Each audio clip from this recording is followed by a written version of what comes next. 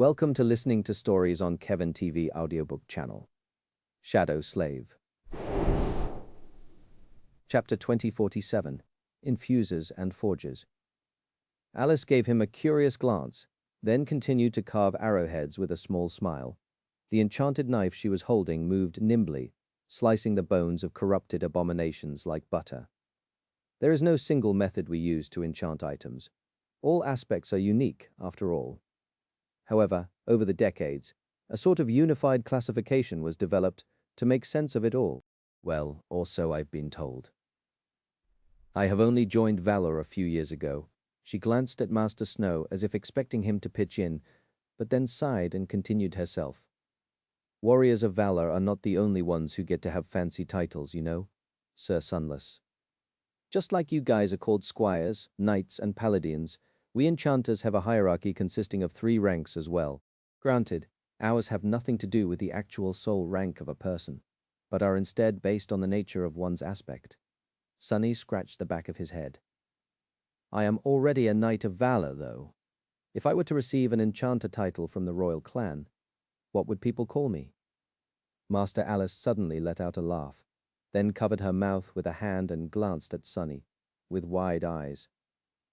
A few moments later, she forced out an apologetic smile. Ah, yes, of course. You are a brave and valiant knight. Sir Sunless, no doubt about it. Still, enchanters are much rarer than warriors. So, we are held in high regard. There are many of us who feel at home on a battlefield, actually, but our duty in the forge is more important. Therefore, the titles we receive in the forge technically take precedence.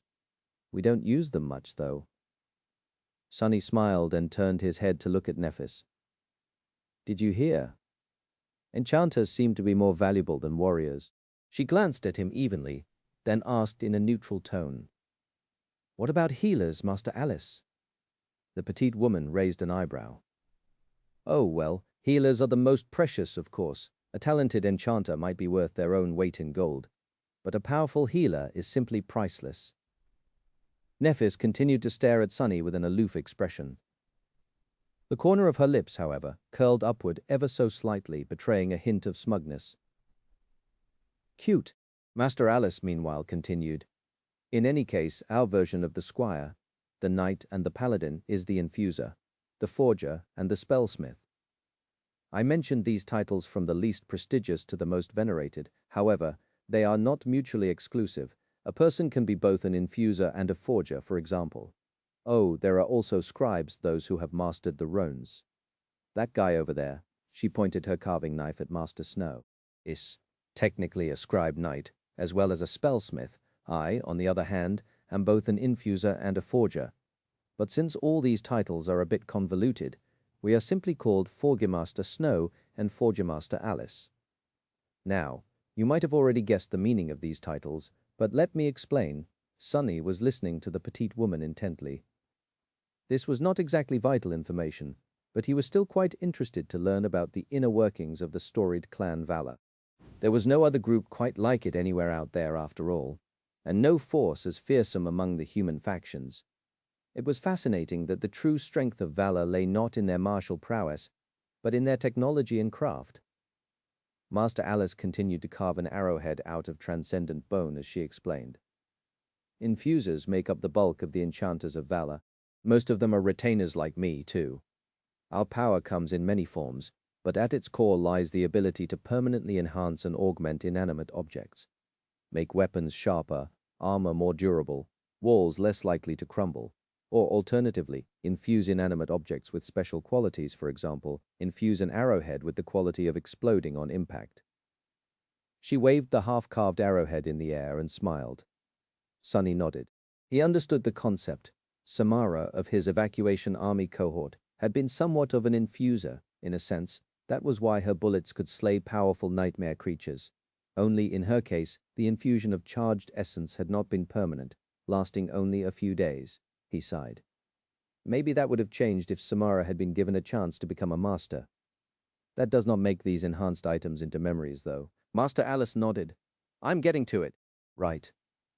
The work we infusers do might not seem as impressive as that of forgers and spellsmiths, but it is still very important. not the least of all because infused items often endure the runes better and can therefore be augmented even further by the scribes. That also made complete sense to Sunny. He already knew that different materials possessed different arcane capacity. Some could withstand immense spell weaves, crafted from powerful soul shards and potent essence. Some were so mundane that they would disintegrate under the strain of the simplest enchantment. "So, what do the forgers do?" The petite woman looked at him with a smile. "Just what the name suggests, of course. We are masters of forgery."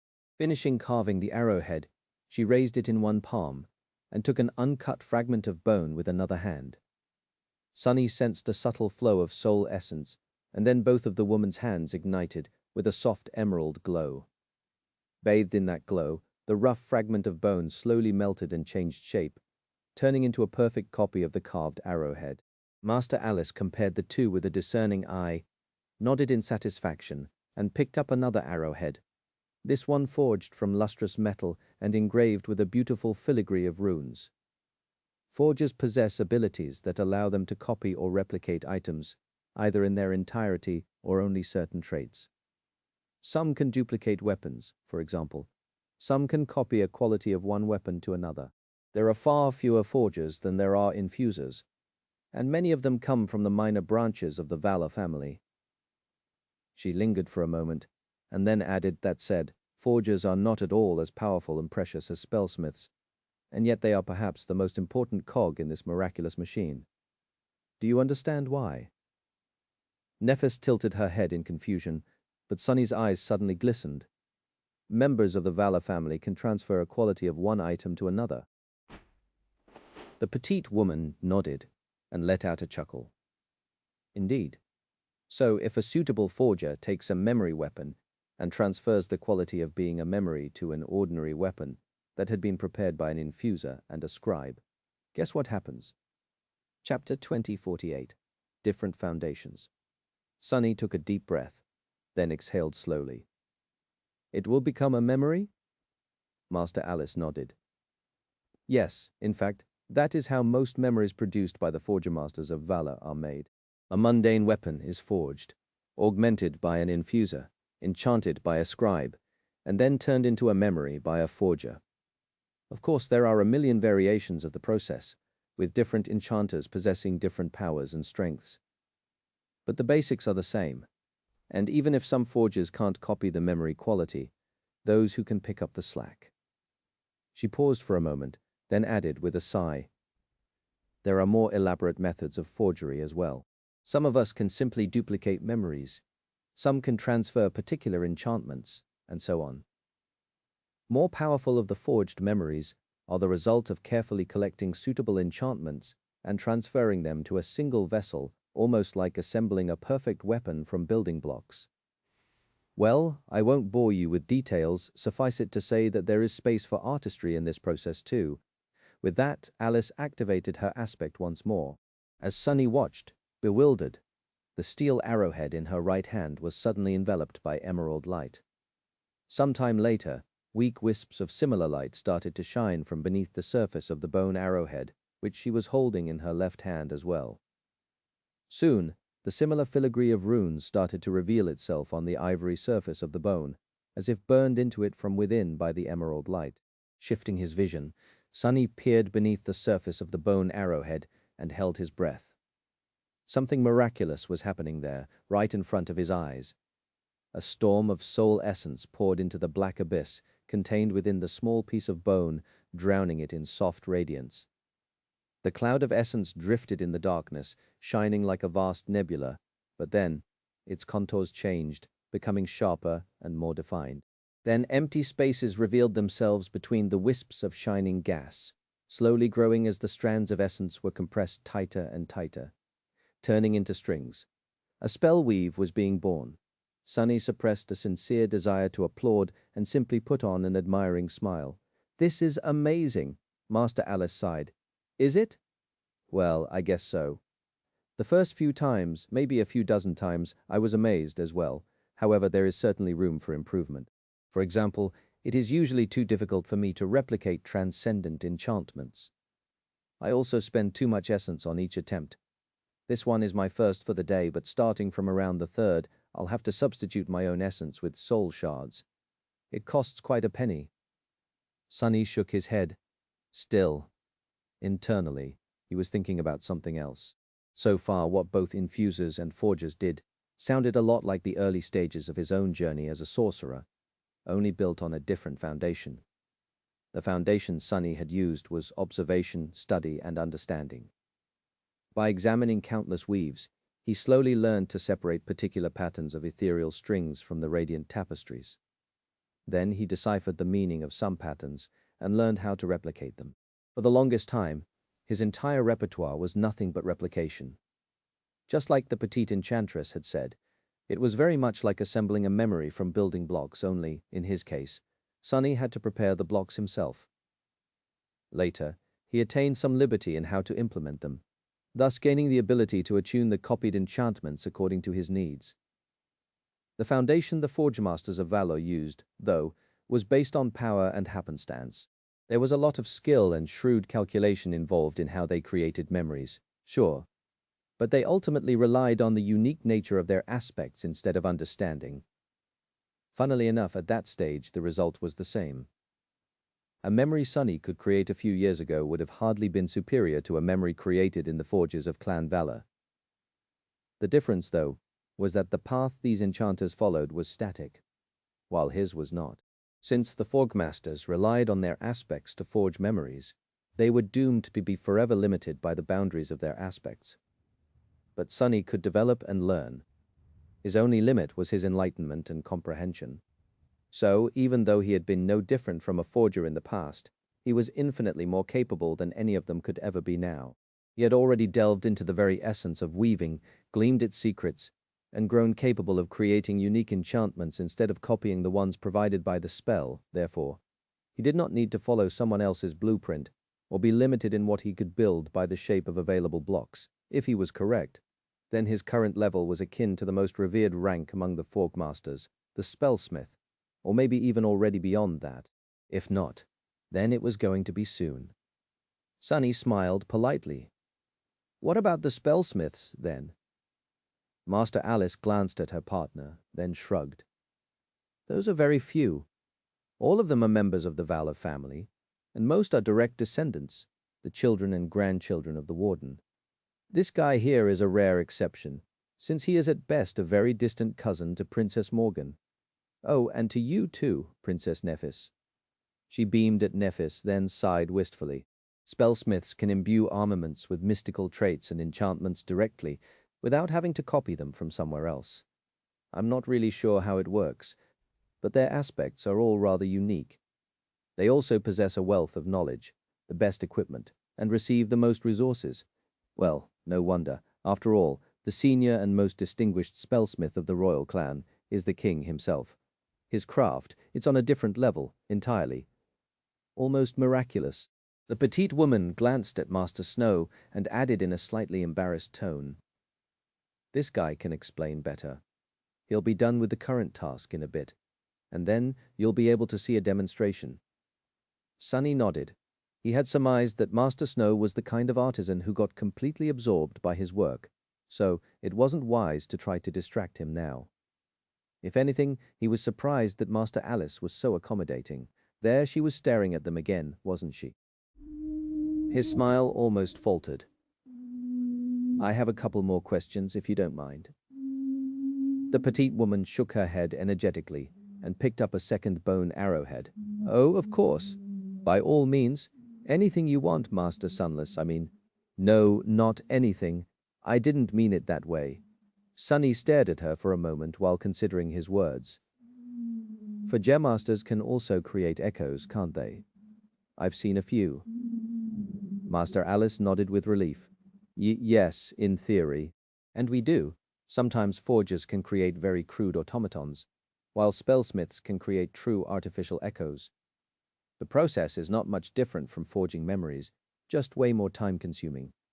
It can take a senior spellsmith an entire year or more to craft a single echo. By comparison, dozens of memories can be crafted in the same span of time. So, artificial echoes are quite rare. They are mostly forged out of curiosity, for research or to test yourself? Sunny nodded. It made sense, somewhat. Echoes were never equal to the original, so arming awakened elites, well, was a more efficient way of spending resources. And then, finally, the last question, not the most important of them, but one of great interest to Sunny personally. And the names. Who comes up with the names for the forged memories and the descriptions? Master Alice seemed a little surprised by the question. Excuse me. Sunny leaned forward. Well, this bone arrowhead you made into a memory. Did you give it a name? Something like, I don't know, bonehead. Bone and arrow. The petite woman gave him a strange look, then shook his head. Oh, no, the spell names them for me. Some of the spellsmiths have the ability to name and describe their creations personally, but most don't. She lingered for a moment, then added politely, If you are curious, Master Sunless, I can check. The petite woman turned her head and stared into the air, clearly studying the ruins. Huh. That's strange. For a moment, Master Alice had an incredulous expression on her face. Then she shook her head with a hint of bafflement. The spell seemed to have named it all aboard. What does it even mean? How embarrassing. Chapter 2049, Things to Do in the Apocalypse. Master Alice concentrated on creating more enchanted arrowheads. As she explained, they would be attached to shafts and fitted with fletching later, and most likely by a different forkemaster. After the second one, the petite woman dove into a lockbox containing the crafting hall's daily allocation of soul shards and used them to bolster her aspect. Every once in a while, the shimmering crystal she was holding in her hand would crack and crumble into dust. Sunny studied the process with a thoughtful expression. No wonder custom memories were a luxury reserved for the private troops of the royal clan. The work of the enchanters was chillingly expensive, especially considering that each of the spent soul shards could have been used to strengthen the core of an awakened soldier. In Antarctica, the continent had been flooded with great hordes of relatively weak abominations.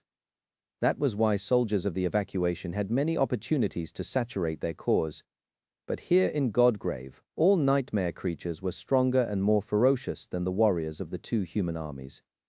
Killing them was a tough task, and therefore the soul shards were scarce. There were also many more awakened here than there had been in Antarctica, so most soldiers still had plenty of room to grow. That just went to show how exclusive the services of someone like Sunny were. Aiko was right. The brilliant emporium had to be presented as a luxury service. Very few people could afford bespoke memories, especially considering that the royal clan was the main source of them by far. Usually Sunny would have felt bliss at the confirmation of his bright financial future, but today his thoughts wandered in a different direction. The situation in Godgrave, overwhelming enemies that were dreadfully difficult to defeat, even for powerful awakened scarcity of resources, and a constant attrition of human lives seemed to resemble what awaited humanity in the future very much. Once more pieces of the waking world were swallowed by the dream realm. The civilization as he knew it would slowly start to collapse, transform at best. The Dreamgate exodus would accelerate, with most of the population slowly migrating to the other side, at least if Nephis had anything to say about it. If it was left to the sovereigns to decide, who knew? Sunny could easily see a situation where the ruthlessly pragmatic supremes simply shut the dream gates, leaving billions of people to die. Because the human enclaves they had been preparing in the dream realm for decades could only sustain hundreds of millions of inhabitants, not billions. But even if the sovereigns were defeated and Nephis usurped the throne of war, the future still looked dire. There were more death zones in the dream realm, after all, and nothing really held the dreadful creatures populating them from migrating to greener pastures, especially once those pastures were populated by countless humans and started to emanate the alluring scent of myriads of human souls. In fact, Sunny expected that to happen, a slow, inevitable, and terrifying escalation that would bring humanity to the brink of destruction. Not only because he had a habit of expecting the worst from the world, but also because there were relevant examples. There had been 5 other divine realms swallowed by the dream realm before his world after all. There were supremes among the inhabitants of those worlds too.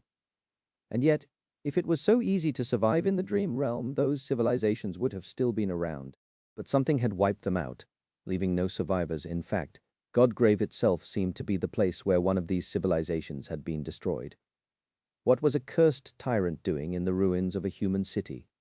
A chilling thought suddenly entered Sunny's mind. There were no cursed ones in Bastion, but there was at least one in North America. So what was going to happen when America was consumed by the dream realm? Would it appear north of the forgotten shore and the burned forest, like the fragment of Antarctica he had stumbled on? Or would it appear somewhere else, in the middle of the storm sea perhaps, or in the wilderness east of Bastion? Maybe even next to Bastion, moving other lands away. Once it did, where would the nightmare creatures populating it go? Would they stay in place or disperse? Damn it, before. Sunny had only been thinking about the approaching collapse of the waking world in terms of a human mass migration. But there would probably be a mass migration of abominations, too. After all, by the end of it all, there would be more nightmare creatures left in the waking world than humans, and they would be much more dreadful than they were now. He sighed and briefly glanced at Nephis. We do indeed have to become supreme, for now. But even that was most likely not enough to face the future. Sunny would probably be able to slay a cursed tyrant like Condemnation after attaining supremacy and establishing a vast domain somehow. But an unholy tyrant, an unholy titan, those were gods. Vile and corrupted, but still gods, and not only that, but gods of the highest caliber. A mortal, no matter how powerful, could not defeat a god. Sunny sighed again. Great. So, if he described it briefly. These things were on his to-do list. Forge a soul-bound sword for Nephis, rebel against two supremes and kill them, conquer the world, find and deal with the third supreme, oversee the resettlement of the human race to the dream realm, become a god, and kill every god of the less handsome variety aiming to swallow humanity. Oh, and also keep the flames of romance and passion alive in the process, with a workaholic girl who could not really remember him, and keep his sister alive. Preferably make comically large sums of money while he was at it. Sunny lingered for a moment, then lowered his head and rubbed his face. How come life had been so much simpler before? He felt almost nostalgic about trying to survive in the outskirts. Almost, but not quite. Nightmares, however, did feel strangely cozy and inviting at the moment. Chapter 2050, Catalyst of Improvement. Luckily, Sunny had no time to stress about the glaringly eschatological nature of his daily life, or about romantic date ideas during the literal end of the world. Soon enough, Master Snow, the scribe knight, and spellsmith finished working on the cuirass of a robust scale armor and lowered his hands with a satisfied sigh. The craftsmanship of the armor piece was exquisite. It was not an easy task to work with the scales of a powerful abomination, but the man handled it beautifully. It was even of a higher quality than it needed to be after all. The cuirass was meant to become a part of a memory, and memories tended to fit the body of their masters magically. Perhaps Master Snow was a perfectionist, a quality that Sunny grew to dislike as he matured. The man looked over to his partner and cleared his throat. It's ready to be infused. Alice temporarily put down the arrowheads and concentrated on the suit of armor, pouring a subtle but constant stream of essence into it. It seemed that the aspect ability that made her an infuser was her dormant one, therefore she could perform the infusion even while low on essence. With that, Master Snow hesitated for a few moments before turning to Sunny and Nephis. You are still here? It was quite a rude question, considering that Nephis was his superior both in the military hierarchy and in that of the royal clan. She smiled lazily. You know, Master Alice reminded me that we are distant cousins. Still, I think I can get you executed for insubordination if I really try. Or worse, get you permanently assigned to the Luminous Memories crafting hall. Master Snow paled. Luminous what? You wouldn't dare! But then he frowned. Wait, why are we even quarreling? It was an honest question, Sunny sighed. He suddenly sensed something very disturbing. The feeling of starting to understand how Aiko felt when dealing with him. Yes, we are still here. We had a very illuminating conversation with Master Alice. and were waiting for you in hopes of witnessing a genuine spellsmith creating a memory. Master Snow looked at him in surprise. Ah, I see. Well, I guess it would be an honor for someone like you to see a real spellsmith at work. No problem. Sunny's polite smile remained in place, but his eye twitched. It's my own fault. He should have shown them something like definitely not me, or in case of emergency, instead of a rudimentary memory knife, of course. That would have caused its own swarm of problems. There was some time left while Master Alice was infusing the cuirass, so Sunny asked with sufficient reverence in his voice. I can conceive how forgers make mundane items into memories. But you, spellsmiths, honestly, I don't understand at all. Do people from the Valor bloodline simply possess aspects that allow them to wish enchantments into existence? Master Snow gave him a dubious look. You should understand what a memory is well enough, as well as where it comes from. So, no, it is not as simple as wishing them into existence. We do often unseal aspects that have to do with craftsmanship and invention, though in mirrors, hence the various abilities tied to replication that forgers possess. However, spellsmiths are an entirely different breed. We do not copy, we improve. Sunny raised an eyebrow. Improve? The man nodded. That sounds a bit like the job of an infuser, huh? But no, what I mean is something else. Let's say that there is a sword, and a spellsmith turns it into a powerful memory weapon. From the side, it seems like the spellsmith is placing enchantments on the sword, but in truth he does not. Instead, he encourages the sword to improve, to become sharper, stronger, more lethal, to become closer to the flawless version of what it is meant to be. The sword itself is the source of enchantments. The spellsmith simply serves as the catalyst of change, as well as its guide. Sunny hesitated for a few moments. So the sword turns into a memory, because it has always possessed the capacity to be one. It was a strange thought, but somewhat in line with Valor's lineage of war god. War god was also the deity of craft, intellect, and progress after all, and life was a constant struggle. So, Sunny could see a member of the Valor family being able to initiate the process of artificial evolution in something, the process of progress through iteration and struggle, just like natural selection was for living beings. Of course, it was strange to consider that a chunk of sharpened metal could evolve. Master Snow nodded. Just as a human possesses the capacity to be a god, the act which is revealed when one's aspect is unsealed. You must have felt it as well, Master Sunless.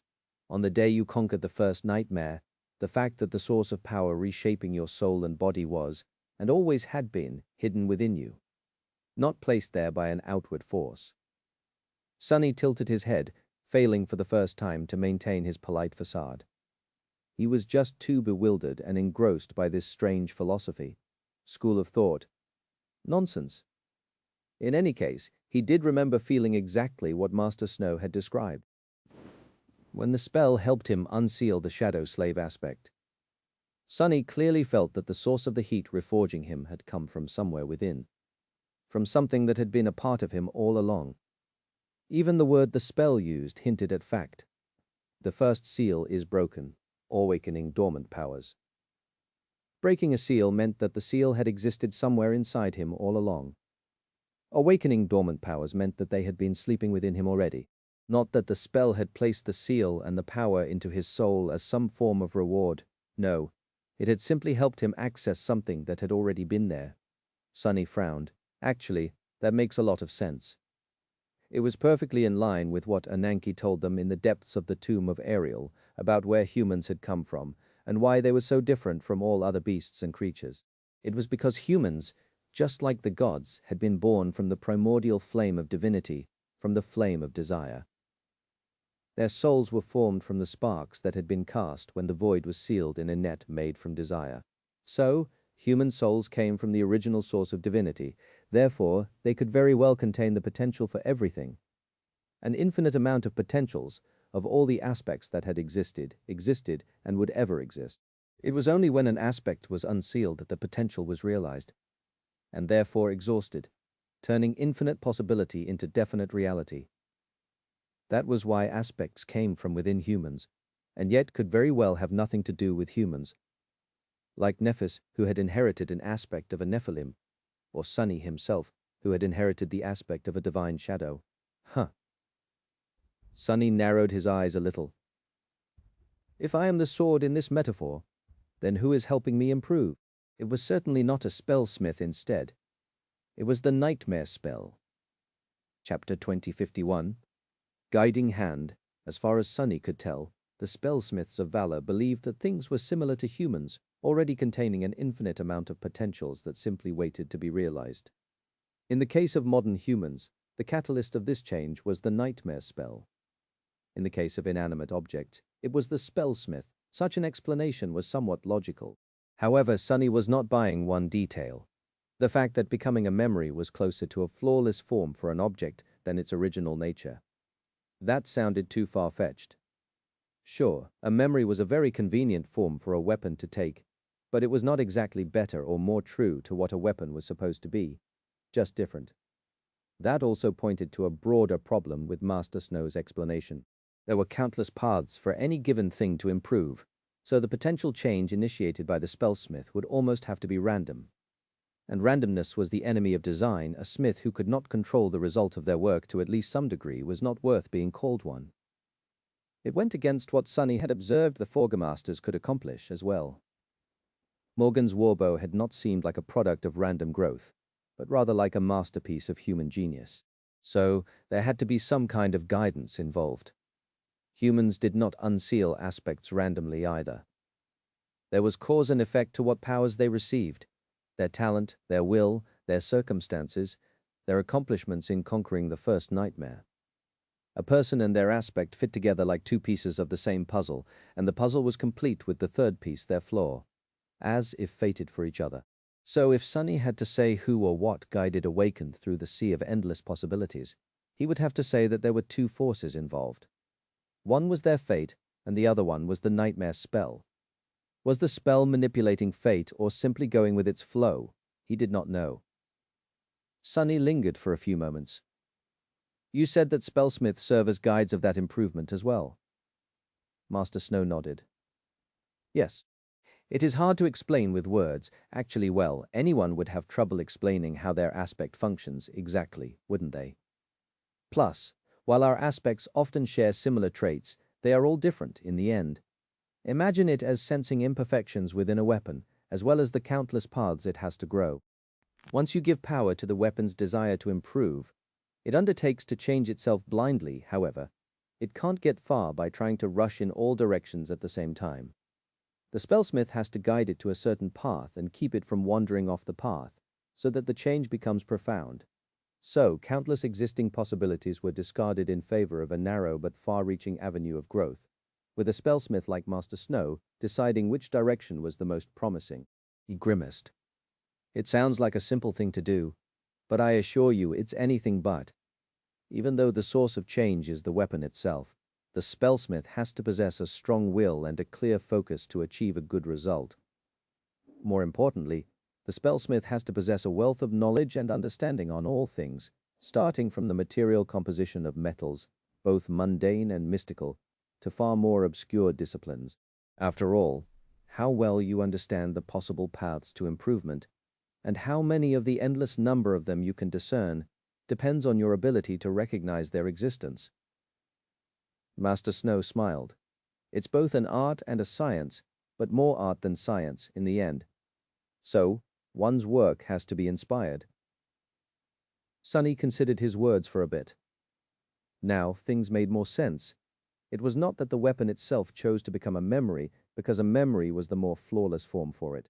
It was the spellsmith who chose the form of a memory because they believed it to be superior, an unsurprising view, considering how dependent all Awakened were on their memories, and all humanity was on the nightmare spell. Sunny smiled. I'm looking forward to seeing your demonstration. Master Snow shrugged absent-mindedly. Sure, just you can watch, but don't ask questions, as I said. The process demands absolute focus. Sunny nodded politely. After a while, Master Alice finished infusing the scale armor, and everything was ready for the final part of the forging. The cuirass, as well as all other elements that had been crafted and infused earlier, were placed in the middle of a large runic circle. 7 shimmering soul shards were positioned around it, each in its own node, while Master Snow knelt and placed his hand on the boundary of the circle. As he closed his eyes, the runic circle started to emanate a pale glow. Curious, Sunny was not a great master of runic sorcery, but he did know a few things. From the looks of it, the circle was a rather simple one, meant to channel the spellsmith's aspect and add the power of the 7 soul shards to his own. It had been created for convenience, not out of necessity. After all, Master Snow would not have been able to juggle 7 soul shards with one hand while keeping the other on the armor. The fact that the runic circle was shining meant that soul essence was flowing through the conduits, which in turn meant that the spellsmith was channeling his aspect. As the process of enchanting continued, Master Snow raised a hand and directed it at the infused armor. Strings of golden light seemed to coil around his fingers, and then shot forward, each finding its way to between the tightly interlaid scales. A moment later, Sunny sensed that the armor was starting to change. There was an outward change, with the scales slowly beginning to assume a metallic sheen. But there was an invisible change as well, or rather visible to all but Sunny. He shifted his gaze to the infused cuirass. His eyes narrowed a little when he saw what was happening inside it. Chapter 2052, Warcraft. Something similar, but at the same time different to what Master Alice had done to the arrowhead was taking place there. The tapestry of a complicated spell weave was taking shape inside the armor, only it wasn't forming all at once, as it had been with the bone arrowhead. Instead, the process was more similar to how Sunny would have done it, one step at a time. It was just that the speed with which the separate strings formed the patterns was astonishingly great, so great, in fact, as to seem instantaneous. Nevertheless, the result was far worse than what Sunny would have done. The patterns that formed with tremendous speed were crude and messy, almost sloppy. There was no harmony to their flow, no intricate order. It was like a spell weave made by a dilettante at first glance. Then something strange happened. A pattern which had already been formed suddenly dismantled itself, the constellation of ethereal strings retreating like a tide. That too happened in an instant. A few moments later, the pattern reassembled itself once again, this time looking a little more neat than before. The process repeated several times. The strings would shoot forward to form a pattern, drift in the void for a few moments, and then retreat. The tapestry expanded and contracted, almost like the beating heart of a living being. With each iteration, the messy spell weave seemed to improve a little. After a while, it became cohesive enough that Sunny could vaguely guess its purpose, staring at the strangely beautiful spectacle with a neutral expression. There was the foundation of a durability enchantment, a heat-resistant enchantment, a strange friction-related enchantment, a weight enchantment. Master Snow was certainly ambitious with his current project. How interesting. Sunny tried to make sense of what he was seeing. The process was completely different from the forgery Master Alice had demonstrated.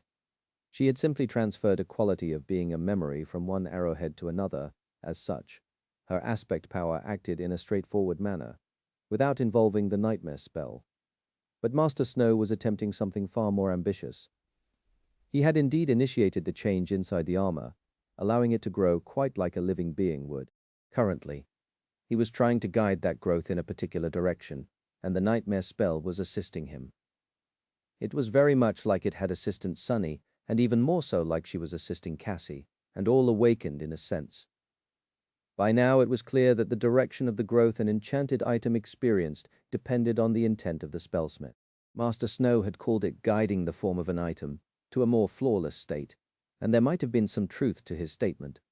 But to Sunny, it seemed like a large part of the change was still dependent on the spellsmith's own vision, ability, and will. Master Snow wanted to reshape the armor into a memory that possessed a number of specific enchantments. However, he could not envision such a spell weave. He was incapable of seeing one after all, let alone deciphering the complicated and mysterious logic that guided the patterns of essence strings. What he could envision was the effect he wanted to achieve, though.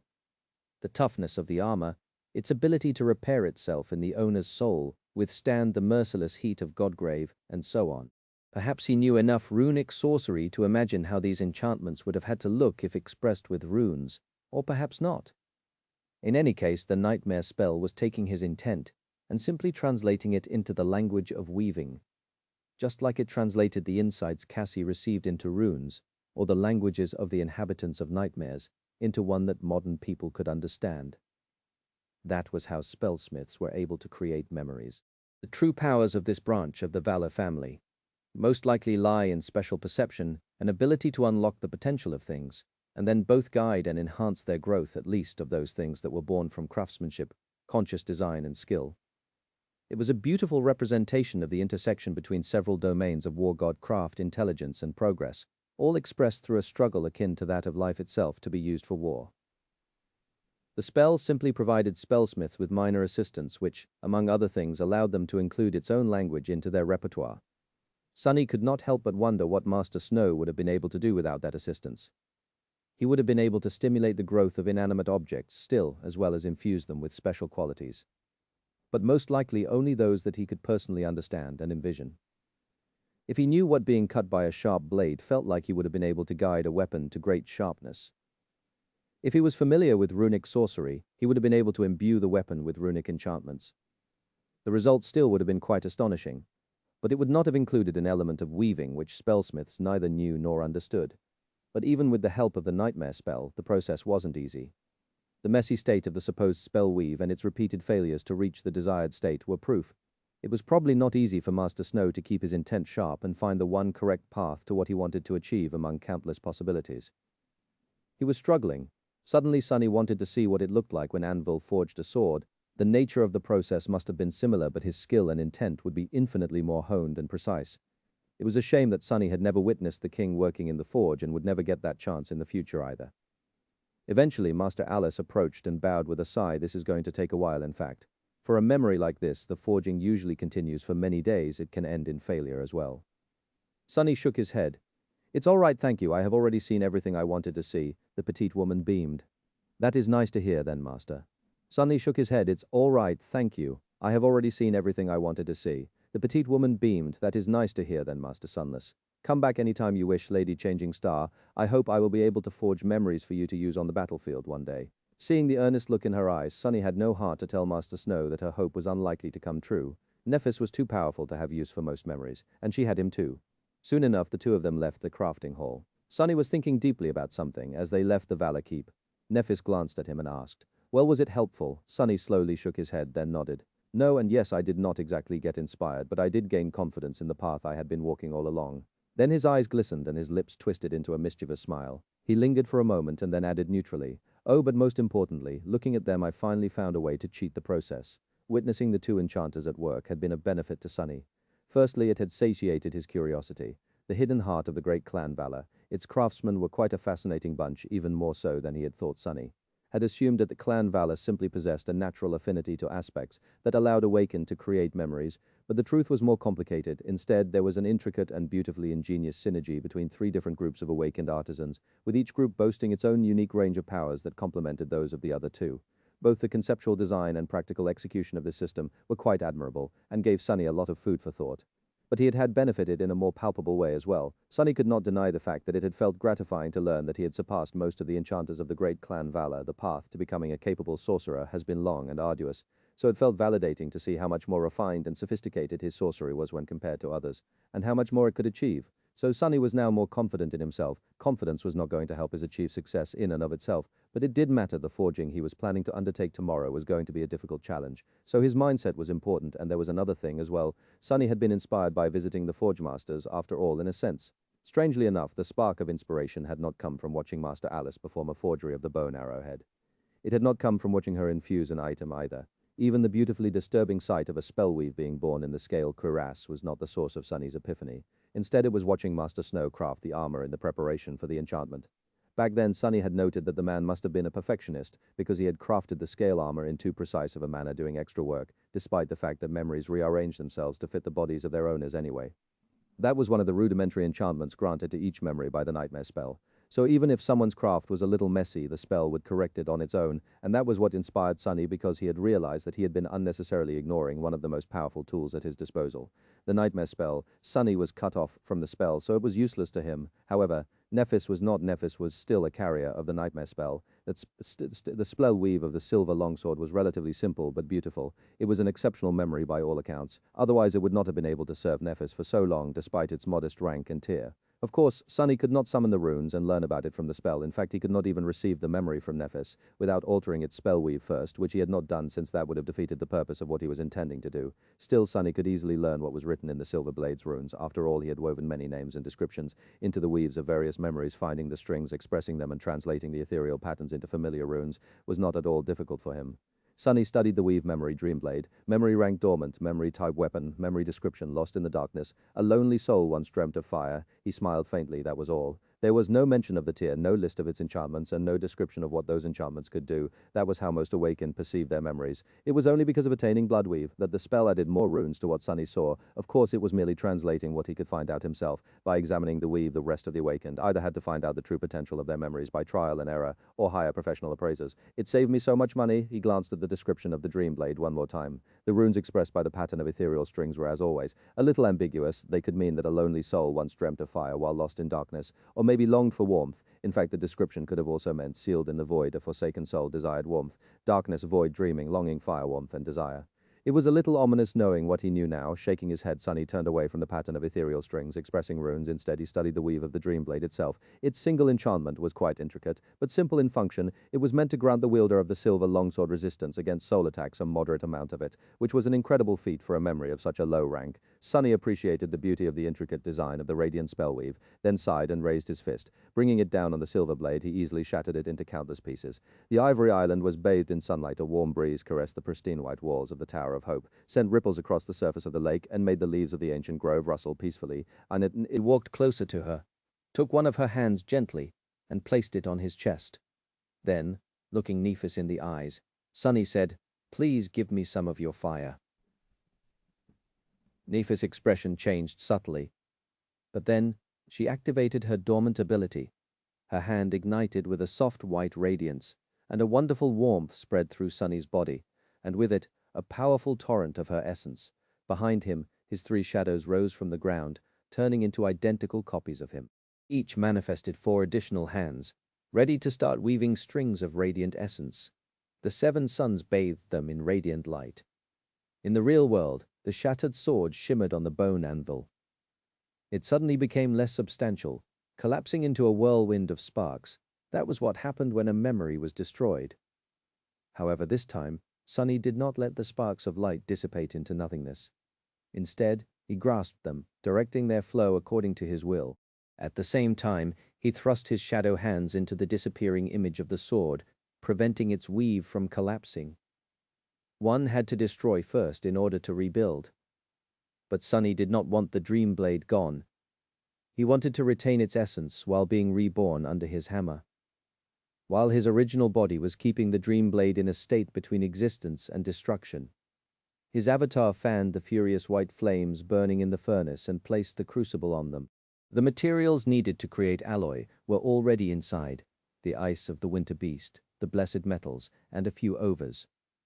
There was one more step to be made. Standing above the crucible, Sunny hesitated for a moment, then summoned the simple silver knife he had forged earlier.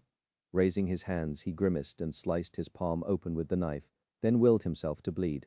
A stream of crimson blood poured into the crucible, soon turning into ice.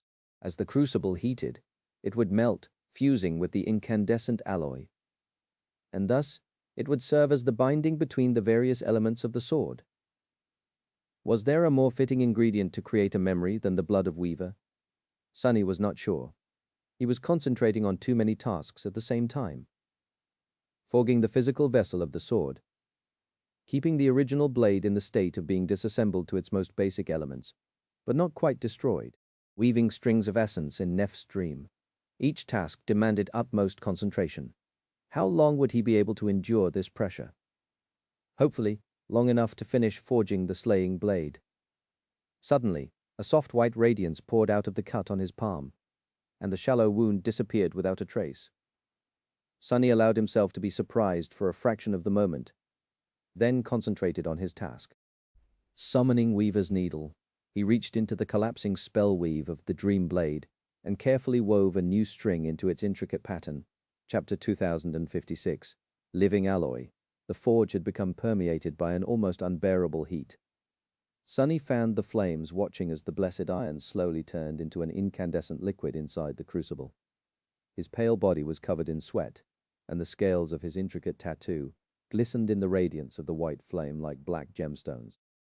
The iron melted, poured over the remains of Winter Beast's icy heart, and froze solid again, the process repeated over and over until the ice finally started to melt itself. Sunny watched it with a distant expression.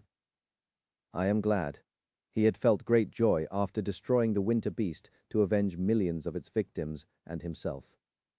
But it was a sad thing, really, to end the story of their tragic deaths with another act of destruction.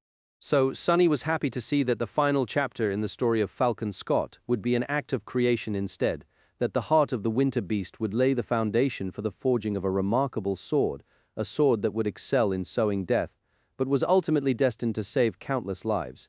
It was as if he was pouring all those orphan souls into the mystical alloy. How heavy would a blade carrying the weight of millions of souls be? Sunny's blood was also there, added to the mix. Strangely enough, he could still vaguely sense it, and even exert a little bit of control over it, as if his blood was still alive despite being expelled from his body.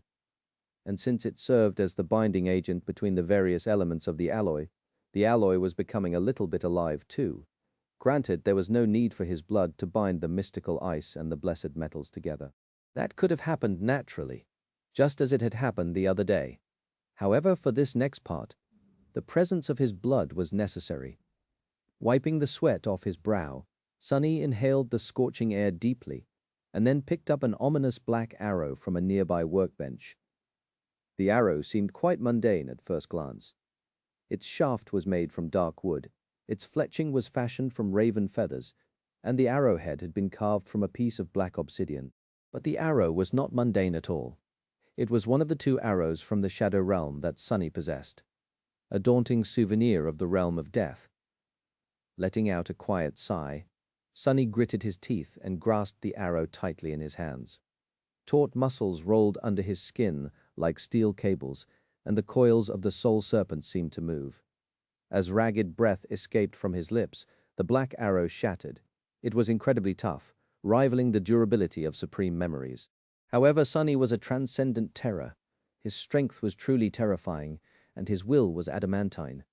Breaking the arrowhead off the shaft, he grasped the piece of sharp obsidian in his fist and crushed it into dust, paying no attention to the blood pouring to the floor. Then he poured the obsidian dust and the blood into the crucible. He threw the splintered shaft there as well. The fletching caught fire first, swiftly turning into ash. The dark wood of the arrow's shaft drowned in the incandescent liquid and was then incinerated in its depths. The obsidian dust mixed with the alloy. His blood acted as a medium, helping the alloy inherit the intangible quality of the destroyed arrow, the cold, deadly sense of finality that it had possessed, the eerie breath of the realm of death. With that done, the alloy was almost ready. All that remained was the final step. His other self was still preoccupied with preventing the dream blade from collapsing. He was holding its weave together, and at the same time, guiding the stream of ethereal sparks that swirled in the air, ready to dissipate, but not quite able to. As the incandescent liquid in the crucible seemed to reach a state of equilibrium, neither growing hotter nor cooling off, Sunny guided the stream of sparks into a mold. And as they entered it obediently, he held his breath, picked up the crucible, and poured the blessed alloy over them. The radiant stream of incandescent metal swallowed the sparks of essence, making them a part of itself. And just like that, the anchor of the intricate spellweave shifted from the concept of a silver longsword to the mass of liquid metal. Sunny sighed in relief, knowing that this part of the plan had worked as intended, at least. He was not sure that it would, after all. He had never attempted something like that before. But there was something that Sunny realized, while experimenting to prepare for this forging. It was that at this level of craft, the will of the craftsman was like a blacksmith's hammer in and of itself. It, too, was a tool to forge metal into a desired shape. or maybe even reality itself. So if his will was sharp and tyrannical enough, many things would become possible simply because he willed them. Of course, the more his will went against the will of the world, the more difficult it was to enforce it. In this case, the desired result was a relatively minor divergence. And since Sunny's transcendent will had been tempered and sharpened by countless trials, he achieved it without too much problem. Now the forging. As soon as the blessed alloy cooled off enough to become solid, Sunny removed the glowing bar of hot metal from the mold and placed it on the anvil. The coils of his serpentine tattoo moved as serpent slithered down his arm, manifesting itself into a weapon. However, this time, it was not an odachi. Instead, it was a blacksmith's hammer made from dark, lusterless obsidian. Gripping the soul weapon tightly, Sunny raised it above his head and then brought it down on the glowing metal. A rain of incandescent sparks shot in all directions, and the marvelous mimic quaked. Chapter 2057, Learning Weave. As Sunny was preparing to forge the sword in the real world, he was also concentrating on creating its weave in a dream. 6 of his 7 incarnations were involved in the forging, each having to deal with a task that demanded utmost concentration, some even doing things that he had never done or attempted before. As a result, his mind was under enormous pressure, not quite cracking under it, but definitely on the very verge of being able to endure. Nevertheless, Sunny persisted with a calm and determined expression. He was not a stranger to these moments of extreme stress. In fact, he thrived in them. The more dire the situation was, the more clear his mind would become. That sense of clarity transcended the mundane at times, allowing him to enter a strange and inexplicable mental state. Sunny was in that state right now, feeling as if his mind was operating at a speed that even he himself could not perceive. Many things that he could not quite explain, but intuitively understood, were happening around him and because of him. Therefore, even though he knew that there was a clear cause and effect to everything he did, it almost felt as though reality was simply changing according to his sheer will. He was in uncharted territory, but there was a beacon guiding him to a safe harbor. Standing on the edge of a dreamlike island, Sunny inhaled deeply. 4 of his incarnations were here. In the dream, Nephis was dreaming about her soul sea. 1 served as a conduit for her essence. 2 more were weaving radiant strings out of it. And the final one was doing the most important part of the task. He was creating the vast, intricate, and inspired spell weave that Sunny had envisioned for the soul-bound sword. The weave he wanted to create was ambitious, even by his standards, and that was without taking into account the unique property of binding the memory to its master's soul. Therefore, this act of sorcery was promising to be long and punishing akin to a dire marathon. However, a vital moment, perhaps the most vital moment of the entire forging, had to happen at the very start. It had to happen now. Looking at Nephis, Sunny forced out a weak smile. "Do you trust me?" He was aware that his question was not very fair. After all, as far as Nephis knew, they had only met a few months ago. Trust did not come easy to either of them. It was something that both of them had to build slowly and arduously. "I do." The calm answer came almost instantly. Sunny was surprised by her blunt words. Nephis seemed to be surprised by them too. She frowned lightly, as if not entirely sure why she had answered so readily, as well as so easily. Nevertheless, Sunny's smile grew more relaxed at hearing it. "Good. Then, if you sense something, don't resist. Let it happen." With that, he did something both perfectly reasonable and entirely crazy. He anchored the spell weave, but not in a soul shard, as he had always done before. Instead, he anchored the radiant strings of essence directly in one of Neph's soul cores. Her beast core, to be precise. Her eyes widened slightly. Sunny tensed, not sure if his weaving would hold. After all, he was not even sure that something like that was possible, let alone doable. But he believed that it was. He wanted it to be. They were in a dream, after all. Why would it not be possible here? Of course, he couldn't just weave the soul of a living being. At least not yet. But that was not what he was trying to do. He was simply trying to anchor the weave of a memory in a living soul, instead of in a shard that remained after the soul was destroyed.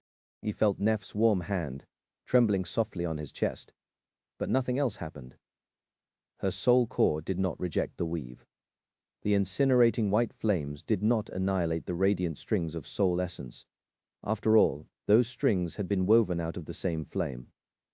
The anchor held. A wide grin split his face apart. Seeing it, Nephis smiled tentatively too. What just happened? He exhaled slowly. I anchored the spellweave of the sword in one of your soul cores. That vital and quite daring part of the forging had ended in success. Then Sunny's smile dimmed a little. Well, I anchored a dream of a spellweave in the dream of your soul core, at least. Now, he just had to make their dreams come true. But before that, the entire vast, unimaginable spellweave needed to be complete. Taking another deep breath, Sunny allowed his incarnation to close his eyes and concentrated on channeling Neph's essence. The incarnation responsible for weaving the tapestry of radiant strings continued its work somberly. The vast spellweave was starting to slowly, arduously take shape. It was a daunting thing to do. Sunny had rejected the familiar comfort of merely copying the patterns created by the nightmare spell. Instead, he was weaving entirely new patterns of his own design, armed with his deep knowledge of weaving and the experience of fusing with various memories as a shadow. He was attempting to create an enchanted sword that would become a part of Neph's body and soul, a sword that suited her flawlessly, would grow with her, and could cut down the most harrowing of foes. Naturally, such a sword demanded the most ingenious of enchantments. Somewhere in the real world, his other incarnations were forging the physical vessel of the sword. He had used precious materials to create the alloy for it, the heart of the winter beast, a treasury of blessed metals, the arrow of the shadow realm, Neph's soul flame, and even his own blood. But really, those materials were not quite as important as it seemed, because his sword would be a living thing, and therefore would grow and change as a living thing. The spell weave was the same. Before, Sunny had only ever created weaves that were strictly limited by their design. But this weave was meant to be different. It was just as intricately designed, just as purposefully crafted. But it was also not as strict, aiming to be merely the beginning instead of the unchangeable end. As Nephis grew, the spell weave of her sword was meant to grow as well. Grow more powerful, but also, if need be, different. The most frightening thing in the world was that which was unknown. And since both Sunny and Nephis had set their hearts on waging war against the world, they were fated to fight against the unknown. They were destined to face dreadful threats they had no prior knowledge of, and therefore could not prepare for. Thus, the most deadly of swords was a sword that had the ability to learn. Chapter 2058, Shadowforge. In the forge, sweat rolled down Sunny's body as he hammered the incandescent bar of blessed alloy. Furious white sparks danced in the air.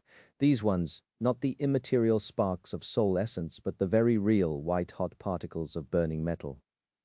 The heat was sweltering, and the shadows flowed as the brilliant flames danced in the immolating furnace. Sunny would have already singed his hair and received countless terrible burns if not for the onyx shell which protected him against heat and fire. His expression was focused, and his hand was steady, delivering devastating blows of the black hammer at a steady rhythm. The cadence of his blows and the ringing of metal filled the dark expanse of the forge chamber, which was hidden from the world in its own dimension, with a furious but beautiful melody. The force he unleashed with each blow was enough to shatter the gates of a castle and topple its walls, sunder mountains, and split the earth. However, the blessed alloy resisted it stubbornly, putting up an exhausting fight.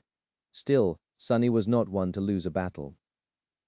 He hammered the bar of alloy to flatten it, then folded it, and repeated the process, again and again and again, layering the blessed steel over itself countless times. This was not done to remove impurities. There were none, but rather to make the composition of the future blade uniform, spreading the ashes, the obsidian dust, and the remnants of his blood across its length evenly.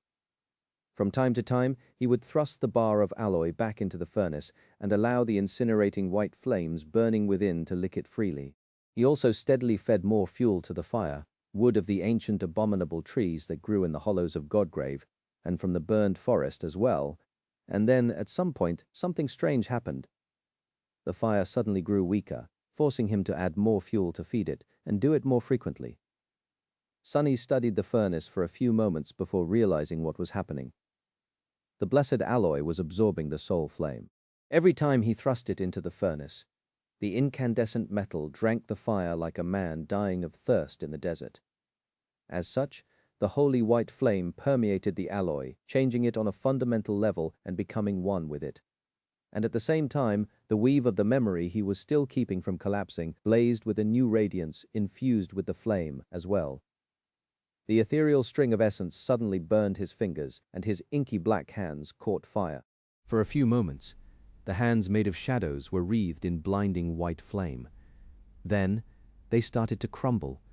Only Weaver's needle, which he held in his real hand, remained unaffected, still emanating a soft golden glow. But one needle was not enough. Gritting his teeth, Sunny endured the blinding pain and called upon the shadows, rebuilding his hands at the same speed as the flames were devouring them. Just like that. He continued to weave while burning, suffering, being turned to ash, and then being reborn from the shadows. His already pale face turned deathly white, but Sunny did not halt his work even for a moment. Just as his other incarnation was weaving a vast tapestry of essence strings in the dream world, he was doing the same here, repeating its every motion with absolute precision. At first, the two spell weaves were identical, but soon, the patterns of essence strings diverged, each creating a unique tapestry. These tapestries, however, were intimately tied. Each was one part of a single whole, meant to be seamlessly connected like two pieces of a vast puzzle. The forging hall of the marvelous mimic was filled with deafening ringing, flashes of light, and unbearable heat for a while. After some time, and eternity, perhaps. Sunny wiped the sweat off his brow and inhaled deeply, feeling the sizzling air scorch his burning lungs. His muscles were burning too, having endured more strain than they would have in the most dire of battles. But he was finally satisfied with the alloy, having judged that it was ready to be shaped.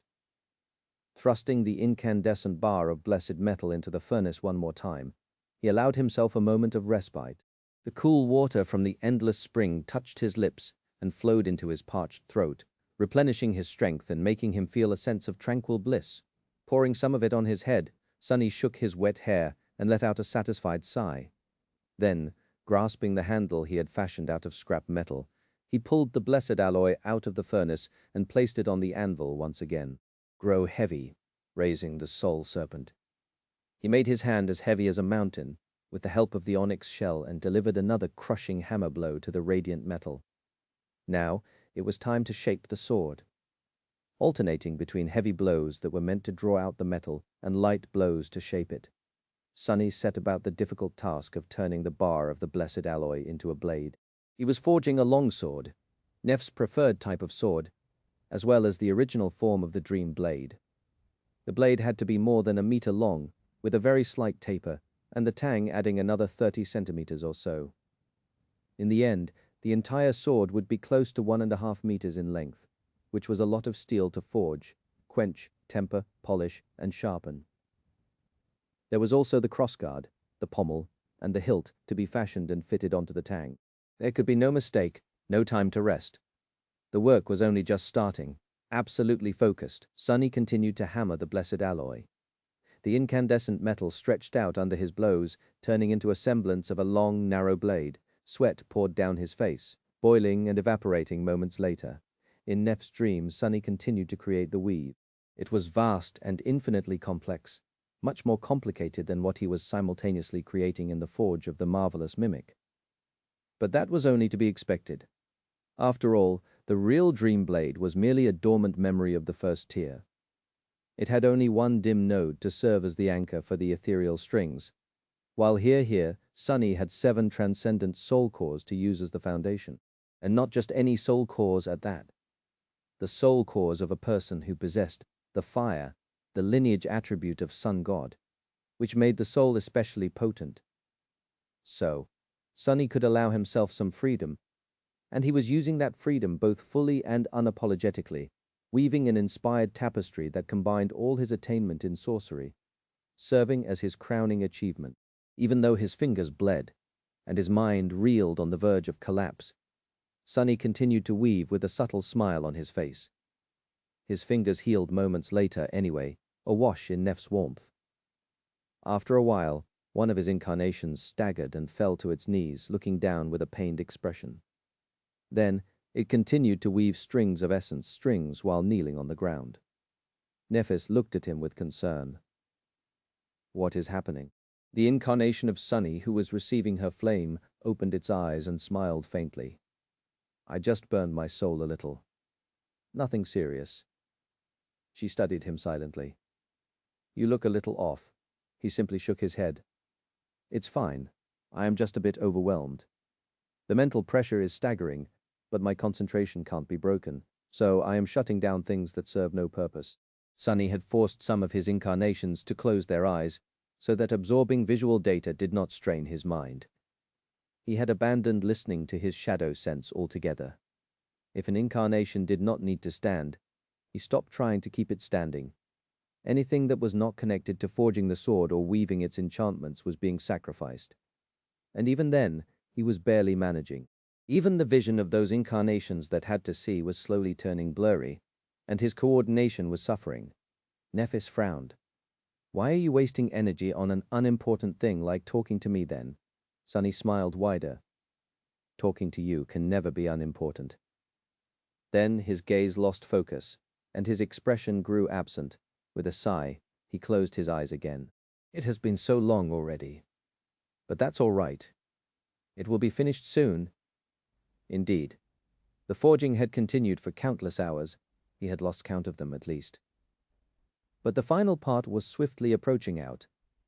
There in the forge, his original body had already shaped the blade.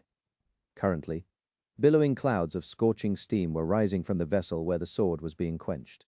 They had already filled the forge entirely, but the incandescent blade was still refusing to cool down. Sunny was pouring more water from the endless spring into the vessel, threatening to empty the beautiful glass bottle for the first time in a decade. Then, he would have to polish and grind the blade to sharpen it, affix the crossguard, fit the hilt on the tang, and put the pommel in place. The spell weave here in the dream was not far from reaching the point of near completion as well. Granted, even that small distance seemed dreadful and daunting to Sunny, who was mentally exhausted and physically drained, almost more so than he was able to endure. After that, the most important part of the forging would be upon him. He would have to connect the real version of the sword to its dream counterpart, thus completing the last enchantment, and binding the blade to Nef's soul. The second of his incarnations staggered and fell down. Sunny inhaled deeply. One last push. His hands moved with stunning speed and beautiful grace, expanding the vast tapestry of radiant strings even further.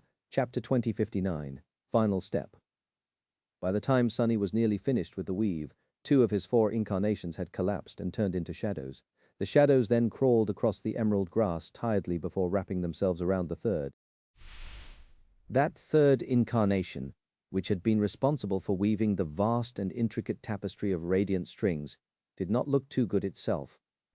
Its 4 shadow hands had been shredded and rebuilt so many times that their shape was now vague and immaterial, not quite intangible, but also far from being solid. And although the countless terrible burns and bone-deep cuts he had suffered were already healed by the purifying white flames, the burden of having suffered them remained, making him look ragged and frail. His eyes were like 2 pools of deep darkness, obscuring the fragile state of his exhausted mind. Sunny took a deep breath and then allowed the 4 shadow hands to dissolve into nothingness. At the same time, the incarnation standing in front of Nephis swayed and collapsed into a shadow as well. The warmth permeating his entire being ceased, leaving him feeling cold and alone. Nephis looked at him with a silent question. Sunny smiled weakly. I wish you could see it. Above them, below them, all around them, the world was permeated by a grand weave of radiant strings. They stretched in all directions, almost invisible in the breathtaking brilliance of the 7 suns, reflecting in the resplendent ocean of the Soul Sea like a constellation map of a vast and distant heaven. It was utterly beautiful. It was also a weave of a much greater scale than anything he had ever created before, and his masterpiece, if he could be so bold as to praise himself so unapologetically. No one else in this era could perceive spell weaves anyway, so there was nobody to praise him but himself. Sunny sighed. It is almost finished. I hope you slept well." Out in the real world, his original body knelt on the floor, breathing raggedly.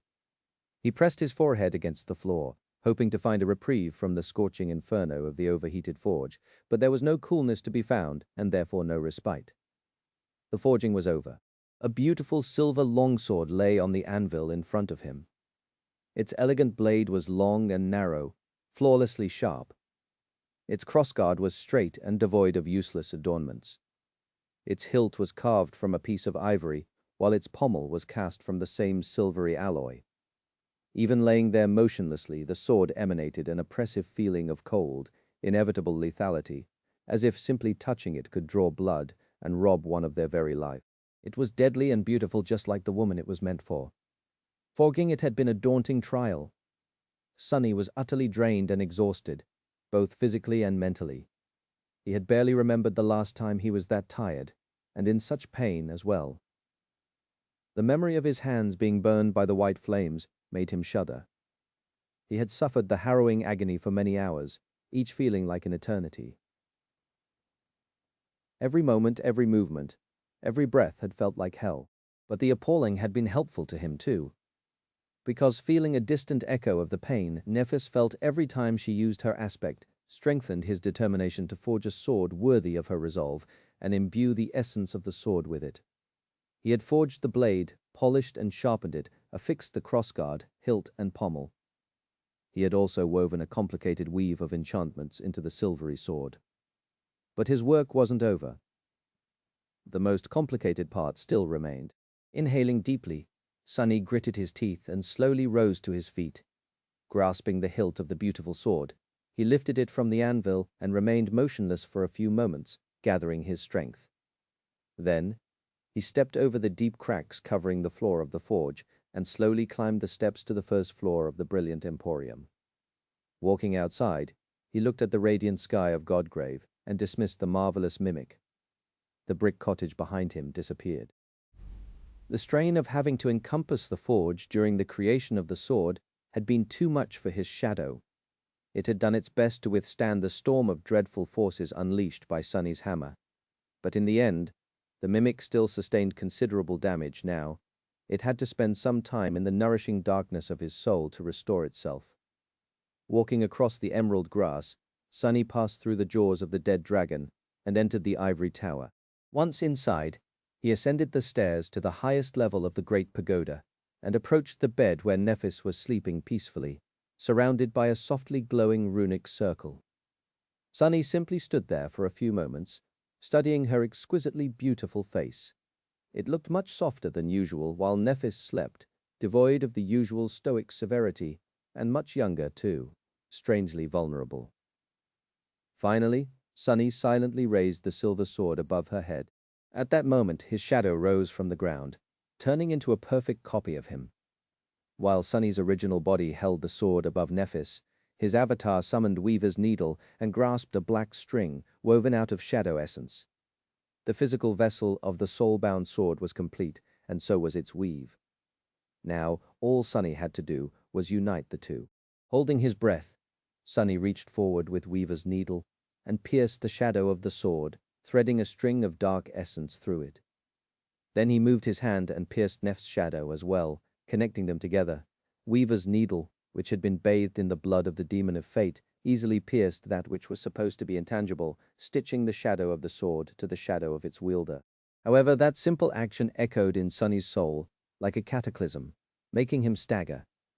His hand had only traveled a little distance, but in the same distance he had bent the world to his will.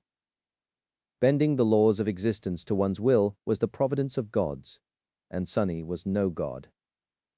So there was a punishing backlash. However, he was a transcendent terror, and the flame of divinity burned in his soul. More importantly than that, his will and his spirit were tyrannical enough to lay claim to divine authority. And so, even though sewing two shadows together was not supposed to be possible, Sunny made it possible. Because that was his will, and because he was the Lord of Shadows. A pained smile twisted his lips. Drawing a hoarse breath, Sunny sensed the spirit essence flow into his soul through the coils of the soul serpent and made the second stitch. And then another, and another. and another, and 1,000 more. Slowly, the shadow of the sword was being drawn closer and closer to Neff's shadow.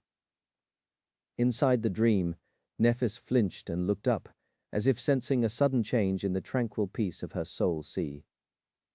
Sunny inhaled deeply, struggling to keep the vast weave from coming undone under the pressure. What is happening? He struggled to speak, overwhelmed by the need to fight against the laws of existence, to force his will onto them. It is the last step.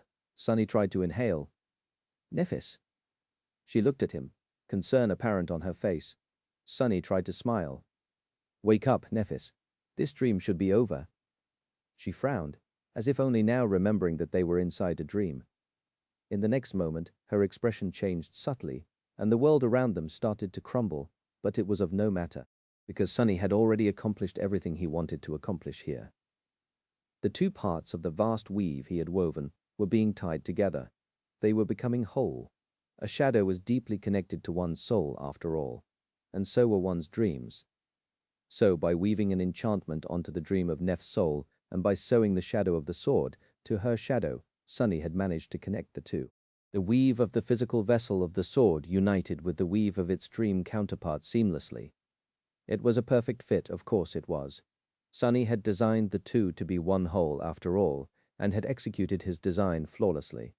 And as the two weaves connected, the vast tapestry flashed with blinding light, becoming visible to the naked eye for a short moment. That was the last thing Nephis saw before waking up.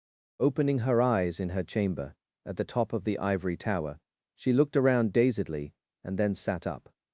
The runic circle around her bed was slowly losing its ethereal glow. Sunny was kneeling in front of the bed and resting his head on it, as pale as a ghost. And there was something else. Feeling a cold weight, Nephis looked down there. A dreadful, beautiful sword was resting easily in her hand, as if meant to be held by it. Chapter 2060. The Blessing. Nephis studied the beautiful longsword, then carefully raised her hand, trying to make as little noise as possible. A moment later, she caught herself and realized how comical her action was. She was afraid to disturb the dreams of the man who was sleeping soundly, with his head resting on her bed, his silky black hair scattered across the bedsheet. As if he was not the great and terrible Lord of Shadows, the sinister saint who had crushed a dozen transcendent champions of song while laughing. But he was also Master Sunless, the sweet and gentle enchanter who had become her spellsmith, companion, and lover. It was just that he had looked so drained there, in her dream, and that he looked so tired here in the real world as well. His porcelain skin was even paler than usual, and his lovely features were sunken and sharp, the labored breaths escaping quietly from between his lips. She froze for a moment, surprised by the unexpected and unfamiliar feeling swelling in her chest. Was it tenderness? Nephis was not an unfeeling monster, of course. She had experienced affection, concern and worry about those who were dear to her too. However, this subtle but intense feeling was new. It was both bitter and sweet, but mostly sweet and daunting. She looked at him for a few moments, too long, then slowly shifted her gaze to the beautiful longsword. The sword was both familiar and strange. It looked very similar to her faithful and reliable companion, the Dream Blade, the weapon she had wielded on the Forgotten Shore, during the long and lonely journey to the underworld and into the horrors of the second nightmare. But it was also so much more. It was much more striking to start. The narrow and flawlessly straight blade seemed to shine in the splendid rays of sunlight, so bright that it was almost blinding. The ivory hilt felt cool and welcoming in her hand, as if it was meant to be there. The weight was perfect, the balance was beyond reproach. The design of the sword was simple and elegant, with no needless embellishments or adornments. However, there was graceful beauty to the few stylistic elements it did possess. It was pure and true to its purpose, alien to all compromise and pretense, just as a killing implement was supposed to be. There was also a chillingly lethal aura to it that was both cold and scorching, as if the sword possessed a presence of its own. The strangest part, however, was that the sword felt warm and responsive to her touch, as if it was almost alive. It was breathtaking. Nephis found herself reluctant to look away from the resplendent blade.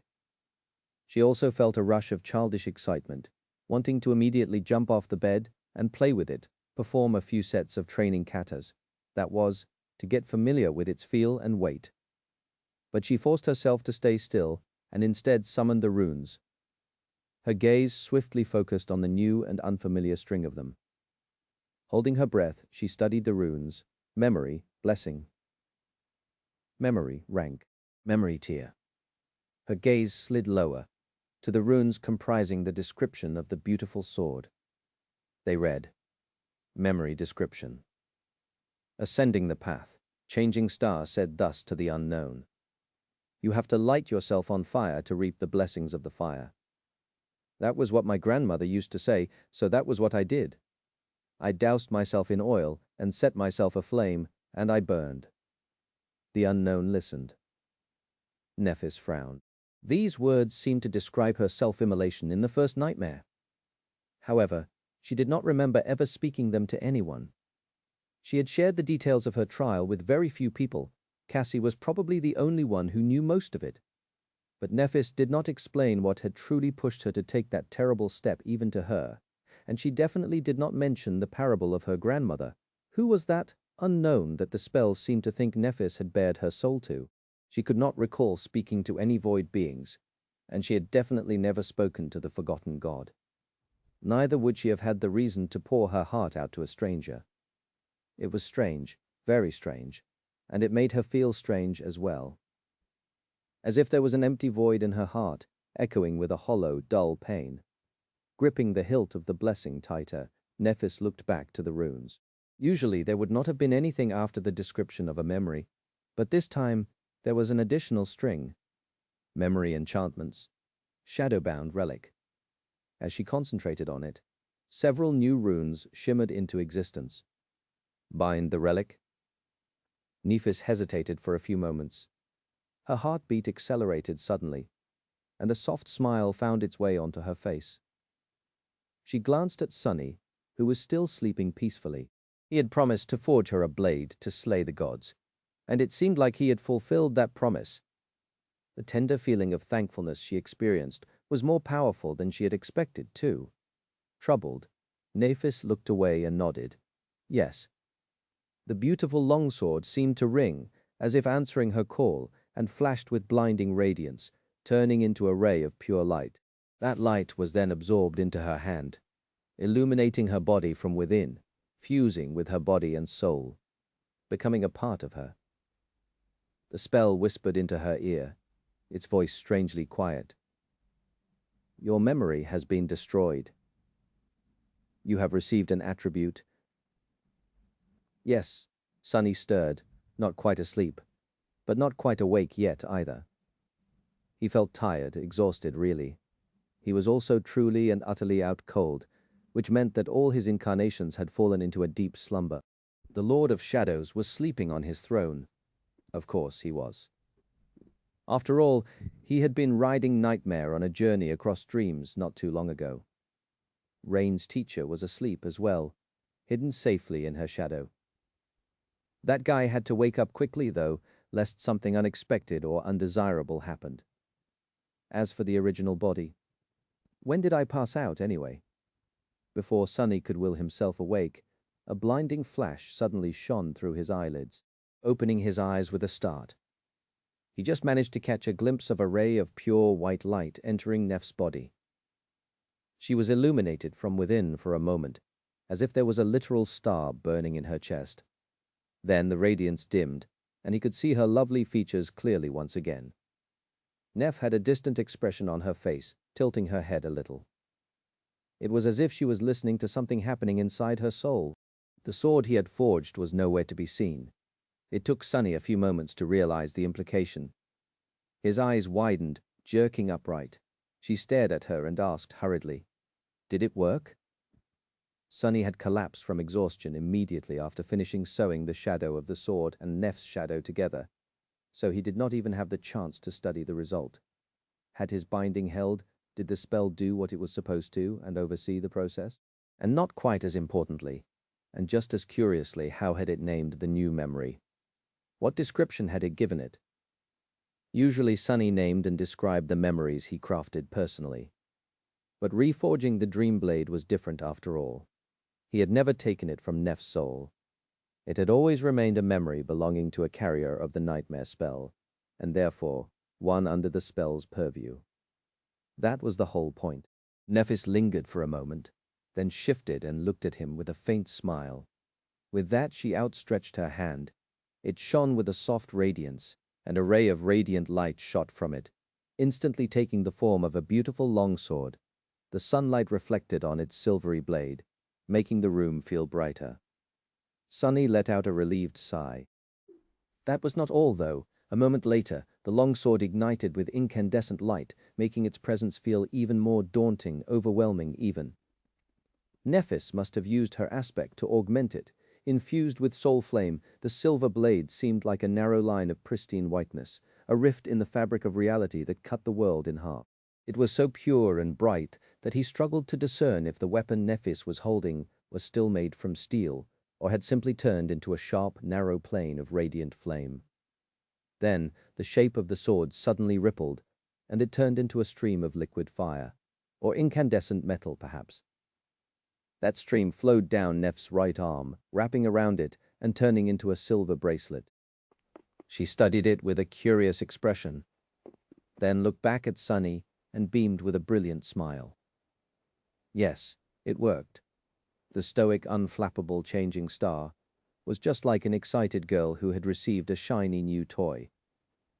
Looking at her, Sunny couldn't help but smile as well.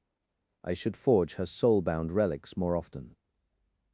Not too long after both of them woke up, Sunny found himself sitting on the stone floor, leaning on Nef's bed, while she danced with the blessing.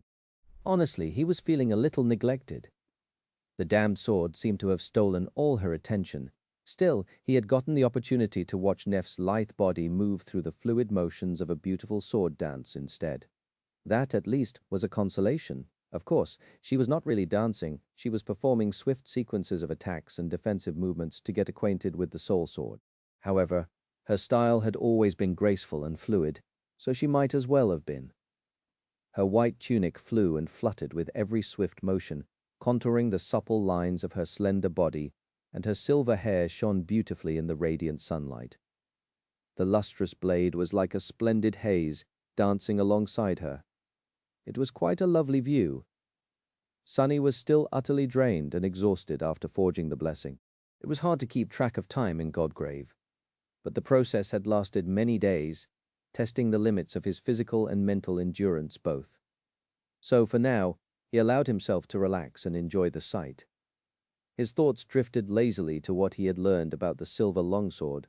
Nephis had given him an opportunity to study the blessing, impatient to try it out as she might have been, before pulling the sword out of his hands.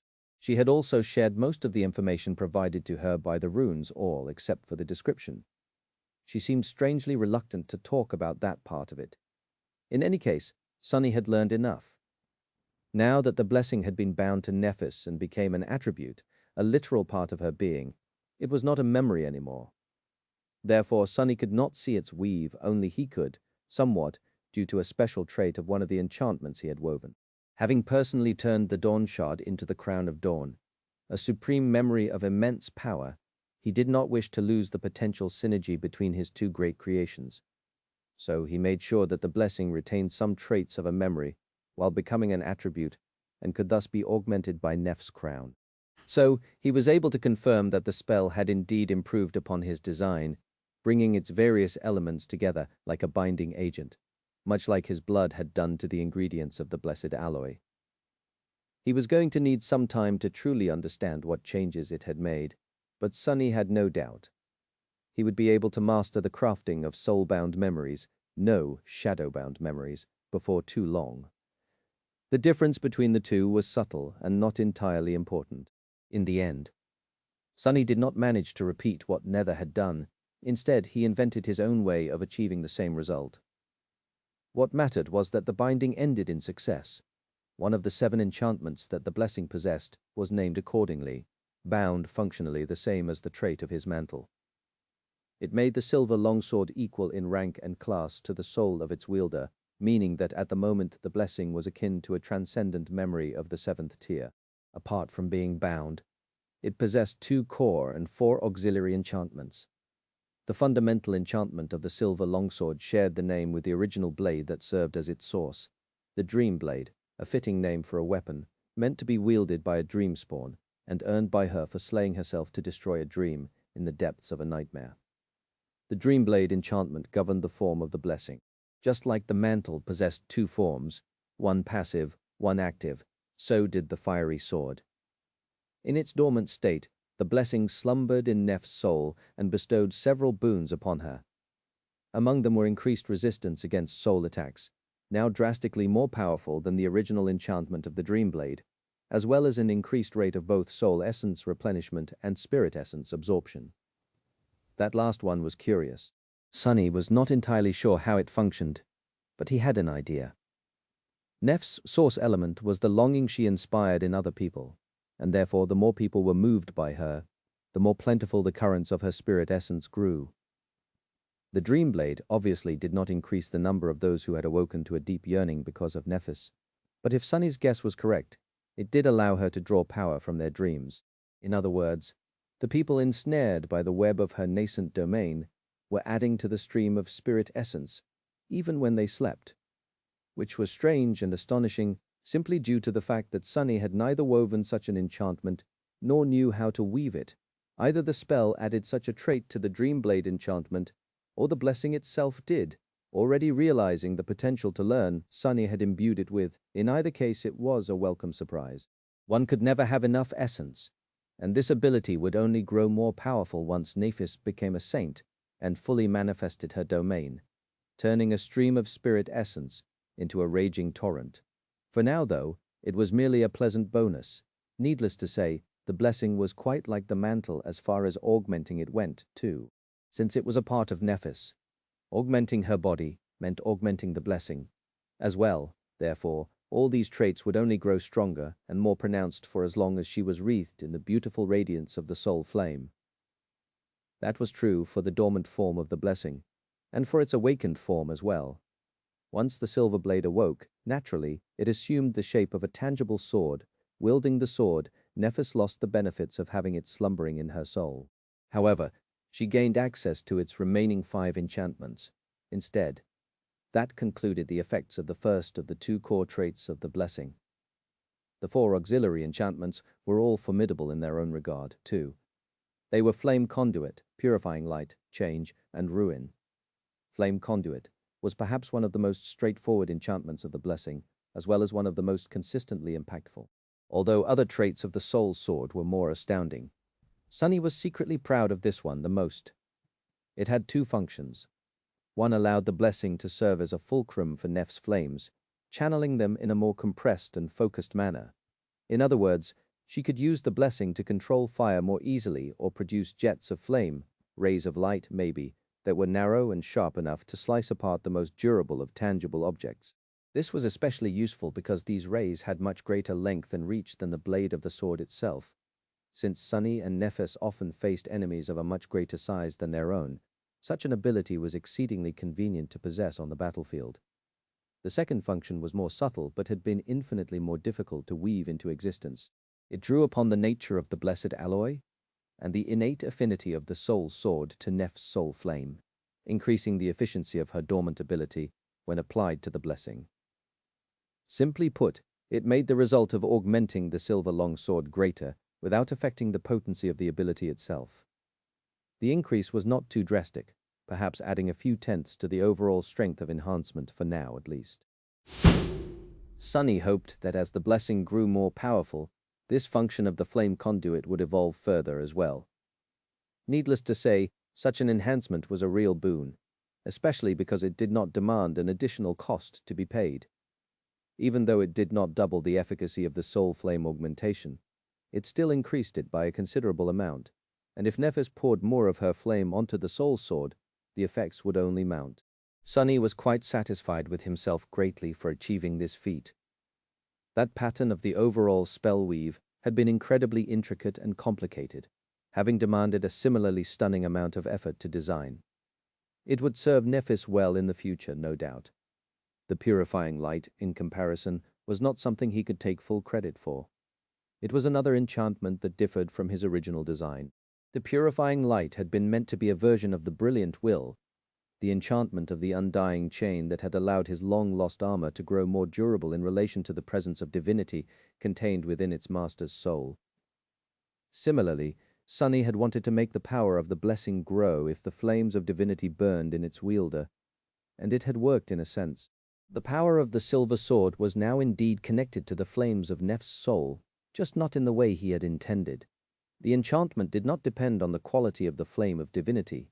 Instead, it depended on the quality of Nef's own flame, the soul flame. And the boon it granted the blessing was not a blanket enhancement, but rather quite a specialized one. The soul sword would grow stronger and more deadly when wielded against creatures who had succumbed to corruption, as if its light was antithetical to the appalling darkness dwelling within their souls, purifying it in a quite final manner. While wielding the blessing, Nephis would not only be immune to corruption due to her longing ability, but also especially dominant in slaying nightmare creatures, which was beyond amazing in the age of the nightmare spell, of course, albeit not so much for their current predicament. The change was rather simple when compared to the other two auxiliary enchantments, or simply familiar perhaps. It allowed the blessing to change both shape and form.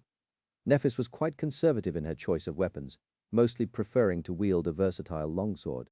However, that did not mean that there were no situations when something else could suit the situation better. The change allowed the soul sword to become a soul spear, for example, or even an unassuming bracelet, not that the latter had any practical use. However, there was another quality to the change. It also allowed the blessing to shift between states, be it steel, liquid metal, compressed flame, or even pure light. Nephis would have to explore the ramifications of that ability herself and find proper uses for each of the states, but its most important boon was quite obvious. It was that the blessing could merge with her transcendent form in its flaming and radiant states, thus imbuing her with its traits and enchantments, similar to how Serpent could fuse with Shadow Shell's Sunny created to grant them its. This gave Nephis a choice on how to use the blessing while transformed, whether to wield it in her hand, or simply make it a part of her hand, as well as of her entire radiant body.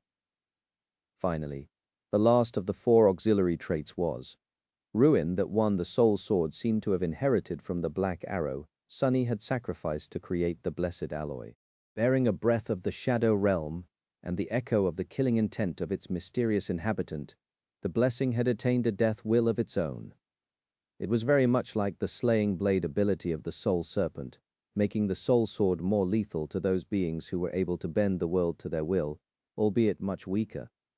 Most of it would still depend on Nef's own murderous will, of course, but the sword itself was going to enhance her lethality. Sunny was not worried about the quality of her killing intent, really, considering that Nephis had been preaching murder from the days they were both teenagers.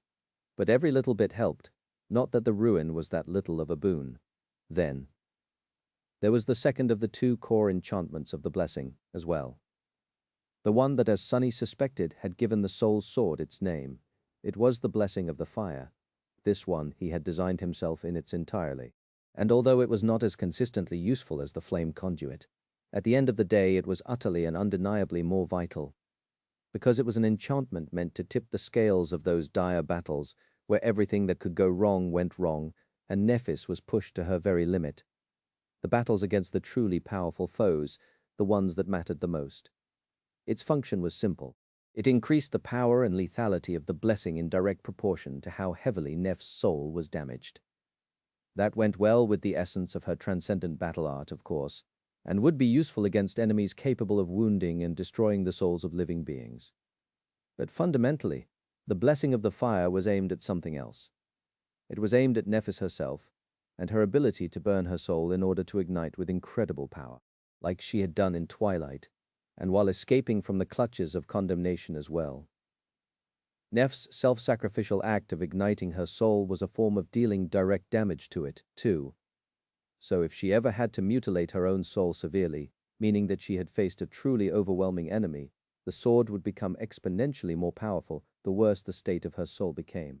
If she sacrificed one soul core, 2, 3, 6 of them, it would grow stronger and stronger until its power reached a limit that even Sunny was afraid to imagine.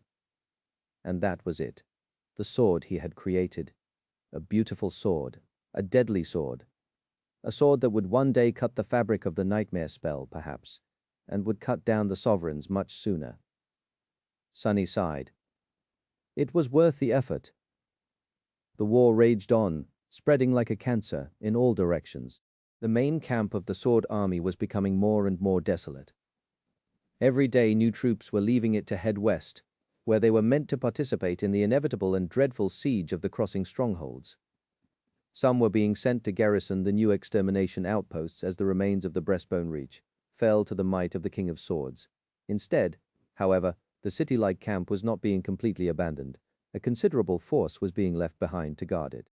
After all, it was still the most important logistical hub for the Sword Army, both receiving the supply caravans climbing the left arm of the dead deity and housing the Dream Gate. Sunny and Nephis spent the last few blissful days together, watching the once lively avenues of the war camp grow silent and waiting for the order that would call her back to the front line. Without having to say anything, they both seemed in a hurry to enjoy each other's company. While there still was time, the future was unclear, and there was nothing like the promise of death to make one's heart beat faster and make them want to voraciously relish life. But to their surprise, the inevitable parting never came. Instead, the king's order was delivered by St. Tyrus personally. He did not simply command Nephis to return. He commanded her to bring the Ivory Island with her, intending to turn it into the cornerstone of the future siege. So, they released its 7 anchors and started the slow journey to the western Collarbone Plain, at the precipice of which the decisive battles of the war were going to take place. As they traveled across Godgrave on the flying island, blood was being spilled. The Sword Army was pursuing the forces of Song across the northern parts of the Breastbone Reach, engaging in frequent skirmishes and battling the spreading scarlet infestation. Somewhere else the conquest expeditions were braving the darkest parts of Godgrave. Far in the south, Mordred and Morgan were still locked in a fratricidal battle for control over Bastion. Worst of all, the tacit agreement made by both domains to keep the war out of the waking world had finally collapsed, and the cradle of humanity became submerged in a wave of terror and violence. The streets of NQSC and other human cities in the waking world had never been peaceful, exactly. People had always lived in the oppressive fear of nightmare gates and perished sleepers going rampant after turning into abominations. These threats had only grown more dire in recent years, and there was the Skinwalker as well. But now, the violence was being perpetrated by the forces of humanity itself, not the nightmare creatures. There were explosions thundering in the silence of the night, charred remains of destroyed PTVs burning on the roads, and sporadic firefights happening in broad daylight from time to time. The direct collateral damage was not high, but these bloody confrontations between the two great domains was negatively affecting every facet of humanity, weakening its ability to defend itself. The terrible losses suffered by the House of Night alone had dealt enormous damage to the logistical connection between the 4 quadrants, resulting in temporary food shortages and countless other complications. Even though the government had absorbed the remaining Nightwalkers into its ranks, the scale of the navigation across the ocean was severely reduced, and now more and more problems were creeping up. While the two domains battled against each other, there were too many crises to solve, and not enough people to solve them. There were not enough soldiers to contain the ever-increasing amount of nightmare gates in time, watch over the aspirants while they challenged the first nightmare, and keep the order on the streets. The waking world was slowly, steadily, and inevitably sliding into chaos. The world seemed to be ending more swiftly than it had been before, at least. If there was one mercy to the situation, it was that most of the combatants participating in the skirmishes and sabotage in the waking world were mundane agents of the royal clans, not awakened warriors. Those were mostly needed on the front line in Godgrave or human settlements in the Dream Realm. Still, conventional weapons were just as destructive when wielded against mundane people and infrastructure, so the damage wasn't insignificant. Worse still, the agents Song were not shy when retaliating against the government forces, seeing them as collaborators of the Sword Domain. Government saints were defending Bastion. After all, the servants of the Queen did not go out of their way to attack the government soldiers, but did not hesitate to act against those of them who became an obstacle either, which not at all unexpectedly only pushed the government deeper into the embrace of the sword domain. As a result, the forces of Song were being pushed back, both in the dream realm and in the waking world, losing ground with each day. The Song compound in NQCS still stood, protecting the approach to the Dream Gate, but there were already many breaches in its scorched walls. Even the Awakened Academy was not spared, a section of its defensive barrier crumbling for the first time since being built decades earlier. It was appalling. It was utter madness. It was war, and as if responding to the madness of the human war, the world itself seemed to start coming undone under the pressure.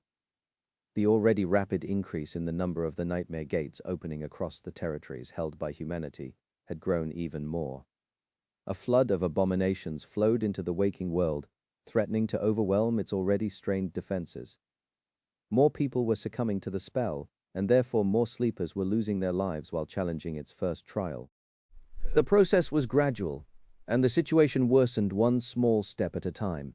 People of the modern era were well accustomed to hardships and calamities, and distracted by the tectonic changes caused by the Great Domain War as well. So, like a frog being boiled in the slowly heating pan, they were slow to notice that the dire reality surrounding them was dreadful even beyond the terrible norm. Still, even they were slowly growing aware of how much worse it was than it had ever been, with no indicator that things would eventually grow better, as they had always done before. In that tense and heavy atmosphere, the war in Godgrave was swiftly approaching its final stage. Chapter 2064, Fragments of War, Win T. Tamar. Rain desperately dashed back, trying to avoid the claws of an appalling beast that had lunged at her from the underbrush. All around her, the battered remains of the Centuria were besieged by the rabid nightmare creatures. The world was painted in the shades of scarlet, and her feet were drowning in the soft moss. The main body of the Song army was far ahead, having most likely already reached the crossing stronghold.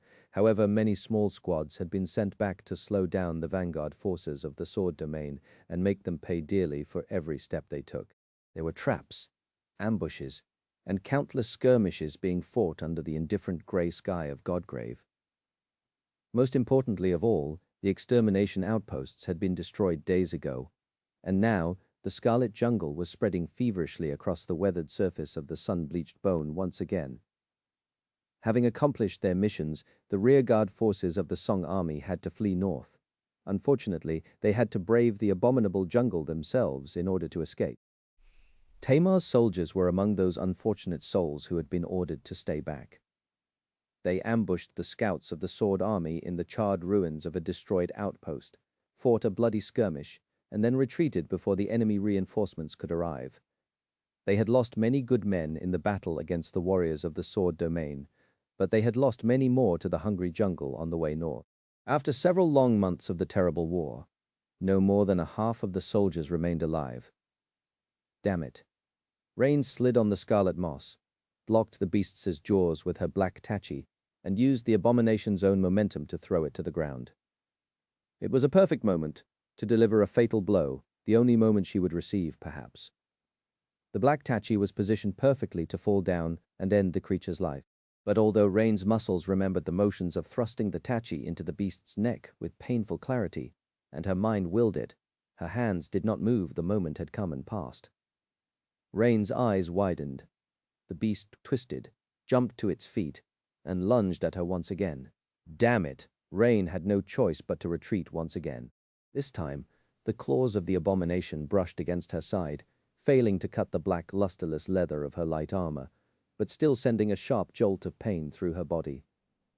There would be angry black bruises covering her ivory skin come morning. She was in a terrible position. The abomination was in a murderous frenzy, lusting to kill Rain, but Rain could not do the same. Even if there was an opportunity, her limbs simply refused to move. She was still trying to get used to her flaw. But as things were going currently, there was a high possibility that Rain would never get the chance to come to terms with it. Because she was going to die right now, today. She had already done all she could to debilitate and immobilize the nightmare creature. But subduing a powerful enemy was much harder than simply killing them. At close distance, with no time to think, let alone summon memories and come up with cunning plans, all Rain could do was retreat, sustain wound after wound, and hoped that someone would rescue her. The beast was bleeding, its limbs cut deeply by the blade of her sword, but that did not seem to slow it down one bit. Instead, it had only grown more enraged. Curse it. Rain looked around frantically, hoping to see that one of her comrades was close enough and in a position to assist her. But it was all for naught. Everyone had their own deadly threats to deal with, having walked into the breeding ground of an especially nasty kind of abominations. Actually, in a different situation, she would have been full of curiosity. Where were all these nightmare creatures coming from? Every time the scarlet jungle returned to the surface after being burned to ash, it was flooded with all kinds of abominable fauna in a matter of hours. The beasts would then proceed to devour each other and rapidly grow stronger. But how did they come to be? What gave birth to them? Were they like the moss, the vines, and the trees growing from seeds? Were they born from the scarlet pollen or clouds of deadly spores? Were they the offspring of the ancient nightmare creatures that dwelled in the hollows, perhaps brought to the surface by the slithering vines? Did they simply materialize out of thin air, or crawl out of the ash? Rain did not know, and nobody else knew either. Godgrave still held countless mysteries, and this was one of them. More importantly, she had to find a way to survive. Dashing back, she avoided another of the beast's attacks, gritted her teeth, and then allowed her black tachi to turn back into a snake tattoo. Then Rain faced the lumbering abominations with bare hands, tearing the scarlet moss with its claws. The nightmare creature lunged forward, its maw opening wide, as if to bite her in two. For a moment, everything seemed to grow still, except for Rain's shadow, which stirred slightly on the ground. Then, at the last moment, she sidestepped to avoid the maw of the frenzied beast. At the same time, her hands moved, untying the black sash from her waist. Rain dodged the enraged abomination like a graceful toreador and looped the beautiful silk sash around its neck. Then, allowing the momentum of the abomination's charge to carry her forward, she poured her essence into the in case of emergency and activated its single enchantment. Originally, that enchantment had been meant to save her from turning to ash in case the cloud veil broke unexpectedly, flooding Godgrave with incinerating white light. It was supposed to fix the wearer of the black sash in space, making them completely still. But currently, it wasn't Rain who was wearing the sash. Since it was wrapped around the abomination, for all intents and purposes, it was the abominations who was wearing it. So, when the enchantment of the in case of emergency activated, it was the abomination that was frozen in place, coming to a sudden halt. Rain staggered and hung on the beast's neck, still gripping the black sash tightly. The enchantment had been calibrated to work on an awakened being of approximately her weight. However, currently, she was forcefully immobilizing a much heavier creature of a higher rank. Therefore, her soul essence was dwindling with terrible speed. Tamar, she had maybe half a dozen seconds left. Luckily, just a few moments later, a swift figure leapt from somewhere above and landed near Rain in a whirlwind of steel. The brutish Zweihander fell, biting into the neck of the abomination. It did not quite manage to behead it in one strike, but the wound was deep enough to reveal the white spine of the frozen creature. Tamar balanced herself in one fluid motion, then delivered a second strike, cleanly cutting the abomination's head off. Glancing at Rain, she let out a hoarse breath, lingered for a moment, and then asked neutrally, "You called?" Chapter 2065, Fragments of War, 2. Eventually, the battle was over. The nightmare creatures had been eliminated, and the tired soldiers sprawled on the ground, breathing heavily. Rain was sitting on the scarlet moss as well, cradling her bruised side with a somber expression. The sweltering heat of Godgrave was felt especially suffocating today, so she summoned the green canteen and poured cool water over her head. I won't survive like that. She had thought that dealing with her flaw was possible, and it was, most likely, however. Learning how to deal with required time, which was hard to come by during a war, and tools that she lacked. Rain had managed so far with Tamar's help, but how long could it last? Shifting her gaze, she looked at her shadow. Her brother was right there. His offer still stood. If she so wished, she could desert the Song army at any moment and be whisked away to safety, leaving her comrades and her principles behind. Looking away from the shadow, Rain studied her fellow soldiers. 40, 41. There were 42 of them left. Less than half of the initial number. Some had perished during the conquest of the Collarbone Citadel, some while subjugating the wild reaches of the Breastbone Reach. Many fell during the Battle of Godheart, and finally many more died during the retreat north. Most of the 42 awakened had suffered minor wounds. While some were wounded severely, there had been 2 healers in the Centuria before, but now there was only Fleur. Her essence sadly wasn't endless. Mercifully, or perhaps cruelly, there were relatively few people who were wounded heavily enough to require her immediate treatment. That was because the nightmare creatures dwelling in the jungle were too powerful, and most people who became their prey simply died. It was a terrible thing, but also somewhat fortunate for these tired soldiers. After all, they were pursued by the members of the Sword Army. Each person who could not march on their own would slow the rest down.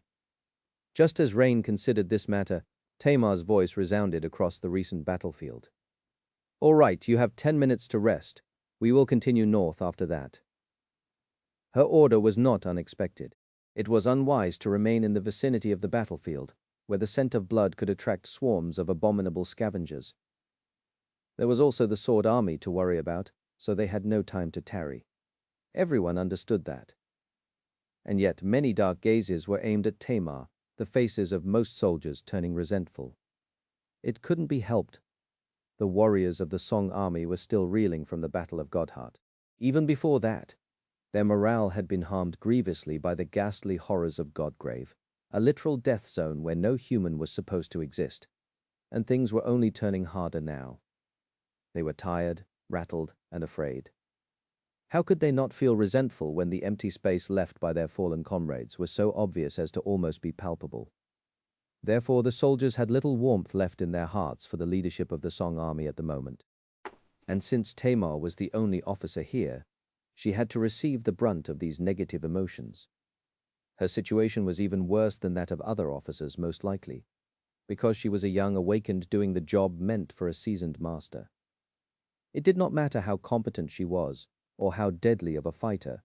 All that mattered was that soldiers were dying, and she was a convenient target to place blame. Looking at Tamar, the soldiers, who had followed her with fervor just recently, could not help but wonder now how many of them would have been alive if there was an Ascended leading them instead of this legacy youth. The more tired and afraid they were, the more dejected they became.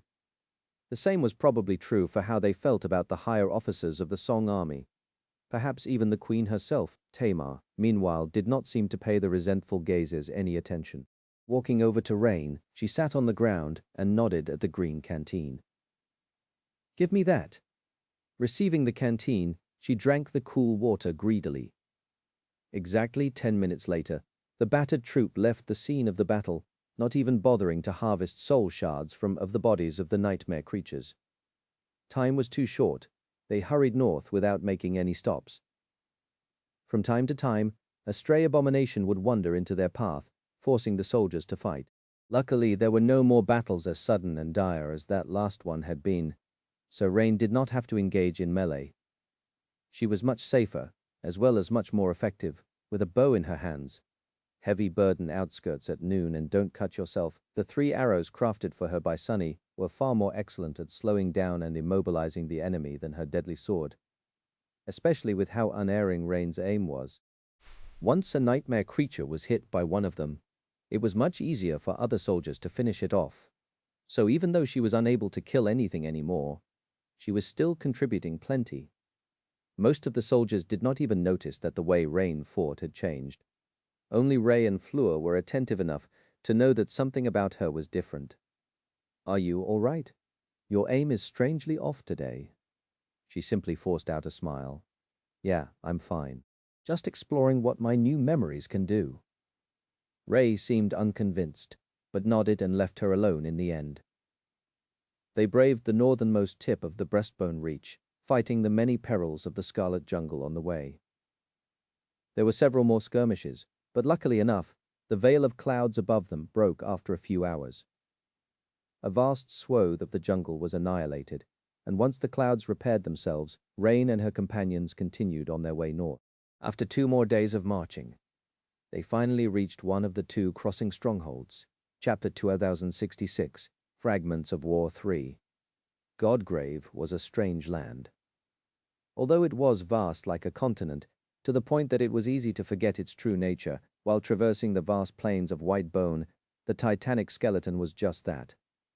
The remains of an inconceivable giant. As such, its topography was strange and alien at times. The same was true to the points where the colossal breastbone connected to the immense collarbones. There was no smooth transition from one to another. Instead, the ground simply sloped downward, rolling into a vast and seemingly bottomless chasm. Of course, it was possible to descend into the darkness, reach the distant bottom, and climb back to the surface on the other side, then completing the crossing. But transporting entire armies in this manner was not feasible. Not to mention that the lower part of the chasm was covered in a thick layer of soft ash, and all kinds of horrors could be hiding under its surface. So, the Song army had constructed fortified bridges at the 2 points where the chasm was the narrowest and built mighty strongholds to guard them. The greater stronghold was located at the point where breastbone reach connected to western collarbone plain directly. The other was technically a chain of 2 lesser strongholds at both ends of the western first rib. Both of the crossing strongholds had been built to withstand terrible sieges, so taking them by force was a daunting task. The Song army also fully intended to destroy the bridges before the enemy arrived, but they had not destroyed them yet because there were still Song soldiers trickling into the strongholds after spilling blood to slow down the approaching Sword army. The greater crossing stronghold made for an impressive sight. It was hard to deliver building materials to Godgrave, so it was mostly built from local materials, namely lumber scavenged from the ancient jungle of the Hollows. The mystical wood was tougher than any mundane alloy could ever be, to the point that it sometimes seemed nearly indestructible. Sadly, it had an apparent weakness: it burned all too well, which made it vulnerable to fire attacks.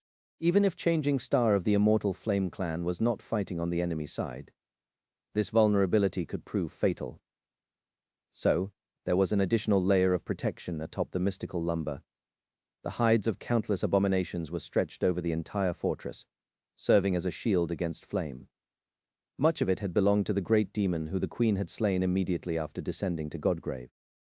The bones of the gargantuan ape, meanwhile, had served to reinforce the structure of the fortress wall and of its gates. The fortress, built from the bones of a great demon, oversaw the entrance to the bridge, while a tall wall stretched in both directions for many kilometers, serving as a barrier for any being that could try climbing out of the dark chasm. The bridge itself was long and wide, built to accommodate a great army of countless awakened, transformed saints and abominable thralls of Beastmaster. The battered remains of Tamar's Centuria were currently crossing it, having finally reached safety. 2 people were standing on the protruding bastion above the gates of the stronghold, looking down at their tiny figures from great height. One of them was Seishan, the lost princess of Song, while the other was her sister, Beastmaster. Beastmaster was looking down with a somber expression on her enchanting face. The scar marring her beautiful features seemed especially sacrilegious in the bright light of the overcast sky. She sighed. "These ones are yours, aren't they?" "They should be one of the last." Seishan nodded. "Yes, it's the daughter of the Saint of Sorrow and her soldiers. I am glad that she returned alive. She is a good kid." Beastmaster slowly shook her head. "How long will she remain alive, though?" "At this point, is it even possible for us to win?" Seishan looked at her with a hint of amusement. "What are you talking about? Of course, it is possible." She leaned on the parapet of the rampart and studied the horizon. "Sure, the situation does not look good.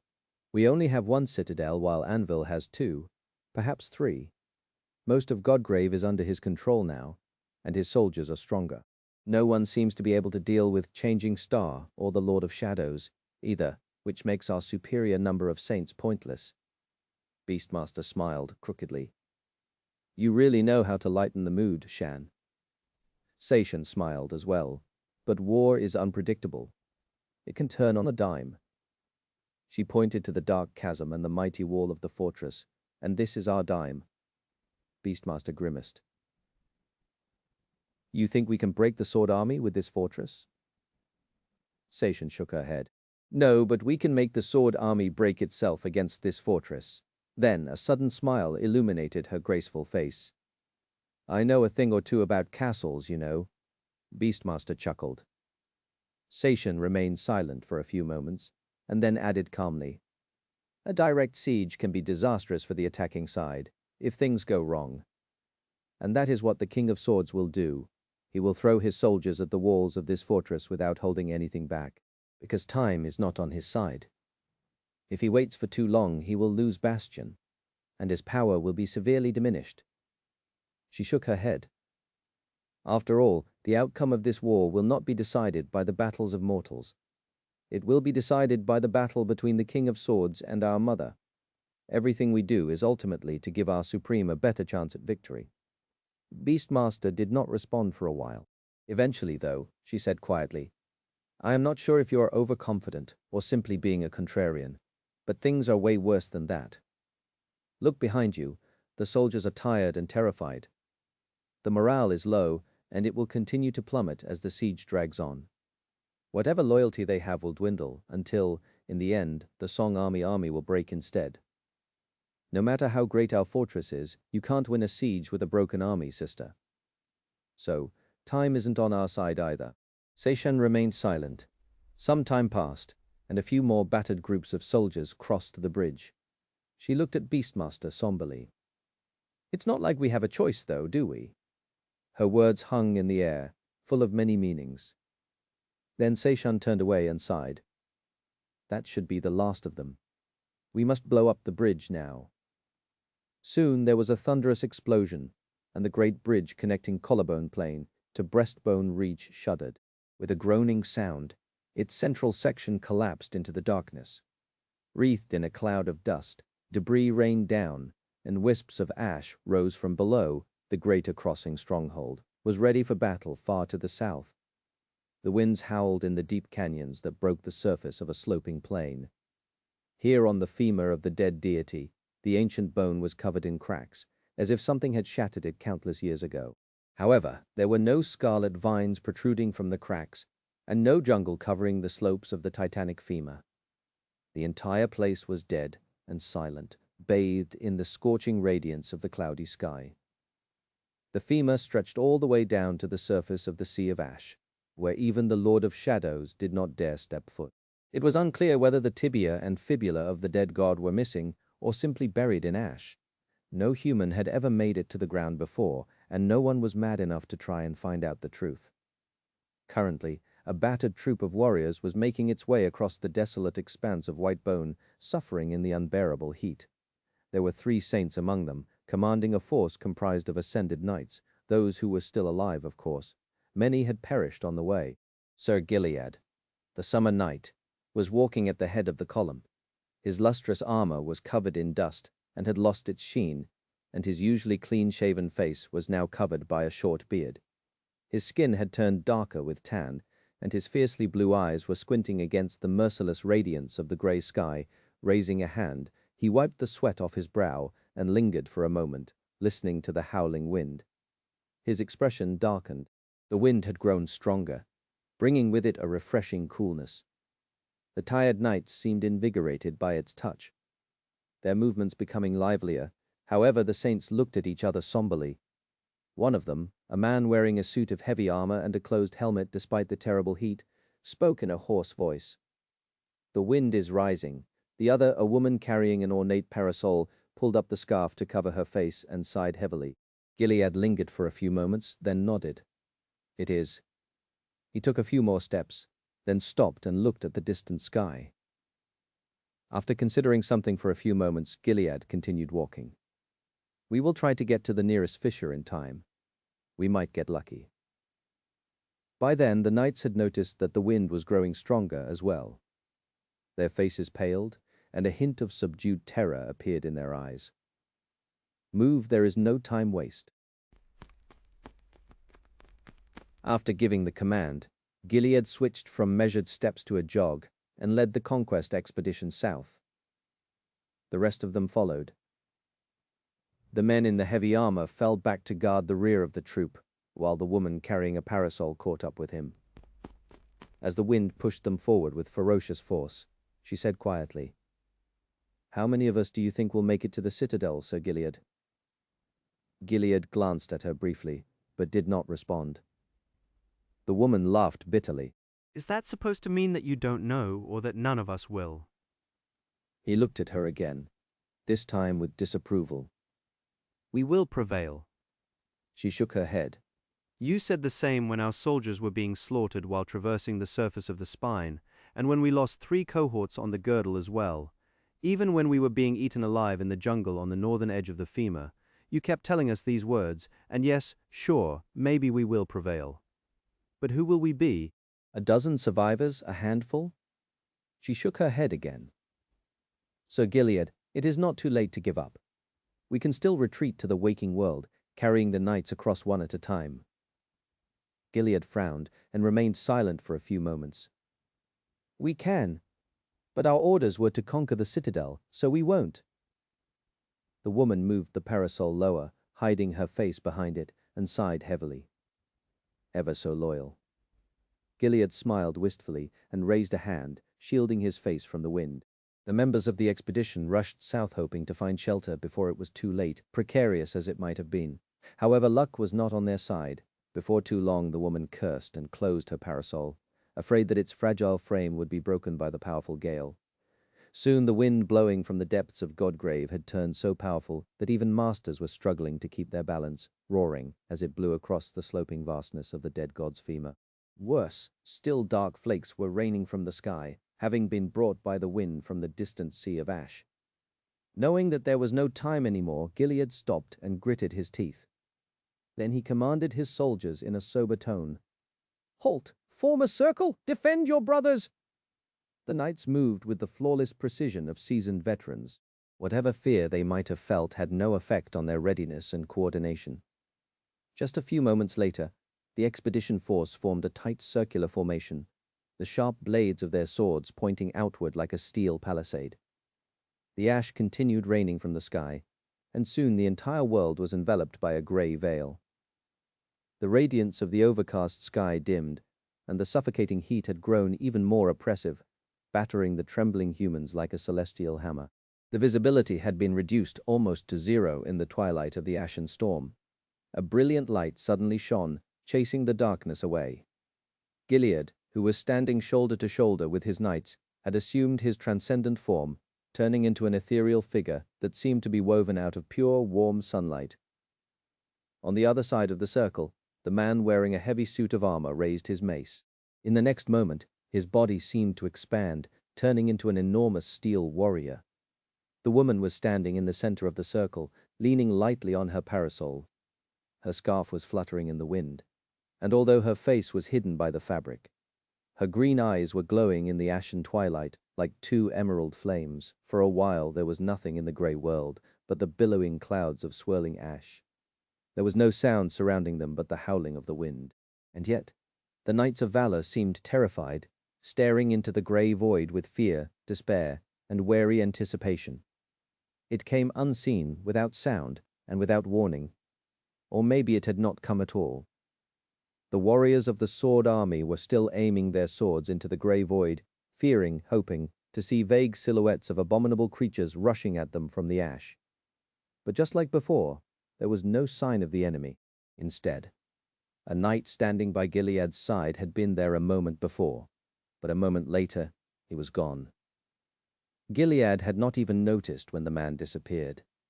He simply became aware of an empty space to his left, and saw that no one was standing there after turning his head. By the time he turned his head back, the knight who had been standing to his right was gone too. A stifled scream echoed in the grey void, being carried away by the wind. It was not the scream of one of the missing masters. Instead, it was the scream of one of their comrades who had noticed the missing people and could not contain his terror. Gilead could not blame him. Even he, who had braved the third nightmare and countless battles since, felt disturbed and uneasy, utterly powerless in this grey hell. This was the peril of getting too close to ground in Godgrave.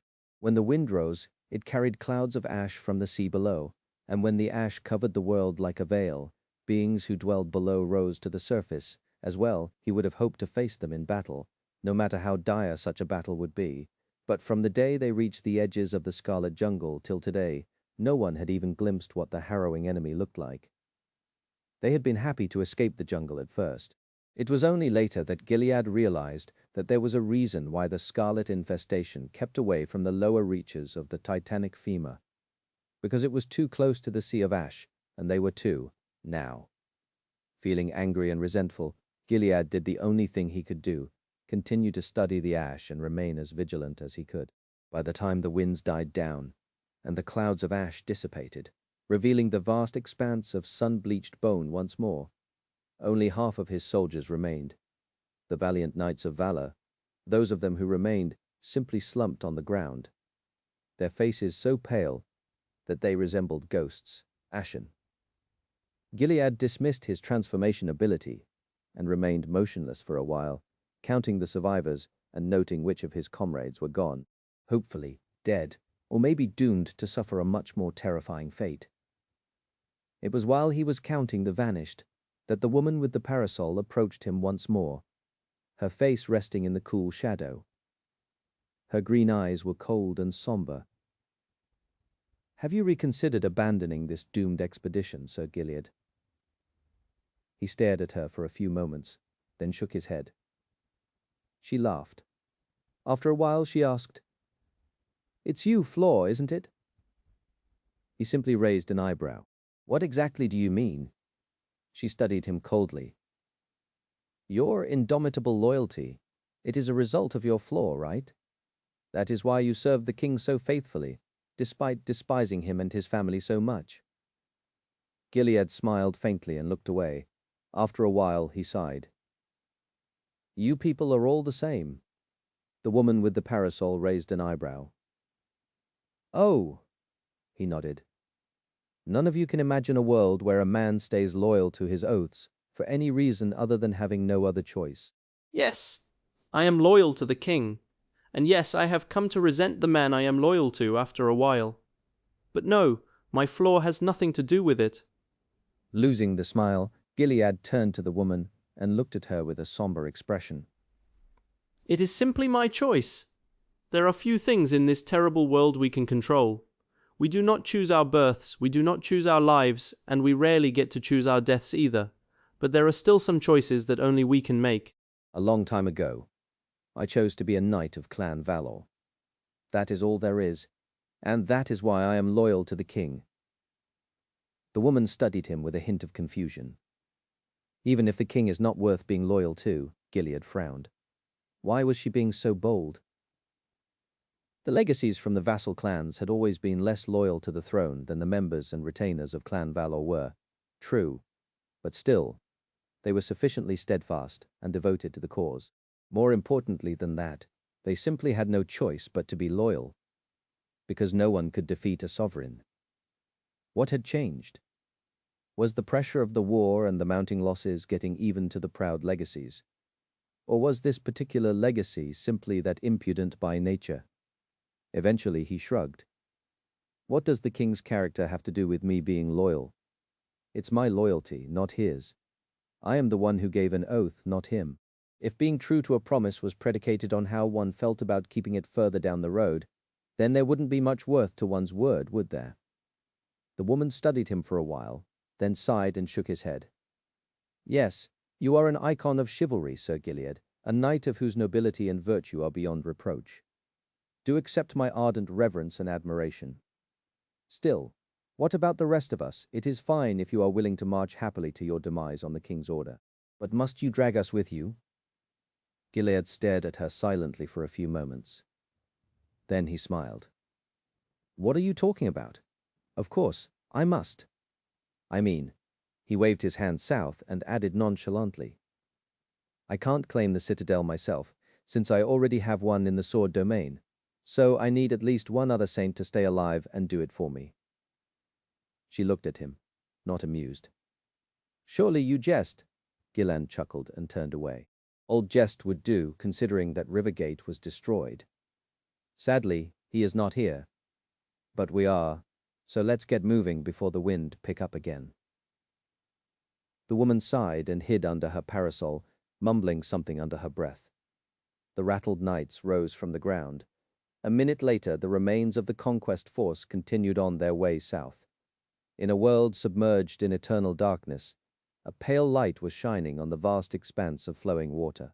However, it was unable to penetrate the dreadful depths of the subterranean ocean, reflecting from its surface like the map of a night sky.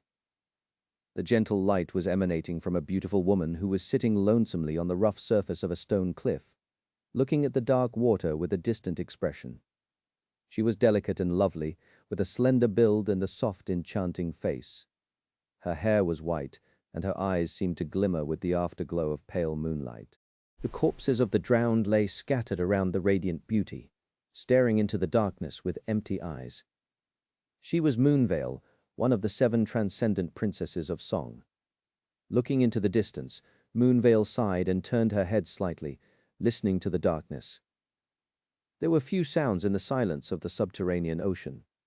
The distant hum of the great waterfalls that fed it, the tranquil murmurs of the flowing water, the eerie song of the powerful wind. The splintered pieces of a broken ship scraping quietly against the jagged stone. And there, coming closer, another sound, the powerful beating of someone's mighty wings. Before too long, another figure landed on the cliff, wreathed in darkness. It was a beautiful demoness with flawless alabaster skin and tenebrous eyes, her silken hair falling down like glossy obsidian.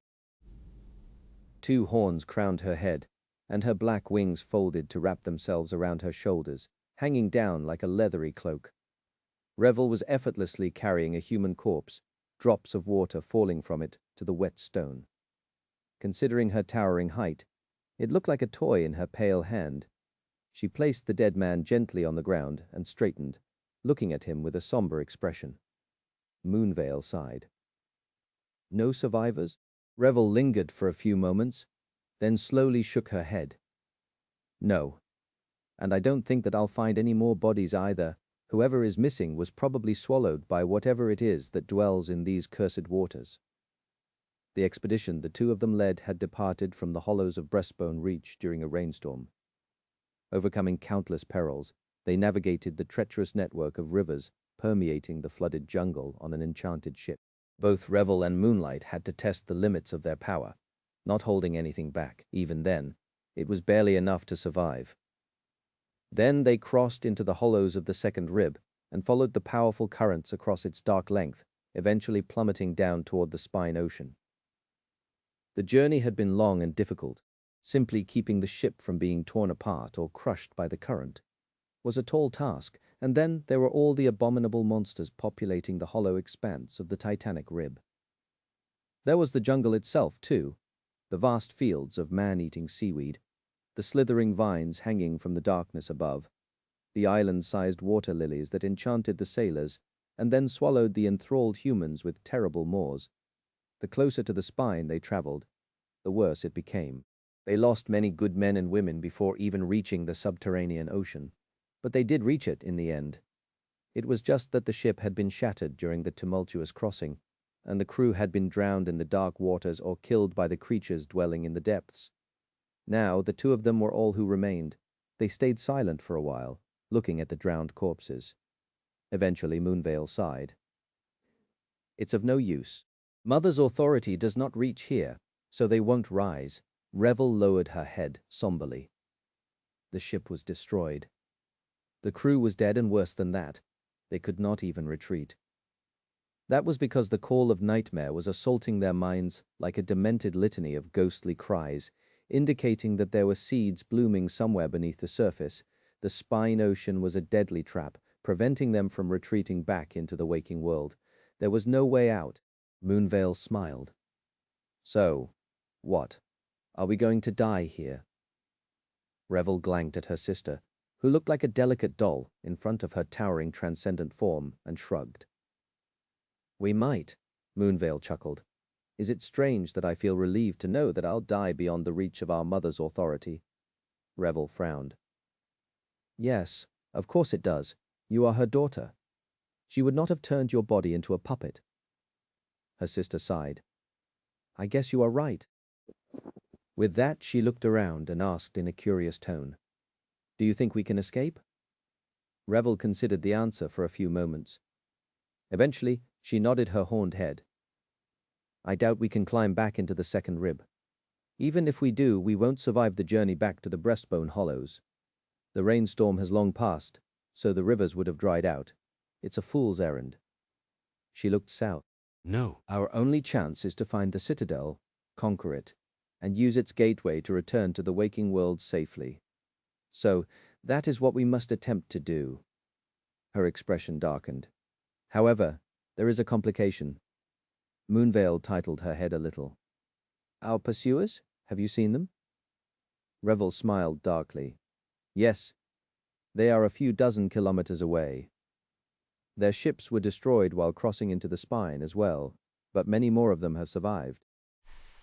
They have plenty of monstrous aquatic echoes, some natural, some artificial. It's an entire fleet. The Sword Army had sent an expedition into the Spine Ocean as well. However, while Revel had been sent to conquer the citadel, it was merely a secondary goal for them. Their main goal was to kill Revel, and they were equipped well to achieve it. There were 7 sword saints and a small army of masters pursuing the daughters of the queen, including a member of one of Valor's branch families. The forged echoes brought by them into the subterranean ocean were both well suited for braving its dark expanse and fearsome.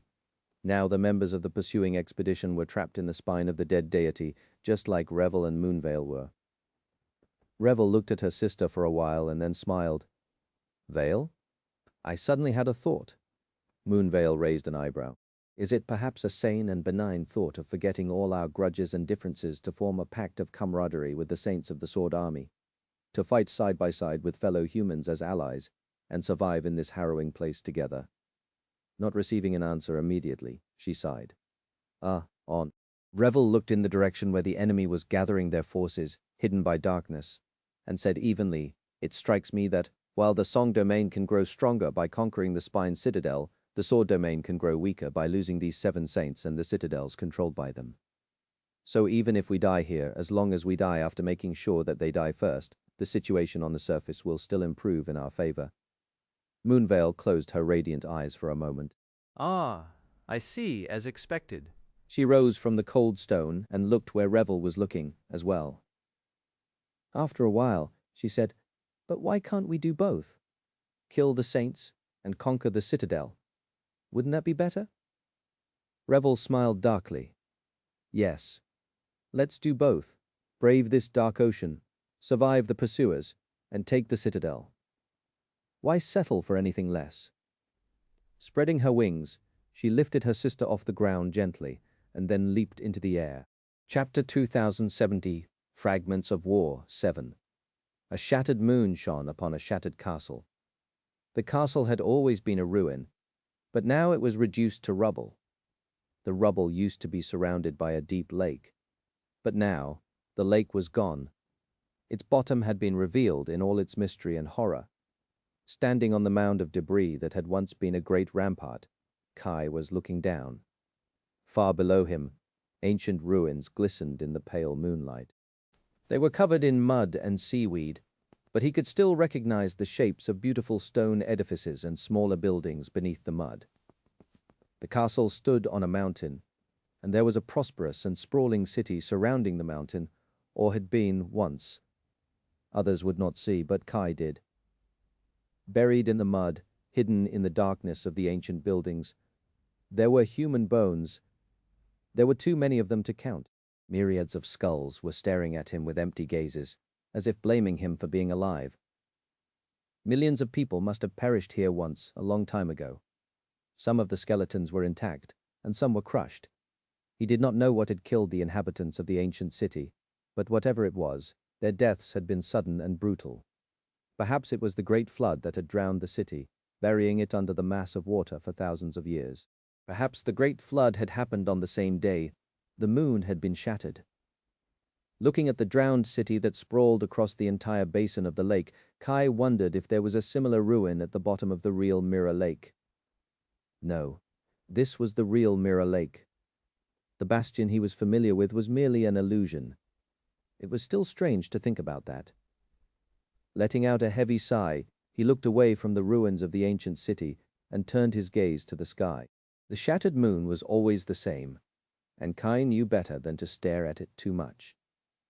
It could not tell him anything about time anyway. However, he knew that there was going to be a full moon in the illusory version of Bastion today, which meant that, for a short time, reality and illusion would overlap a little, allowing for passage from one to another. Which meant that if Mordred wanted to infiltrate the capital of the Sword Domain, he had to do it today. There would be another battle without a doubt, and a much more ferocious one than all the previous ones, if that was even possible. The ruin of the castle had not been turned to rubble without a reason, after all, and the bottom of the lake was not revealed by accident. For the past month, Kai and the other saints, whom Morgan of Valor had recruited, were battling the Prince of Nothing in this dreamlike land, slowly changing the very landscape of true Bastion. Even the ancient forest on the other side of the hollow lake was now charred and devastated, its outer edges burned to ash. The bitter clash between the children of the King of Swords had been like a cataclysm, eroding the very land that was supposed to be their birthright. Looking at the scene of utter devastation surrounding him, Kai could not help but feel relieved that Morgan had decided to hide the illusory Bastion away and repel her brother's siege in this desolate place. Otherwise, the loss of life would have been more unbearable than during the southern campaign. He had not seen a battle that calamitous yet, except maybe for the siege of Verge, where they had faced the defiled legion and the abominable First Seeker. That one he still saw in his nightmares sometimes. Miraculously, the defenders of Bastion had held their ground for an entire month. It was partially due to their own resolve and prowess, partially due to how tenacious Morgan of Valor and Enchanted Body were, and partially due to sheer luck. But mostly, it was because of the battlefield she had chosen. Here in true Bastion, harrowing creatures whom Morgan called the others dwelled. These nebulous beings inhabited reflections, and therefore the powers of her brother were stifled. Kai and the other defenders had only encountered the others a few times, and even then, it had almost cost them their lives. But Mordred had to face these strange and alien beings every time he wanted to use the powers of his aspect, which meant that he was fighting a war on two fronts. One war against his sister and her saints, and another war in the reflections. That was why he had not been able to crush the defenders of the ruined castle yet, despite his appalling power, yet, and that was why Bastion had not already fallen into the hands of the Song Domain. At least that was how it seemed on the surface. Kai, nevertheless, felt uneasy. He somewhat knew Mordred, after all, having conquered two nightmares and fought in Verge together. When did that man not have a scheme hidden up his sleeve? Something was not how it looked here, but Kai did not know what, and had no evidence to prove his suspicion. In any case, Bastion could not fall. The Sword Domain was currently in a desperate situation, and they could not allow it to collapse just yet. Looking down, Kai rubbed his face tiredly and soared into the air, flying smoothly to where a fire was burning in the heart of the ruins, and the tantalizing aroma of food was rising above an alloy pan. As he landed gently on the ground and greeted the other saints, a strong gale of wind crashed into the remains of a crumbling wall protecting the fire, and a small pebble fell from it into the pan. Before it could plummet into the fragrant stew, however, Princess Morgan raised a hand and caught it without ever looking up. Her reaction was just as fast as one would expect from a saint, but it was her senses that amazed Kai. Did she catch the pebble simply by hearing it brush against air, or was there a memory she possessed that granted her complete awareness of her surroundings? It was a good catch regardless. Having a dirty pebble fall into their stew would have made the meal less enjoyable. Kai smiled and opened his mouth to say something, but before he could, Morgan spoke first. "Good catch, I know." He looked at her blankly, letting out a sigh. The princess raised her head and looked at him with sunken eyes. "It will be ready in a few moments." Her usually sharp gaze seemed a little dulled, and she looked a little disheveled. Morgan of Valor had always been neat and collected, maintaining flawless decorum and cold composure even in the middle of most dreadful fights. Her tidiness was a bit compulsive even. But now, her clothes were in disarray, and her beautiful raven hair was begging for a brush. She looked drained and exhausted. Quite understandably so, considering that they all were. It was just that, when Kai had seen her several hours ago, Morgan seemed much more full of vitality. Looking at her now, he frowned. Something was wrong with Morgan of Valor, chapter 2071. Fragments of War, 8. It was a silent kind of terror, and one Kai was unfamiliar with. Meeting a new fear was almost amusing, like finding a new friend. Truth be told, Kai was a fearful person. He had always been stifled by fear. First by fear of failure, shame, loneliness, and rejection, then by fear of death, agony, loss, and tragedy. And regret, most of all. It was just that he had gotten better at ignoring his fears as time went by, to the point that people often mistook him for someone who was innately brave. But he wasn't, not at all like his friends and companions, who seemed naturally fearless to an almost reckless degree. Take Effie, for example. Noticing the strange state of Morgan, she did not even grow tense. Instead, she looked at the pot of stew with a wistful expression, seemingly only worried about it being overturned. Her hand, meanwhile, moved closer to the shaft of her spear, which lay nearby, or jet.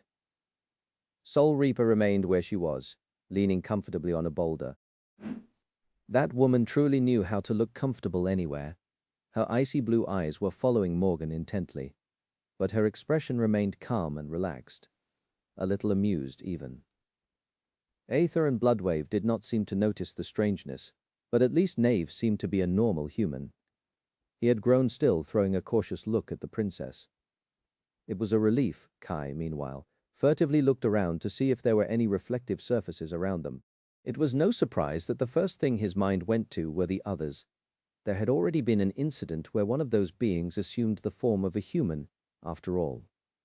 That time, they had only avoided disaster because of Kai. The copy had spent several hours with them, pretending to be Aether, and although they did not know it then, the thing was growing stronger with every instance of someone witnessing it, addressing it, and otherwise acknowledging it as the real person in any way. It was just that, no matter what it said, its words were neither truth nor a lie. Kai sensed the strange and eerie discrepancy almost immediately after returning from his patrol. That was how they managed to destroy the other while only losing torrents of blood instead of losing people. Aether himself had slept through the whole thing, only learning that someone out there had been walking around wearing his face when the battle was over. If Morgan had been replaced by the other, she was surrounded by 5 people and had been for at least an hour. If this thing functioned in the same manner as the previous one, then its existence had already been acknowledged to a frightening degree.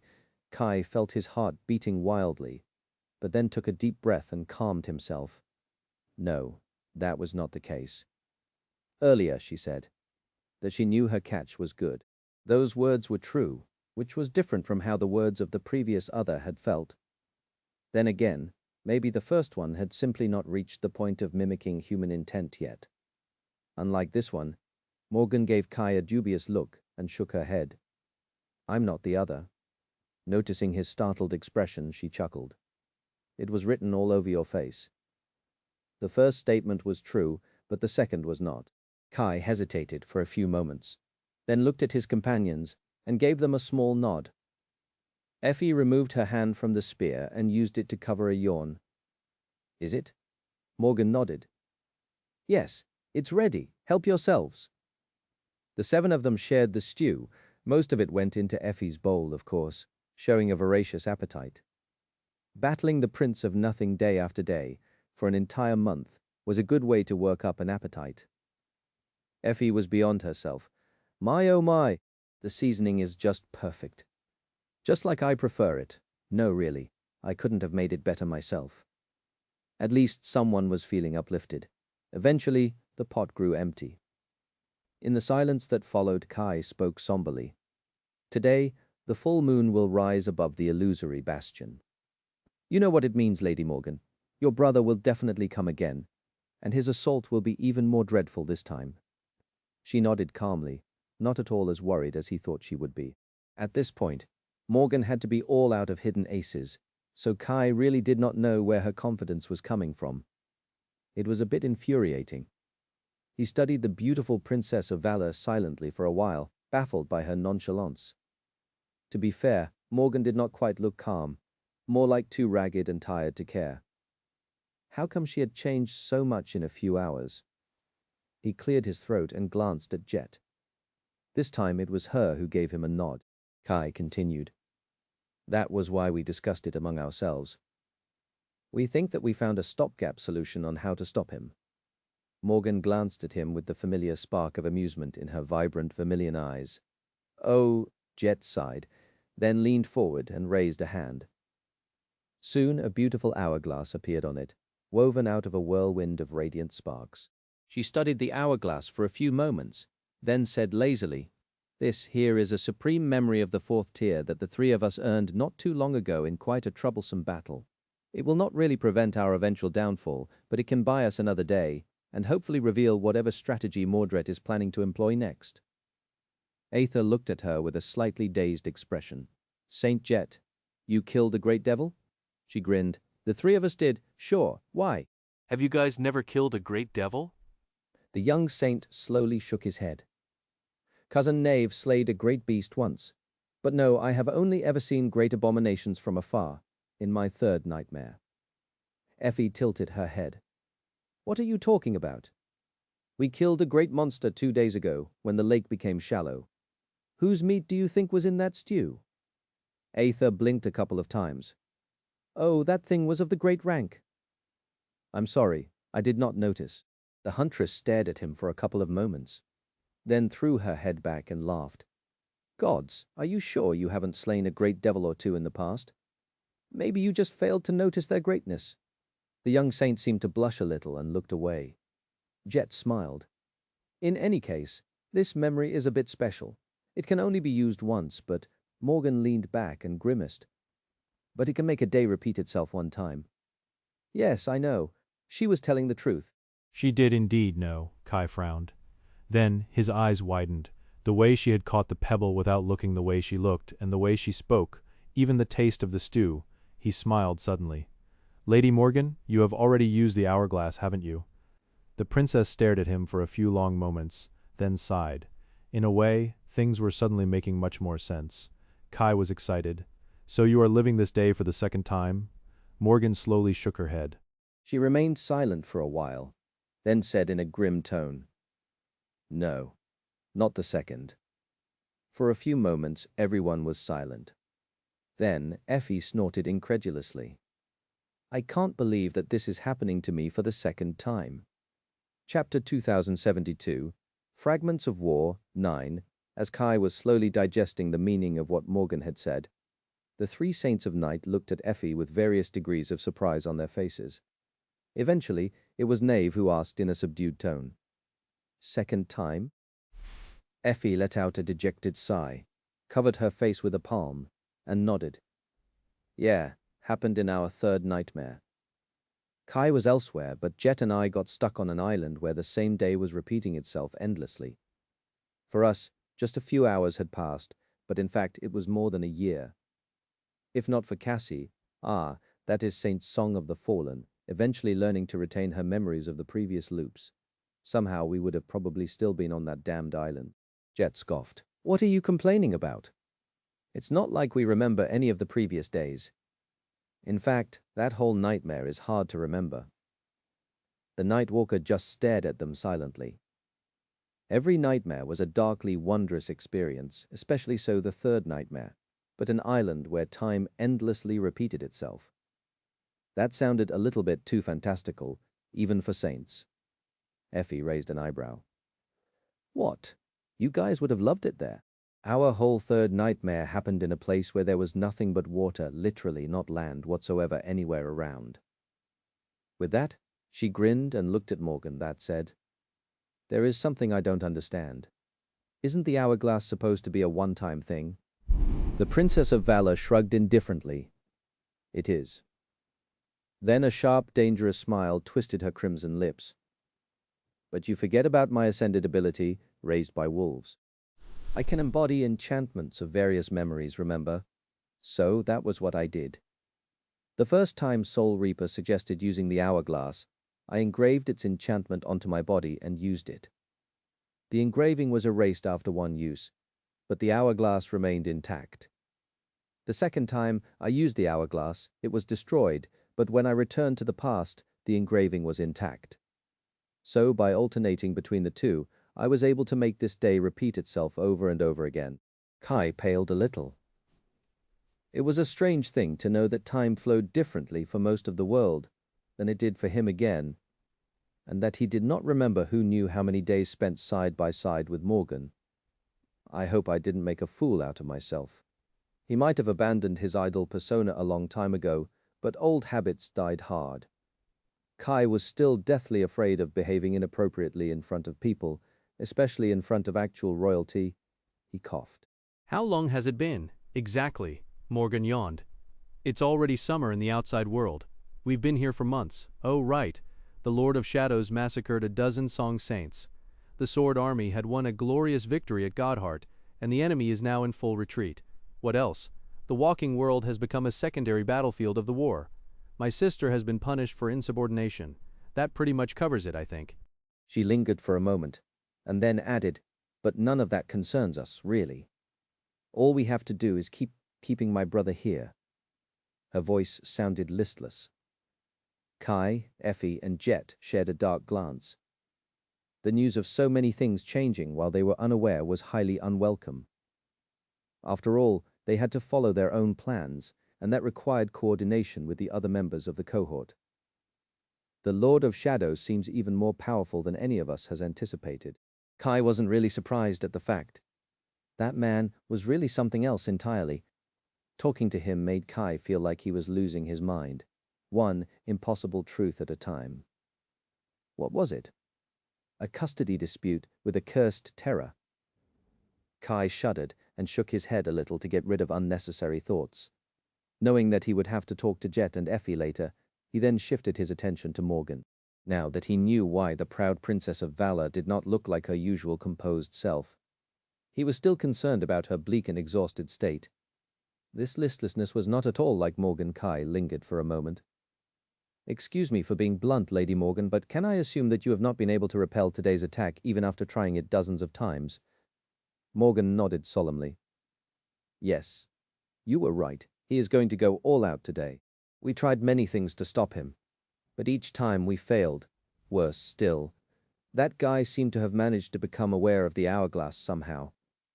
I think he is retaining his memories of the previous attempts now. A cold gust of wind blew across the ruins, making their defenders shiver.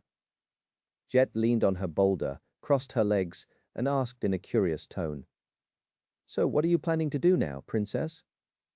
Morgan looked at her tiredly. Then a dark smile twisted her lips. "What else? I am going to continue doing the same thing, fighting him and turning the time back, over and over again, as many times as it takes." Jet chuckled. "Isn't that the definition of madness?" Morgan shrugged. "So what if it is? War does not have anything to do with sanity. All that matters is accomplishing your goals, and although we have not been able to beat Mordred, losing to him miserably every time we tried beating him has never been our goal to begin with." She looked at them and raised an eyebrow. "You seem to have forgotten, but we were not sent here to defeat my brother. We were sent here to prevent him from taking control of Bastion until the sovereigns conclude the war in Godgrave, and that is what we have been doing successfully all this time. In fact, we performed quite remarkably, if I do say so myself." Her dark smile widened into an even darker grin. Sure, he has slaughtered us repeatedly, but he is still stuck on the other shore of the lake, is he not? The 6 saints glanced at each other, then nodded slowly. If seen that way, it did indeed make sense. Kai sighed. So what do we do today? Morgan lingered for a moment, then let out a bitter, joyless laugh. Her crimson eyes flashed with fury and resentment, and fatigue. She sneered coldly. "What else? We go and get slaughtered one more time." Chapter 2073, Fragments of War 10. A strange and eerie scene was taking place under the radiant sky of Godgrave. A great battle was raging above a bottomless dark chasm, yet it was utterly still and unmoving, as if frozen in place. On the southern side of the chasm, swarms of soldiers were standing still like statues. Some stood straight, some were frozen mid-step. Sweat was pouring down their pale faces, and their eyes were full of dark resignation, but none of them moved. In front of them, the sun-bleached surface of the ancient bone was wet with blood. There had been a great bridge across the chasm once. That bridge was gone, and a new one was constructed on its ruins. looking like a marvel of military engineering. The new bridge was held up by steel cables that had been shot over the chasm by powerful siege engines and anchored in the bone, with hastily raised scaffolds and crossbeams supporting a wide wooden floor. That floor was now painted red, with countless bodies littering it like a macabre carpet. Many soldiers had perished while trying to hastily construct the bridge under an avalanche of arrows. The massive shields they had used to protect themselves lay there as well, splintered and shattered by powerful enchantments and destructive aspect abilities of the defenders. Many soldiers had perished while trying to cross the bridge, too. There were plenty of those who still lived, though all of them were utterly motionless, some crouching behind shields, some standing tall. Even the wounded remained motionless, bleeding silently in the middle of a frozen battle. The blood fell from the bridge like a crimson rain, boiling and evaporating in the blinding sunlight. Across the bridge, a mighty fortress towered above the dark chasm. Bodies had piled under its tall walls, where the battle was the most ferocious. Despite the heavy losses, the attackers managed to raise siege ladders and attach grappling hooks to the top of the ramparts. Currently, countless warriors were climbing up, desperate to take over the wall, or rather, they had been climbing. At the moment, they were like frozen statues, too. Soldiers were standing still on the rungs of the ladders, holding enchanted shields above their heads. Others were clinging to the ropes with desperate gazes, their tortured muscles trembling from fatigue. And finally, there were those who had crested the wall. Sid was among those few. She was standing at the top of the battlement, unmoving, staring at the tip of the enemy blade that had stopped mere centimeters from her neck. The blade was so near, but had failed to touch her skin for an entire hour. Around her, a ferocious melee seemed to have been frozen in time. The warriors of the two great armies were entangled, fighting and dying, killing each other. Only all of them were motionless, not daring to move even a centimeter. Some were about to kill their opponents, some were about to be killed. Their eyes were shining with terror, panic, indignation, rage, bloodlust, or growing numb with numbness, desperation, and exhaustion. But all of them remained still. It was quite an exquisite torment to have the executioner's axe hang above your neck, neither retreating nor falling down, without end. Flakes of ash were drifting in the air. Of course, the furious battle came to a halt, because the veil of clouds above the battlefield had broken and harrowing sunlight poured down from the pristine white hell above. The scene of frozen carnage was bathed in incandescent radiance, making the terrible slaughter seem strangely ethereal and heavenly. Of course, there was nothing beautiful about it. War was always appalling. After all, and this battle had been especially ghastly for the Sword Army. The great army of the Sword Domain had split in two a few days earlier. A large contingent turned toward the western First Rib, the lesser of the two crossing strongholds. The main body of the army, meanwhile, continued north, eventually reaching the greater stronghold at the precipice of the Collarbone Plain. The Lord of Shadows was accompanying the western contingent, while both Changing Star and Sky Tide had not reached the battlefield yet. Nevertheless, the king commanded the soldier into an assault to probe the enemy's defenses. That was how the Firekeepers ended up participating in a large-scale battle without their lady for the first time in many years. The elite forces of the Sword Army had stayed back at first, allowing the less experienced awakened troops to amass and move forward to construct the bridge. It was a pragmatic decision, albeit a cruel one. The losses among the engineering corps and the soldiers that were assisting them were terrible. Of course, the Firekeepers were sent forward in the first wave as well. They were the first ones to step on the newly built bridge, too, leading the assault across its long expanse under a barrage of ranged attacks. Perhaps without them, the assault would have ended before ever reaching the walls of the fortress. But the Firekeepers carved a path across the chasm, allowing the soldiers of the Sword Army to advance. The gates were too impregnable to be broken without a sufficiently powerful siege ram, which was hard to carry across the chasm until the bridge was widened and reinforced. So, the only option they had was to scale the wall and try to take it, and they did. But at a dire cost, many more soldiers died under the walls of the greater stronghold. And the Firekeepers, the luck that had been on their side since the Forgotten Shore finally turned its back on the Firekeepers, and they finally suffered their first casualties since the siege of the Crimson Spire. Full of bitterness and resentment, Sid couldn't help but think that, perhaps that was the real punishment the king had intended for their lady. Not just to send her away, but to send her soldiers into deadly peril while she was away. Curse him. Curse his entire damned clan. But there was no time for sorrow in the middle of a deadly battle. Despite losing several people, the firekeepers were the first ones to scale the wall. And it was there, when the warriors of the sword army were desperately trying to carve out a bridgehead on the battlements, that the veil of clouds broke, and the world became drowned by the blinding radiance. The battle halted in an instant, and it was frozen still, an eternity later, with only the flakes of ash moving in the still and motionless world. Sid felt a drop of sweat roll down her face. Then a wounded soldier who had been crouching a few steps away let out a tired groan and swayed, blood seeping between his fingers. The man collapsed. His body turned to ash before even touching the ground. Countless people witnessed his death, but no one moved. No one reacted. No one even averted their gaze. A moment later, the furious battlefield was utterly silent once again, with only the wind singing its indifferent song. Sid took a shallow breath and concentrated on the blade of the sword that was mere centimeters away from her neck, ready to cut it at any moment. What to do? There was nothing to do. All she could do was wait. Chapter 2074, Fragments of War, 11. At the end of it all, Sid felt as if her entire being was made from ash. Her vision was blurry and her arms felt numb, the weight of her sword and her shield like that of a mountain. Everything was permeated with blinding light, and the smell of ash which fell from the sky like snow. The terror and excitement of battle had turned into resentment, and resentment turned into resignation. Most of all, there was pain and fatigue. I wouldn't mind a good massage right about now. The irreverent thought made her want to smile. Of course, she didn't. Instead, she shifted her focus from the sword hanging at her neck to the radiant distance. The shadows were moving, and the blinding sunlight was growing dim there, far away. The breach in the veil of clouds was finally closing.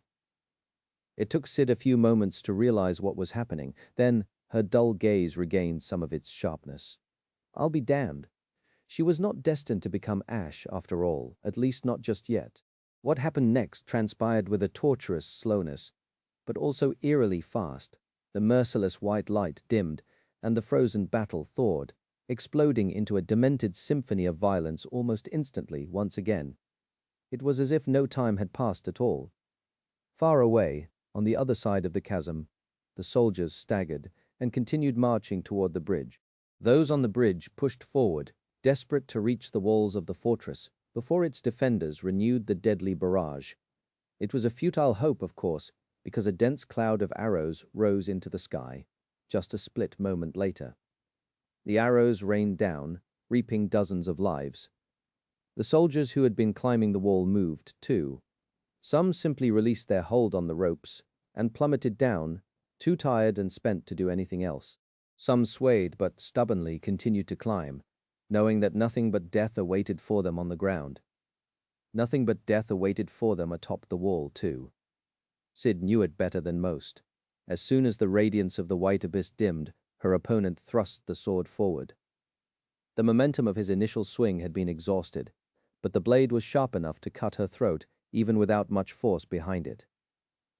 The bastard did not hesitate at all. She didn't hesitate either. Sid had been given plenty of time to consider her next move, after all.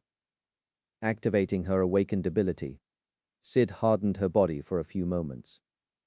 The enemy sword produced a jarring, scraping sound as it traveled across her skin, unable to cut it. In the next moment, Sid activated her dormant ability and slammed her shield into the enemy's chest, sending him flying back like a rag doll. The blow was not powerful enough to break a master, but it did toss him over the edge of the battlements. The man plummeted down with a shriek, disappearing from view. The walls of the fortress were tall, so it was unclear whether he would survive the fall or not. Sid did not care either way. She had other matters to worry about. There were plenty more enemies around her, all wishing to tear her apart. Too many, even. The situation was quite desperate. Despite the fact that the firekeepers had managed to crest the wall and clear a path up for the soldiers of the Sword Army, their position was highly precarious. There were several hundred warriors of the Sword Domain on the battlements now, but there were tens of thousands of enemies they had to contend against. Their chances did not look too good. Blocking a barrage of blows and moving nimbly between the enemies, Sid slashed and pierced with her sword. A few moments later, she found herself side by side with Shim, the field leader of the firekeepers, and pressed her back against his. Both of them were breathing heavily, utterly exhausted after having stormed the bridge, scaled the wall, and endured the cloud break on top of that. Their armor was battered and painted red by blood, and their faces were deathly pale. Their eyes were calm and cold, though devoid of even a hint of panic. Sid grinned. "Hey, Shim, this is pretty bad, huh?" They separated to deal with their enemies, then moved closer to guard each other's backs once again. He let out an indifferent sigh. It's less than ideal, true. At that moment, a master from one of the vassal legacy clans of Song lunged at the nonchalant healer from the mass of enemy soldiers. Shim became preoccupied, while Sid had to deal with a swarm of awakened soldiers aiming to bleed her to death. Soon enough, surrounded by the stench of blood, the two of them found each other once again. Sid was staring at her shoulder, which was pierced by an enemy arrow. Usually, she would have been able to dodge or deflect it, but this time, the archer had turned out to be unusually skilled.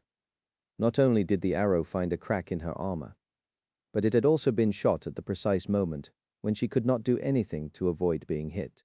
More than that, the arrow seemed to possess a peculiar enchantment that made it weigh hundreds of kilograms. Sid was barely able to withstand the burden, and she had to drop her shield. If there was one mercy, it was that she was still alive. With how skilled the archer was, it would not have been hard for them to sink the arrow into her eye.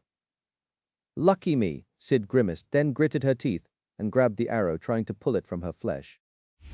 Of course, the arrowhead had turned out to be barbed, which made for some truly exquisite pain. She cursed quietly. "I can't tell if we're gaining ground or being pushed back." Shim scoffed. "We are being pushed back, of course. It's hopeless." We were never going to take the wall this way. Finally managing to rid herself of the heavy burden of the enchanted arrow, Sid glanced at him darkly. "What the hell are we doing here then?" He shrugged, waiting for them to sound the retreat. "They'll do it once more of us die." Sid was speechless for a moment, then shook her head dejectedly. "Let's wait then. Bah, what a dreadful day." They lunged back into the battle, struggling desperately against the endless tide of Song soldiers. The warriors of the Sword Domain continued to climb the wall and continued to die.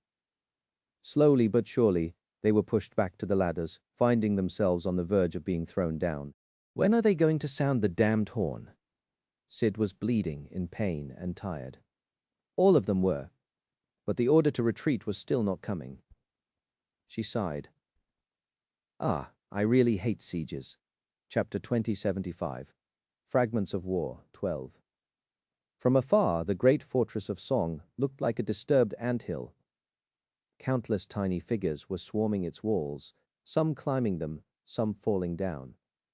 The approach to the fortress was covered by a dark mass of moving bodies, with arrows falling down like rain. Of course, these dark figures were not ants. They were humans, and human lives were being lost every moment.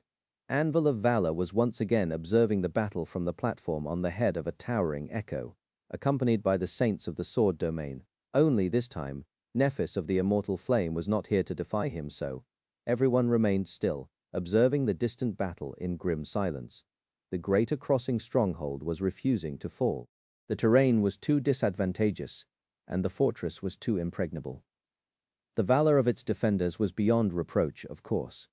This first attack on the fearsome fortifications of the Song army was merely meant to probe their defenses, but still. It was a troubling sight. By then it was already apparent that the costly assault would not succeed. Anvil studied the distant fortress for a few more moments, then turned his head and looked at Cassie. The blind seer was standing closer than any other saint to him, almost as if she was the sole recipient of the king's favor. He spoke. "Lady Cassia, how are things advancing in the west?" She lowered her head a little. "It is worse than here, Your Majesty. The lesser stronghold still stands. They managed to bring down the bridge as well. Our casualties are severe, and no one managed to even reach the walls." Her voice was respectful and neutral, not at all brimming with anger, hatred, and resentment. He studied her for a few moments, then looked away with a somber expression.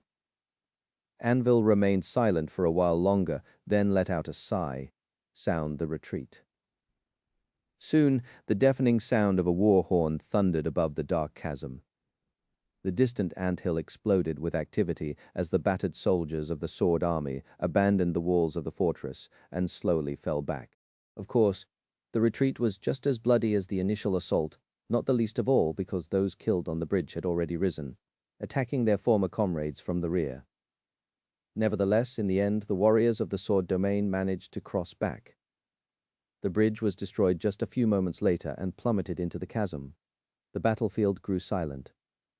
The Song army had lost many soldiers as well, but its numbers were now greater than before.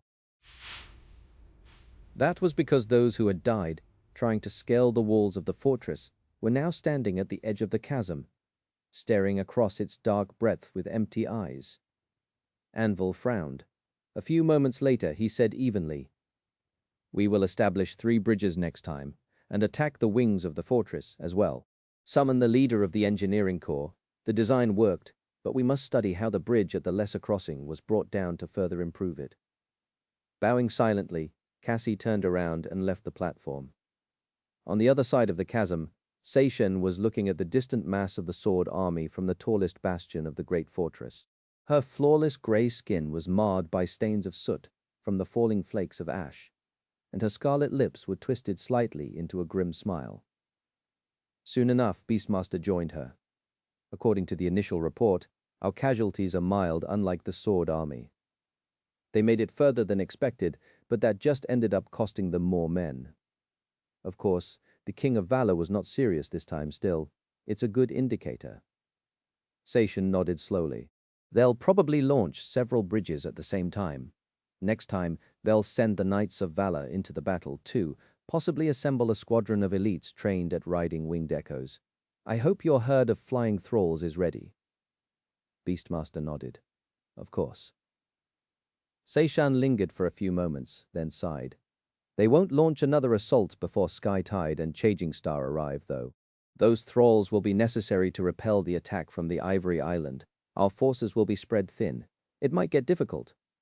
The beautiful enchantress looked at the horizon, as if expecting to see the graceful silhouette of the ivory tower appearing over the horizon. Then she shook her head. "That is only the lesser problem, isn't it? The main problem is Changing Star herself. Before, both our mother and the King of Valor held us saints back out of fear that we would kill each other off. But now everyone knows that a battle between saints would become a one-sided slaughter due to that girl Nephis and her shadow.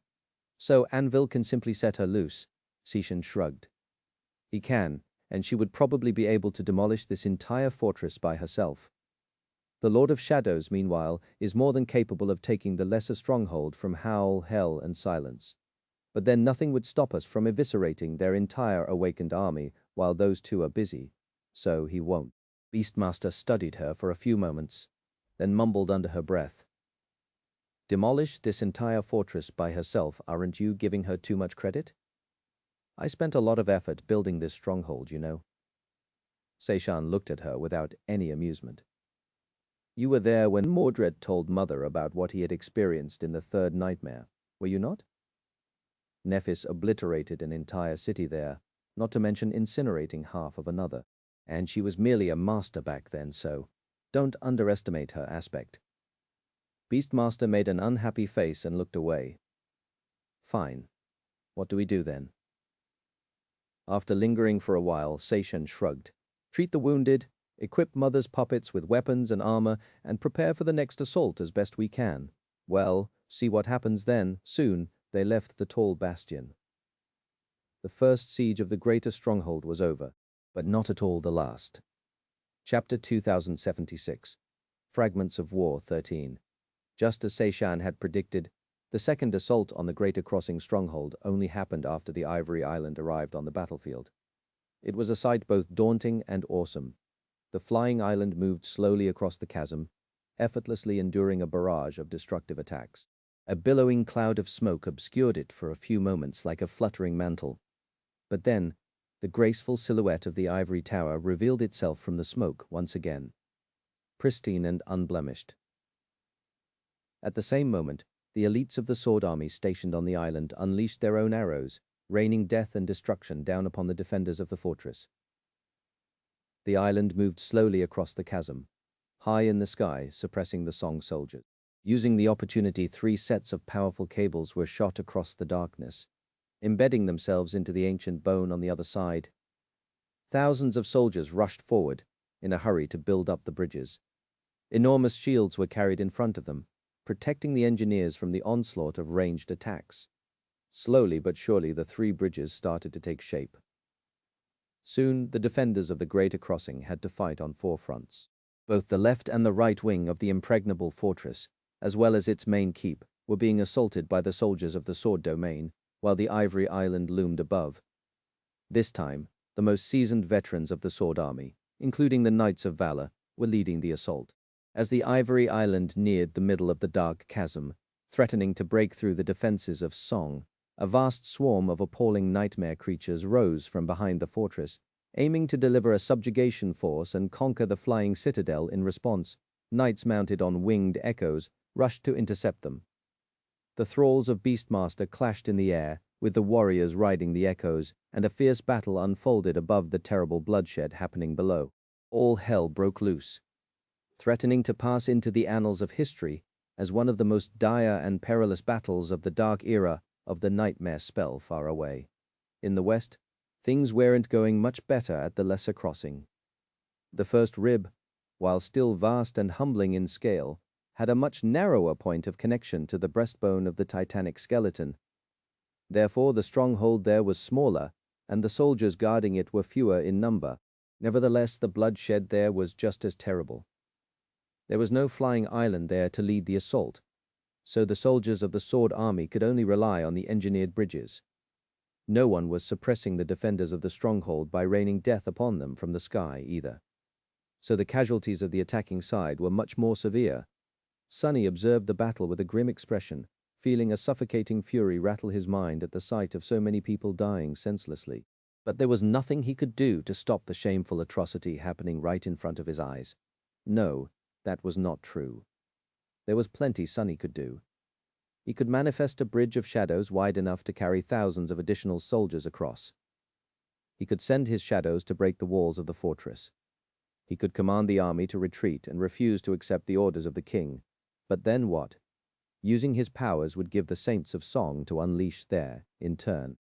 Sure, Sunny could probably give them all a good fight, but how many soldiers would become collateral damage in the clash of transcendent powerhouses? Rebelling against the King of Swords prematurely, meanwhile, would just cost Sunny his life and make deposing the sovereigns that much harder, if not entirely impossible. So, all he could do was grind his teeth, bide his time, and endure the poisonous feeling of anger. How much longer? He knew that the King of Swords was observing the lesser crossing closely. Cassie was not the only one, by far, providing him with information. Therefore, Sunny could not end the battle until it truly looked like the forces of the sword domain had no chance of winning. And the soldiers, as dispirited and disillusioned as they were, the soldiers still fought valiantly. They strived to achieve victory with all their hearts, not the least of all, because victory seemed like the only salvation to them. Damnation. Hiding his face behind Weaver's mask, Sunny observed the battle silently. Eventually, the bloodshed had become too dreadful, and the momentum of the assault broke. He had his excuse. Retreat somewhere far away, the assault on the greater stronghold was ending in a deadly stalemate as well. The gates of the fortress had withstood the blows of a specially enchanted siege ram, and neither of the 3 attacking forces managed to create a stable bridgehead on the battlements. The Ivory Island was forced to retreat as well, swarmed by the thralls of Beastmaster, and under threat of being taken by the warriors of Song.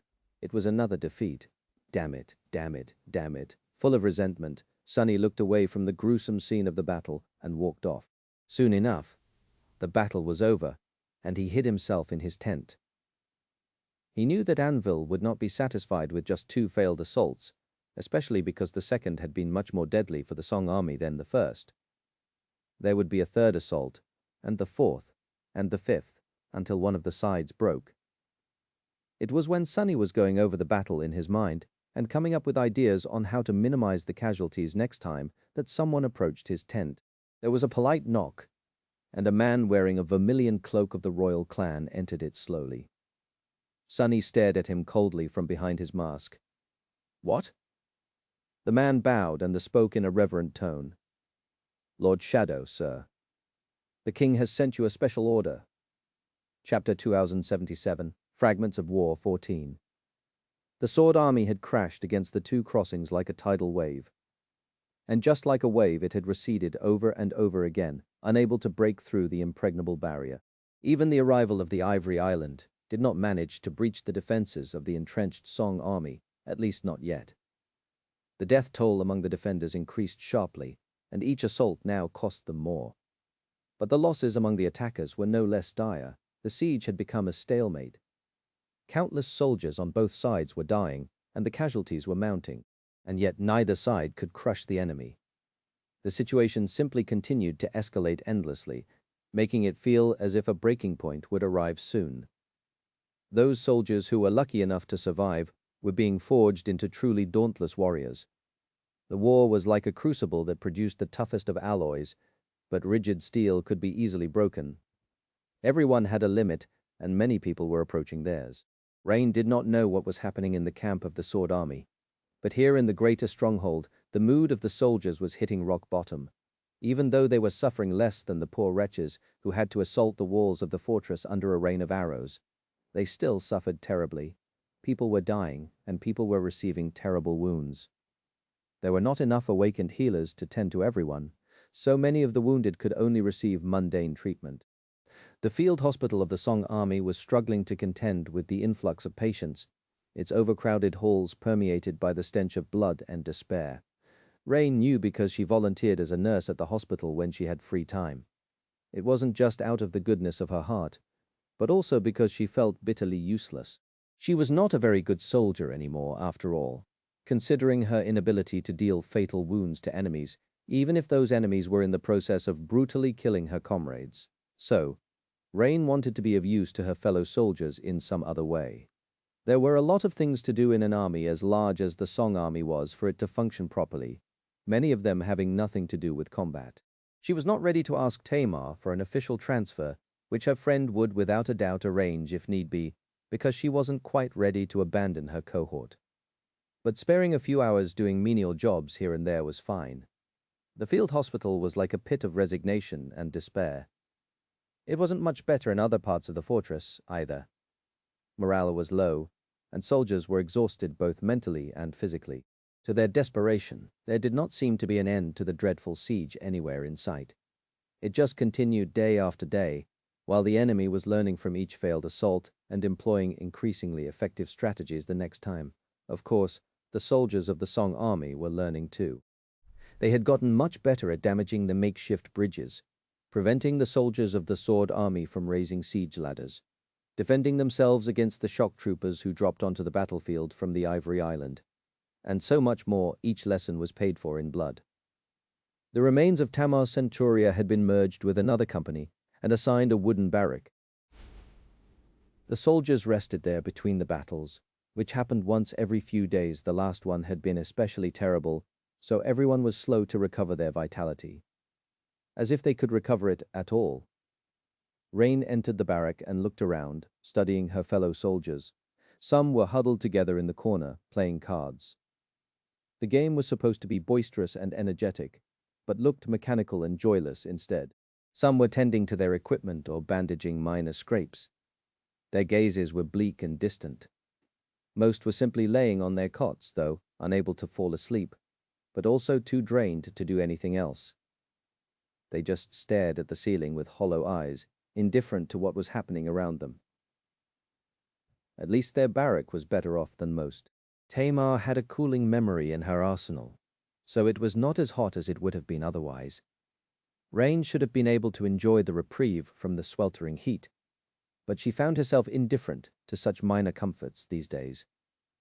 Walking over to her bunk, she dismissed the leather elements of the puppeteer's shroud and fell on it heavily. Luckily, her bunk was the lower one. Well, of course it was. After all, Rain could not walk on air like Tamar. Fleur, who had been recovering from essence exhaustion, glanced at her from the next bunk in the row. The delicate girl remained silent for a while, then sighed.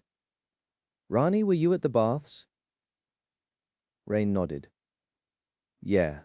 I heard that the attacks on the supply convoys had stopped, so they're not rationing water as strictly now. It's a nice change of pace." A fragile smile appeared on Fleur's face. "You're so calm." Rain looked at her in confusion. "Me? Calm? Goodness. You must have confused me for someone else." Fleur shook her head weakly. "No, I can't even muster enough motivation to get up. The rest are pretty much the same. But you just go about your routine like usual." Rain hesitated for a bit, then shrugged. "It's just a habit, I guess. Back in Ravenheart, I used to reward myself with a good soak in the baths after a hunt. They have proper facilities back home. Of course, not just makeshift showers, but still, it feels nice to do the same after a battle." Fleur smiled a little wider, then looked away. After a while, she asked, "Do you think we'll get to return home?" Rain sprawled on her bunk and sighed. "Sure, when the war is over." Hearing that, a soldier laying a few meters away turned his head, stared at her, and then scoffed. "Fool, we will all be dead by the time this damn war is over." She stared at him coldly, not at all happy that her attempt to cheer Fleur up had been thwarted, but also not really knowing how to retort. "That idiot." There was some merit to his words. Rain raised an eyebrow. "What are you—" But the soldier interrupted her mid-sentence. "What is even the point of the war? It doesn't make sense. That bastard, the King of Swords, claimed that it was on behalf of Changing Star, who had almost died at the hands of Song assassins. But Lady Nephis herself was against the war, to begin with. She still is. It's just the royals who are thirsty for blood." Another soldier glared at him darkly. "What the hell are you even saying? There is no way that those assassins were from the Song domain. It was just an excuse. Clan Valor used to start the war. So what was the queen supposed to do? Roll over and allow those bastards to plunder our land? It's not like she wanted this to happen." The first soldier remained silent for a few moments, then scoffed. "I don't know whether she wanted the war to happen or not. "All I know is that the sovereigns started it, and yet it is us puny mortals who are dying in it. If they want to fight so badly, why don't they fight among themselves? What's the point of bleeding us dry instead?" Turning his head, he stared at Rain. "What do you think, Rani? Does any of this make any sense?" She lingered for a bit, then sighed. "Is that how the rest of you feel as well?" A few soldiers grumbled. The rest did not respond, simply looking at her with dark, tired expressions. Rain shook her head. "What I think is that you should keep your mouth shut. This is a royal legion. It's all right if Tamar hears you, but if one of the blood sisters happens to be nearby when you spout such things, there's going to be trouble." Morale was that bad in one of the 7 royal legions. She didn't even want to imagine how other brigades were faring. Looking at the ceiling, Rain sighed heavily. What will become of the Song domain? It was hard to remain hopeful, or sympathetic, really. Many people just wanted for the war to be over, secretly losing interest in which side won, or even if there was a winner at all. But the war showed no sign of slowing down. It only ever seemed to accelerate. Were they really going to all die here? The belligerent soldier cursed with dark resentment. "What? I can't even talk now. Great, that's great. They expect us to just die silently, I guess. How are we different from the pilgrims, then?" That was a good question. Were they any different, really? Letting out a dispirited sneer, the soldier turned away and covered himself with a blanket. Rain stared at his vague silhouette with pity. That fool. He's going to cook alive under that blanket. Tamar's cooling memory was great, but it wasn't that great. The rest of the soldiers listened to her advice and dropped the topic. She could see it in their eyes, though dejection.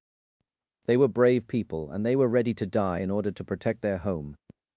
But there was a difference between dying for a good cause and dying senselessly, and this war was making less and less sense with each day.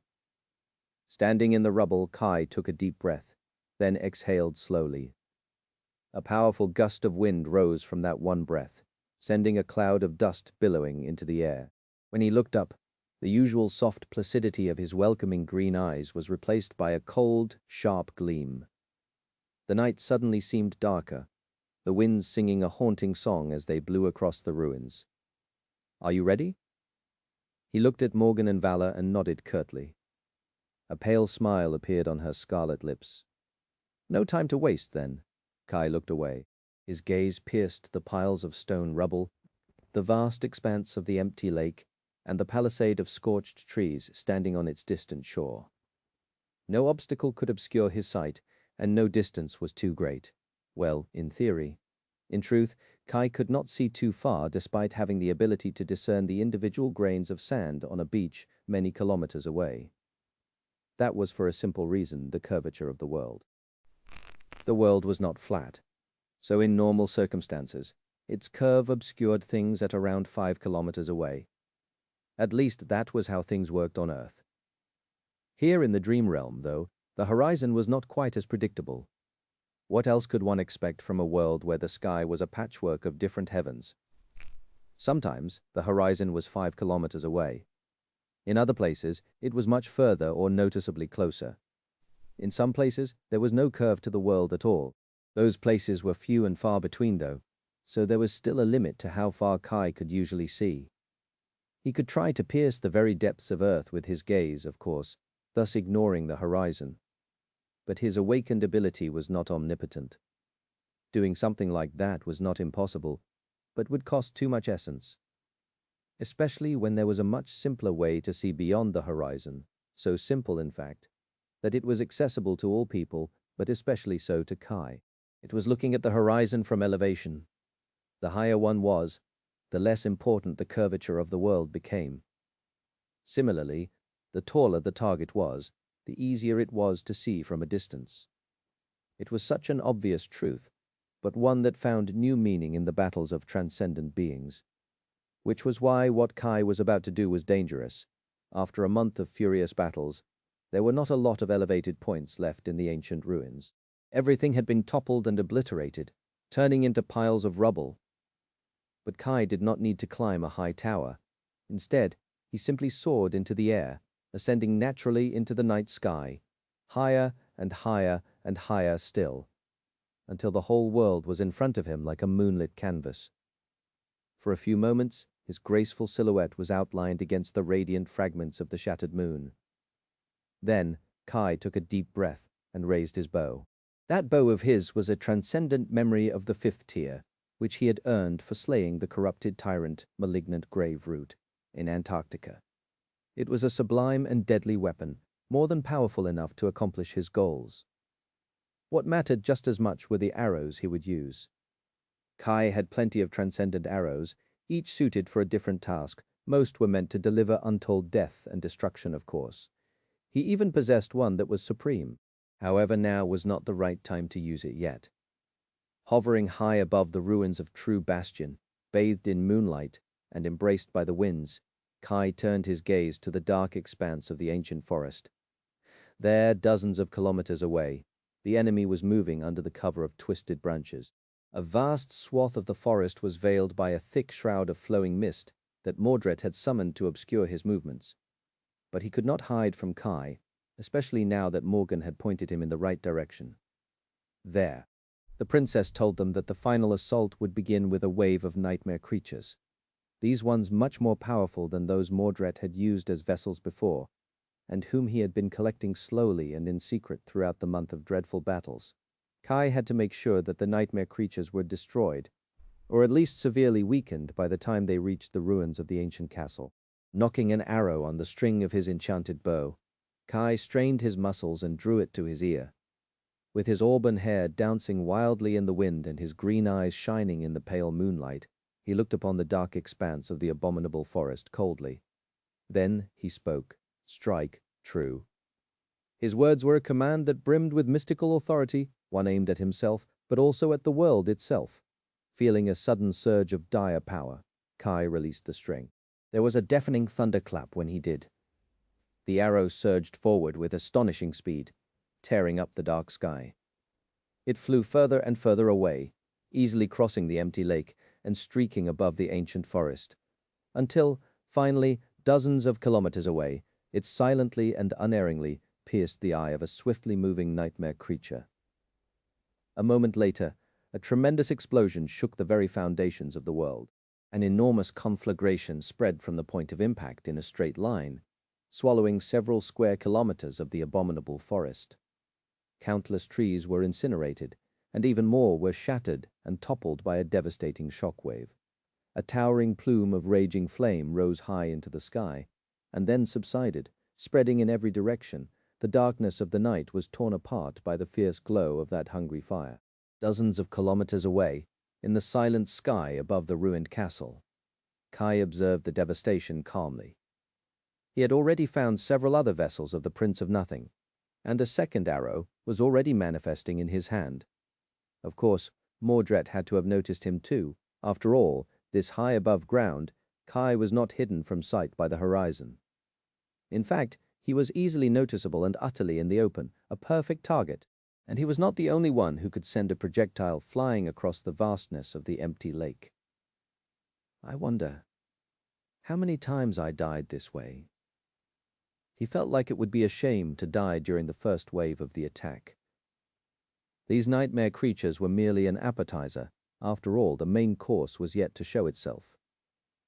According to Morgan, today, Mordred would use both these scavenged vessels and the bodies of the saints of night in turns.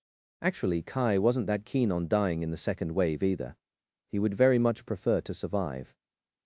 There were too many things to enjoy in life, and there were also things that he still needed to do. Life was precious.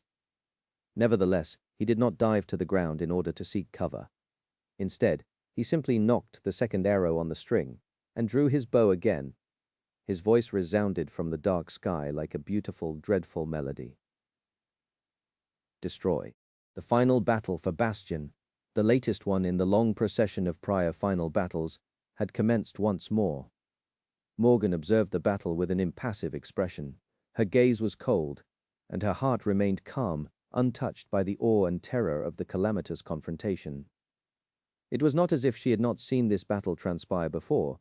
Everything that was happening had already happened, and even if there were minor divergences along the way, the ending was always the same. A crushing defeat. It was funny battles as great and destructive as this one had been unheard of in the past. But now, the dreadful sight of it all was so familiar as to almost seem boring. Similarly, Morgan had rarely tasted defeat before, but now its flavor never seemed to leave her. It was all a grand game, of course. Morgan lost to Mordred every day, but in doing so she was reaching her goals while denying his ambition. So, victory was a question of perspective. The war in Godgrave had been raging for many months now, but Bastion was still held firmly by the great clan Valor. Who was being defeated? Who was winning? Perhaps Morgan and her brother were in a stalemate. She was tired, though. Her companions started these identical days anew, but Morgan remembered each and every one. For her, these past months had been one dire, devastating, never-ending battle. One that seemed hopeless at that. Its outcome was unclear, and after a while, even its cause was starting to seem vague. It was highly likely that not even people on the front lines of Godgrave had experienced such intense warfare. There was a pace and cadence to a war, after all. Terrible battles were followed by long periods of relative peace, while the battered armies regrouped and prepared for the next clash. But here in true Bastion, there was no lull to the violence. It was constant and incessant. The most furious battlefield of the great domain war was hidden out of sight and shrouded in mystery, with only 2 people experiencing its terror. No wonder Morgan was tired. She wondered if her brother was tired too. If he was, he did not show it. Today's battle was nearing a conclusion. The nightmare creatures had long been eliminated, and so were many of his transcendent vessels. Saint Aether was dead. Knave and Bloodwave were either dead or dying too. Raised by wolves, was almost done tearing Typhon apart, rivers of blood flowing from harrowing wounds on her flawless body. The gargantuan corpse of Knossos lay on the ruins of the drowned city, and somewhere beneath it, Nightingale was struggling to free his draconic body from under the rubble. Soul Reaper was desperately trying to preserve her soul essence while fighting the few remaining Night Saints. The ruins of the castle were in a sorry state, the very mountains on which they stood practically split apart by a titanic blow. He'll snow himself soon, and just as Morgan expected, her brother finally revealed his original body, landing easily on a fragment of a crumbled wall a dozen meters away from her. Sparing Morgan a pleasant smile, he bowed politely. "Ah, dear sister, how wonderful it is to see you again." She just studied him somberly. No, that bastard was not tired at all. If anything, he seemed to be having the time of his life. Instead of answering, Morgan simply raised her sword. Mordred chuckled. "I am not going to lie, this is quite a predicament. I often dreamed about killing the members of my despicable family slowly, but this has been a bit too slow even for my taste." He raised his own sword and glanced at its sharp blade with a faint smile. "Not that carving you up day after day has not been enjoyable, dear sister." Morgan smiled darkly. "Same here." Mordred laughed. "Still, aren't you a bit ashamed of yourself? It would have been all over for you a long time ago, if not for the fact that Soul Reaper Jet happened to possess that neat memory of hers after all. Sheer luck does not exactly constitute merit, does it?" Morgan shrugged indifferently. "The memory is simply a convenient opportunity. Knowing how to grasp an opportunity is a merit, too. Knowing how to create opportunities is another. You talk as if it wasn't me who recruited Soul Reaper to begin with. In any case, I would have found another way if there was no memory." She had indeed harbored a few plans before Soul Reaper Jet revealed the hourglass memory, albeit none would have been quite as effective. Mordred looked at her with a smile. "So what then? Are we going to continue this charade indefinitely, dear sister?" "Ah, I would really hate for something as wonderful as watching you bleed to grow old." Morgan smiled darkly. "You are always welcome to enter my soul and challenge me to a duel there. That is the only way you will be able to kill me before I can activate the enchantment." The best plan was to stall her brother long enough for the war to resolve itself. The second best plan was to force him into challenging her to a soul duel. No matter which option he chose, she won. Every outcome seemed to be in her favor. Why was it then that Morgan felt uneasy? Mordred had to be weaving some kind of scheme. Was there something she was missing? He shook his head nonchalantly. "I'd rather not. I have plenty of time to waste here anyway." Morgan's dark smile dimmed, and she looked at him coldly. Then she said, "That's just it, though. I don't think you do." Mordred raised an eyebrow. "Oh, are you hoping that our father can kill Ki Song swiftly? I'm not convinced, so I am willing to risk it." She tilted her head a little and studied him for a few moments. Then another smile illuminated her pale face, this one faint but sincere. "But what if Ki Song kills our father swiftly, while you're stuck here, unable to do it yourself?" For the first time in a while, her brother's mask of benevolent decorum cracked briefly, revealing the hideous face of hateful madness beneath. His grin evaporated, replaced by inhuman coldness. Mordred took a step forward and raised his sword. "You should not say such terrible things, sister." "You're sound unfilial," Morgan grinned. "Go die, bastard." With that, she lunged forward. They clashed again, like they did every day. The fury of their confrontation shook the broken mountain. In a weird way, it was almost enjoyable. Morgan did not often receive an opportunity to cross swords with someone who was close to her in skill, but for these past few months, she could express her sword freely and without restraint. She remembered being thrilled for the first few times. Each instance was a battle where her very survival was at stake as well. And her brother, loathsome as he might have been, was still a descendant of war. His skill was fearsome, so it would have been hard to gain so much precious experience anywhere else. It was just that she had to experience harrowing pain, watch her body be mutilated, and taste the bitterness of defeat every time. Just like this time, it was so burdensome. Soon enough, Morgan was broken and bleeding. Her sword had collapsed into a whirlwind of scarlet sparks, and her gaze started to blur. She was hurt quite terribly. Drowning in her own blood, Morgan reached within and activated the enchantment of the mystical hourglass once again. Her bloodied lips twisted into a smile. See you next time? Mordred, who was in a slightly better shape, was looking at the deep cracks leading to the depths of the shattered mountains with a thoughtful expression. His eyes glistened strangely. Yes, see you next time, sister. The world seemed to dissolve into nothingness. A few moments later, Morgan found herself tending to a pot of fragrant stew. She closed her eyes tiredly. Damn it all! Just like the children of the King of Swords were locked in a bloody stalemate, so were the two great armies. Both the greater and the lesser strongholds were refusing to fall. Despite the terrible battles that raged above the dark chasms, the Song army stubbornly held out. Ash and blood covered the pristine surface of the sun-bleached bone. The toll of human lives was appalling, and worst of all, the deaths of countless soldiers felt senseless.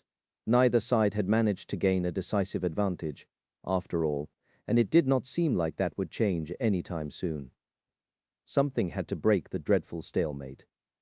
The ashen-faced soldiers felt a strange tension permeate the air, as if a sudden change was coming, or maybe it was just what they hoped for. Most people believed that the two great armies would unleash their saints soon, changing the very nature of the siege and heralding in the final act of the harrowing war. Sunny expected that kind of escalation too. After all, the King of Swords, callous as he was also not a madman who enjoyed wasting the lives of his soldiers. Each of the failed assaults on the two crossings had been an earnest attempt to conquer them, but now that these attempts were proving to be futile, he would have to employ a different strategy. That was why Sunny was not surprised to receive a special order. The order was summoning him to have an audience with the king. The other saints would probably be receiving the same summons as well. He believed that they would be sent into the fray as a result. If there was one strange thing about the summons, it was the location. Surprisingly, Sunny was not being called to the camp of the northern contingent of the Sword Army, where the King of Swords was supposed to be residing at the moment. It was not even the Ivory Island which hovered above that camp. Instead, he was being summoned to Vanishing Lake, the citadel in the hollows that Sunny and Nephis had conquered. Leaving the camp of the eastern contingent of the Sword Army, Sunny traveled swiftly across the Breastbone Reach. The dire and untamed land he had once settled as the Lord of Shadows was now completely transformed. The abominable jungle still sprawled in the hollows, but here on the surface the scarlet infestation was no more. There was no endless sea of monstrous trees in sight, no impenetrable tangle of the vermilion vines, no red moss covering the white bone. There were no nightmare creatures prowling to devour prey, and no swarms of malignant vermin buzzing in the air. Instead, the vast reaches of Godgrave was clear and pristine, with human outposts dotted here and there around the fissures in the ancient bone. There were established routes, soldiers patrolling the bone plain, and supply caravans moving across its expanse to deliver supplies. There were even specially constructed wooden shelters raised along the routes to help the travelers wait out potential cloud breaks in safety. It almost seemed like civilization, gliding across the vast expanse of pristine bone as a swift shadow. Sunny felt a strange sense of alienation from its unrecognizable expanse. It was a little eerie to see how drastically Godgrave had been changed by the passage of time, but also a little encouraging. Most of all, it was full of irony. After all, this progress had only been made possible by the demands of war. Perhaps it was no wonder that out of all the divine realms, the waking world seemed to have walked the path of progress the furthest. No matter how Sunny felt about the changes that had happened to Godgrave, though he was welcomed by a familiar sight after reaching the secondary camp of the Sword Army, near the Great Fissure, and descending into the hollows there. The chilling horrors of Godgrave remained unchanged, mostly. Even the ancient abominable jungle of the hollows had been tamed a little enough at least to establish a relatively safe pathway from the fissure to Vanishing Lake. The lake itself had been secured by the forces of the Sword Domain, as well, establishing a safe area around the citadel. That was only possible because the king himself had taken action. Of course, Sunny reached the charred ruins of the ancient temple without wasting any time. There, one of the knights stationed at the citadel guided him to a spacious underground chamber where a few other saints were already gathered. standing around a large table with a detailed map of Godgrave. Their faces were familiar. Cassie was there, as well as old Saint Jest of the Dagonet clan. There was also Saint Healy, Roan of White Feather, and Revelin of Aegis Rose, the same people who had conquered the citadel a few months ago. However, it was much more curious to see who wasn't there, which included the rest of the Sword Saints, and most glaringly Nephis herself. Sunny, of course, was aware that she had not been summoned to Vanishing Lake already. After all, he was with her on the Ivory Island at that very moment. Glancing at Cassie from behind his mask, Sunny nodded at the gathered saints and ignored their greetings, finding a dark corner to lean on the wall nonchalantly. What is going on? Cassie in turn showed no outward sign of receiving his mental message. I am not sure. However, I think the king has some questions for you.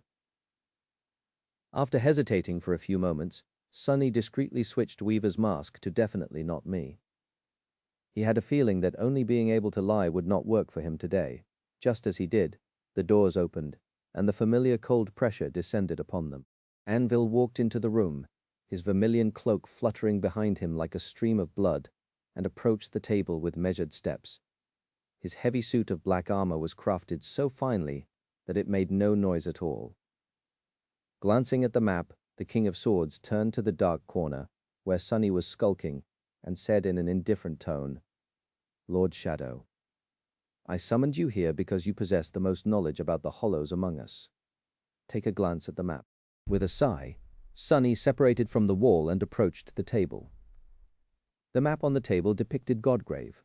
It was quite a splendid feat of cartography, in fact, considering that it showed both the surface of the titanic skeleton and the complicated terrain of the hollows, those parts of them that had been explored by the Sword Army at least. Vanishing Lake was situated in the central part of the great hollow beneath the breastbone reach, closer to its eastern side. Anvil pointed to it, then moved his finger northwest. I want you to draw the optimal path to the western first rib. Sunny hesitated for a few moments. Western First Rib was a place that held great significance to the war at the moment. That was, of course, because it was where the lesser of the two crossings was located. There were two paths to the West Collarbone Plain, the last bastion of the Song Army in Godgrave, from the Breastbone Reach, which was now controlled entirely by the King of Swords. The one in the north connected the titanic breastbone directly to the right collarbone of the dead deity, and was called the Greater Stronghold. However, there was a second path further south, via the right first rib. That was where the lesser stronghold was located, and where Sunny had spent the last few weeks. He studied the King of Swords for a few moments. Why would Anvil want to go there through the hollows? It seemed like a futile endeavor. Unless Sunny spoke evenly. The optimal path depends on who is meant to walk it. His impassive voice resounded in the underground chamber like a sinister promise. Anvil answered him calmly. Saints first, then after a safe pathway is cleared, awaken soldiers, large numbers of them. That could only mean one thing. Crazy. Sunny suppressed the desire to shake his head in bewilderment. He had expected that the King of Swords would send his saints into battle to prevent the senseless loss of life among the awakened soldiers. The saints of the Sword Army had already proven their superiority after all. And although each of them was more valuable to the power of the sovereign than countless warriors of lesser ranks, continuing the siege seemed pointless otherwise. However, Anvil had a different plan. He seemed to want to march the awakened soldiers across the hollows, cross from the breastbone of the dead deity to the titanic first rib, beneath the surface, and bypass the Less's stronghold entirely, perhaps to attack it from the rear, perhaps to invade West Collarbone Plain directly. It was a daring maneuver, and one that could work if not for the fact that marching awakened warriors through the hollows was similar to giving them a death sentence. The hollows were just too dangerous for anyone weaker than a saint to survive. No, even saints could easily die here. On the other hand, it was not entirely impossible. After all, Seishan had led her entire expedition force below the surface to conquer the Collarbone Citadel. However, she had done it out of necessity, having been left with no other choice. Even then, too many of Rain's comrades had perished during the relatively short march to the Citadel. The great hollow beneath the breastbone reach was much more vast, and much more dangerous as well. Worse than that, the distance between Vanishing Lake and the potential crossing to the first rib was many times greater than what Seishan and her soldiers had traversed. However, Anvil had not asked Sunny to list all the reasons why this idea was crazy. He had simply asked him to point out the best possible route. Crazy plans worked sometimes. Sunny, of all people, had no right to say otherwise. It was just that he had to this time. He sighed, then shook his head. It won't work. The King of Swords simply considered him in silence. Eventually, it was Jest who spoke, chuckling quietly. Goodness gracious, is the indomitable Lord of Shadows actually wary of something? Sunny stared at him from behind his mask for a few moments, then spoke impassively. I am. We can cleave through the jungle, slaughter the ancient horrors populating it, and even eradicate the great nightmare creatures that haunt this land. However, the problem lies here. He pointed to a particular point on the map, one that did not lay directly in the path leading to the western first rib, but was somewhat close to it. Here, the jungle hides the ruins of a sprawling city. I've been to these ruins once and had to escape. They are guarded by a swarm of especially lethal great abominations, not just solitary predators, but a small army of them. His words caused a heavy silence to settle in the chamber. Over the months of fighting in Godgrave, the saints of both armies had somewhat grown used to the idea of facing great nightmare creatures in battle.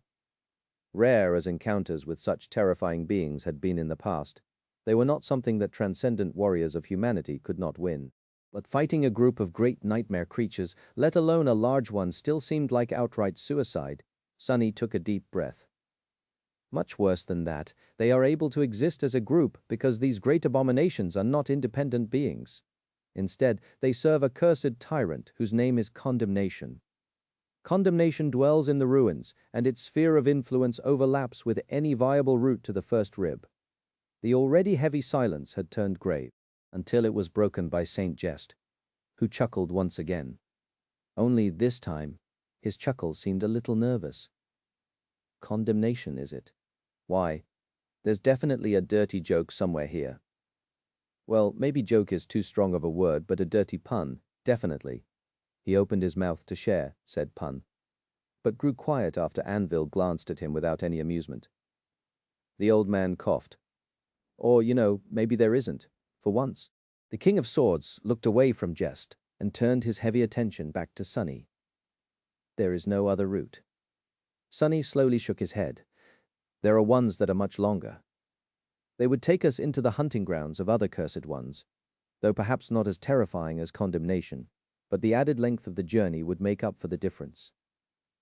Anvil looked at the map calmly. A cursed tyrant. He remained silent for a while, and then shrugged indifferently. Then we will kill Condemnation. Sensing the shock his words caused to the gathered saints, he looked at them calmly. I will lead the subjugation force myself, and cut this creature down myself as well. The Hollows felt different in the company of a sovereign. Before, Sunny had always felt like prey here, despite the fact that his powers were enough to survive the perils of the ancient jungle. It had always been a losing fight. He could slay some predators and escape others, but only for so long. The Hollows themselves were like a hungry beast, and were bound to devour him sooner or later. But now that he was following the King of Swords, things were different. It was not even a matter of raw power, but more so a feeling. The chilling sensation of being alone and alien to the foreign, hostile and malevolent land that intended to consume him was replaced by the sensation of belonging, of being the predator instead of prey, of being the master of this dark place, or rather, of being a follower of its master, examining the subtle feeling with curiosity. Sunny smiled behind the mask. He wondered if that was what being a minion of a tyrant felt like. The small group was traversing the Hollows swiftly. They had left Vanishing Lake the previous day and delved into the jungle without wasting any time. The King of Swords was riding a fearsome stallion forged from black steel, an artificial echo of unknown rank and class that he had probably forged himself.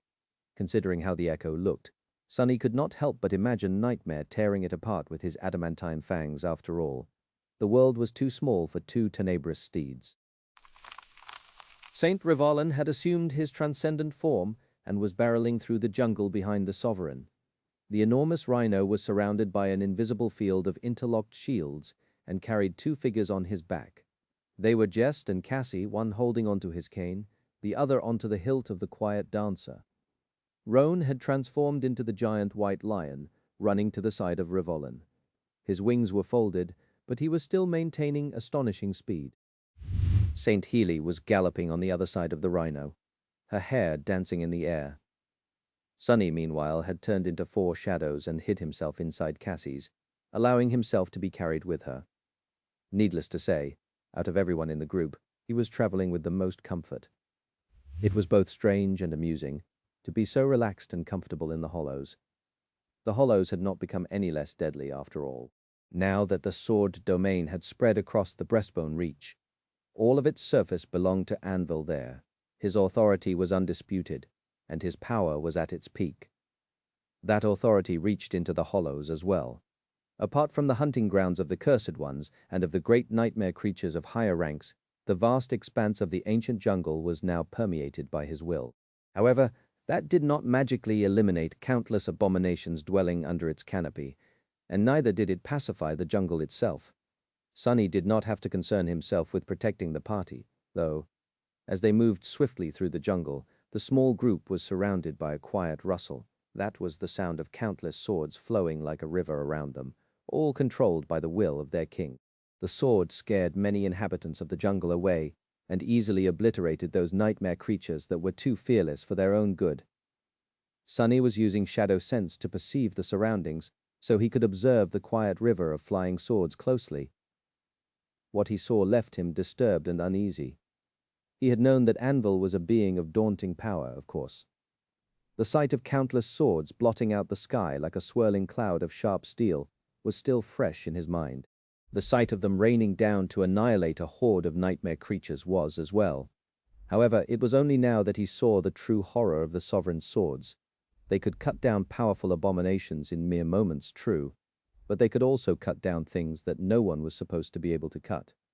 For example, as Sunny observed, a field of vermilion flowers swayed in an intangible wind, expelling a cloud of red pollen.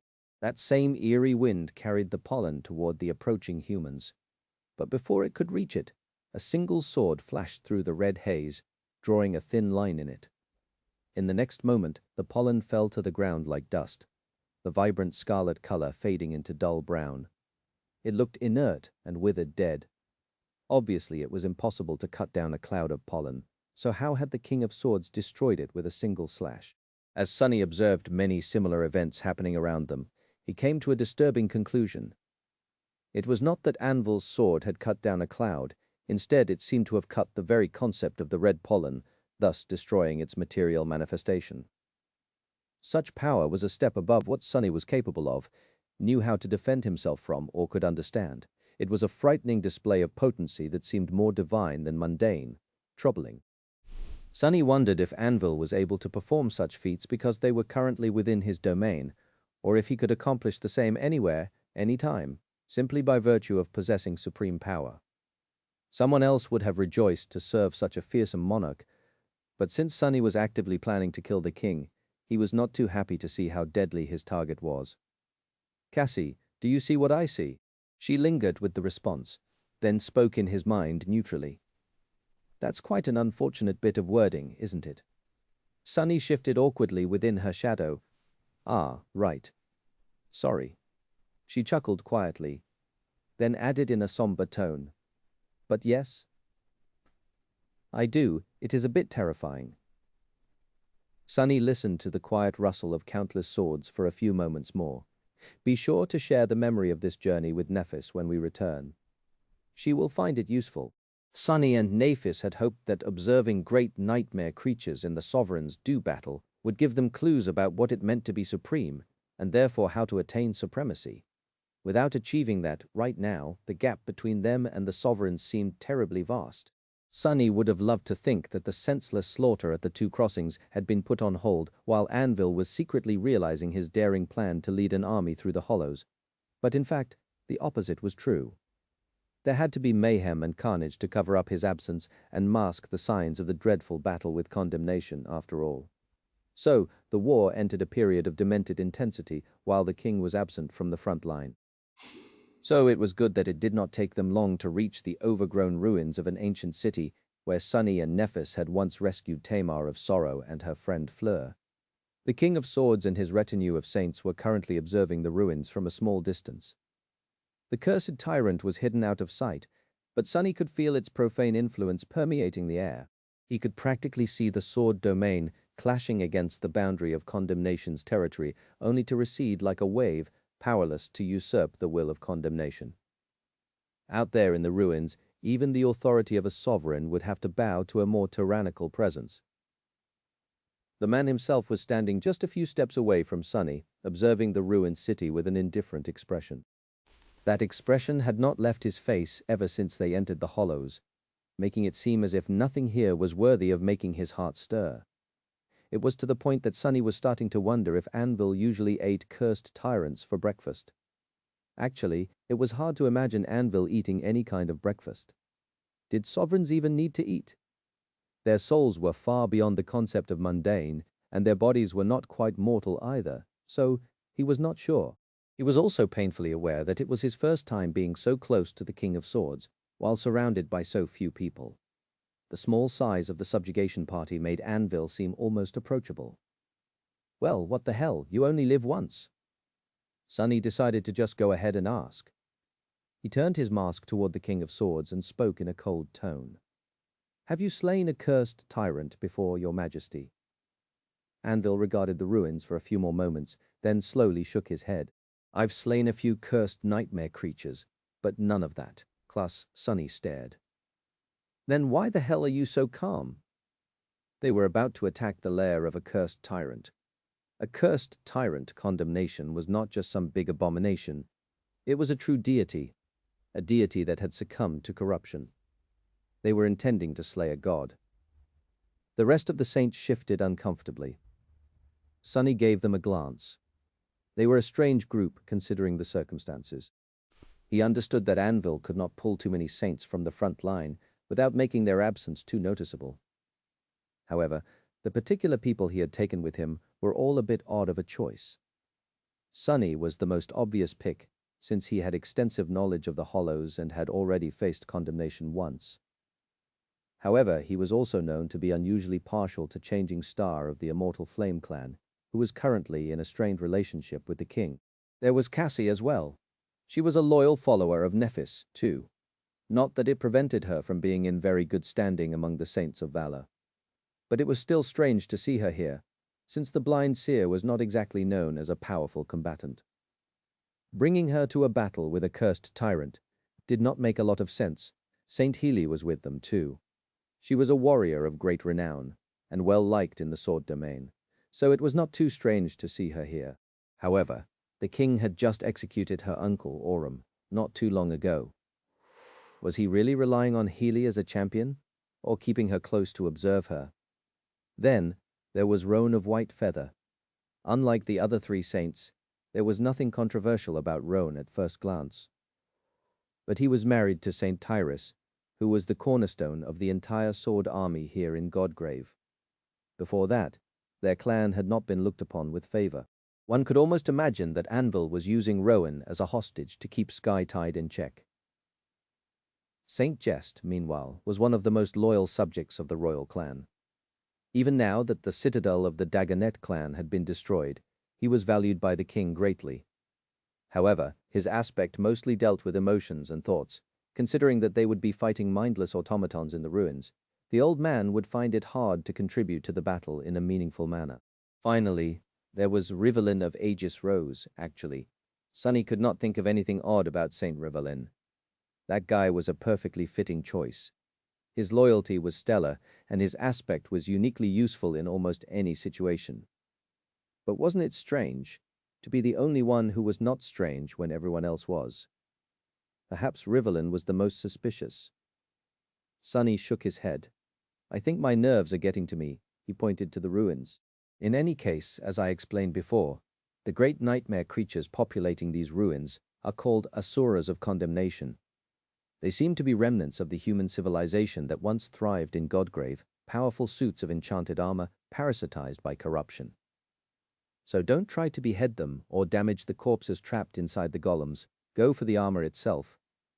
Sunny lingered for a few moments, and then added tensely, As for condemnation, I only know that it's huge. I ran away immediately after it appeared, and even then just barely. Anvil gave him a curt nod and headed toward the ruins calmly. Leave the tyrant to me today. I will be the condemned. Chapter 2084. Fragments of War. 21. Sunny had once again entered the ruins of the nameless city. Last time he had come here with Nephis, both of them on guard and wary of the ancient ruins. This time he was in a more illustrious, or maybe more deplorable company. Led by a sovereign, the sword saints strolled into the ruins with daring confidence. The source of that confidence was the King of Swords himself, whose bearing and expression remained calm and aloof despite the looming battle with a corrupted god. His brazen nonchalance was eerily infectious. Of course, the saints were still nervous. Sunny was nervous too, not only at the prospect of battling great nightmare creatures and witnessing a clash between a sovereign and a cursed tyrant, but also for a different reason. He threw a furtive glance south. The nameless temple was not that far from here, no more than 200 kilometers. Subsequently, the swath of the abominable jungle, where his menagerie of great nightmare creatures was slumbering under the influence of the dream curse, was not that far either. Their hideous bodies were shrouded in a veil of shadows, true, but even hiding them inside the darkness of the Shadow Realm fragment did not put Sunny at ease when a sovereign was so close. In fact, the fragment itself could attract unnecessary attention. Sunny did not know what senses Anvil possessed and how far they reached so. He was a bit on edge. I should probably focus. All great nightmare creatures were dire enemies, but the Asuras were especially fearsome due to their special nature. He had to throw distracting thoughts out of his mind and concentrate on the upcoming battle. The role of the saints was to pull the attention of the Asuras away from the king and carve him a path to condemnation. Then, they were supposed to keep the minions of the cursed tyrant at bay until it was destroyed. Of course, Sunny was meant to serve as the sledgehammer of the group, doing the lion's share of the work. The other 5 saints were here to support him. That was the price he had to pay for being too outstanding. As they entered the city, his companions grew apprehensive, except for the king, who looked indifferent to the deadly danger of the overgrown ruins. Sunny commanded Serpent to assume the sole weapon form. This time, however, he did not go with the familiar Odachi. Considering the nature of the enemy, a blunt weapon would work much better, so the serpentine shadow took the shape of a great mace that seemed to be carved from black obsidian. It looked almost like the exact opposite of the diamond weapons the Asuras used. Hoisting the heavy mace on his shoulder, Sunny took the lead and headed toward the center of the ruined city. The others followed, spreading a little to form a loose battle formation. Each of the saints looked formidable and battle-ready well, except for Jest, who was wearing mundane clothes and leaning on his walking stick. The old man was looking around with curiosity. This place reminds me of Europe. Sunny glanced at him with interest. You've been to Europe, old man? That continent was lost to humanity, but unlike the Americas and Antarctica, it had not been lost to the nightmare spell. Instead, it had been rendered uninhabitable before it even descended. Jest grinned. Sure. Where have I not been? Anyway, there are many such cities in Europe. Ancient, beautiful, swallowed by nature, quite a sight, really. Albeit one that will put you in a melancholic mood. Well, and those beautiful forests are no less deadly and vile as this damned jungle. Of course, that is because of the weapons used during the dark times, not just the nightmare spell. Sunny stared at him for a few moments, then looked away. Still, I don't think there's a city quite like this one in Europe. Jest raised an eyebrow with a smile. How so? Taking a deep breath, Sunny grasped the handle of his great mace with both hands. There's no friendly locals. At that moment, the mounds of vermilion moss around them exploded, revealing damp interiors of overgrown buildings, and the lumbering figures of the Asuras lunged at them with a dreadful speed. The appalling creatures looked just like Sunny remembered them. They were twice as tall as humans, but shriveled and hunched. Their vaguely humanoid bodies were made from stone, with deep cracks covering its rough surface. Red moss covered the stone like tattered garments, with scarlet blossoms growing from it on black stalks. Below the moss, desiccated flesh could be seen through the cracks in the dark stone.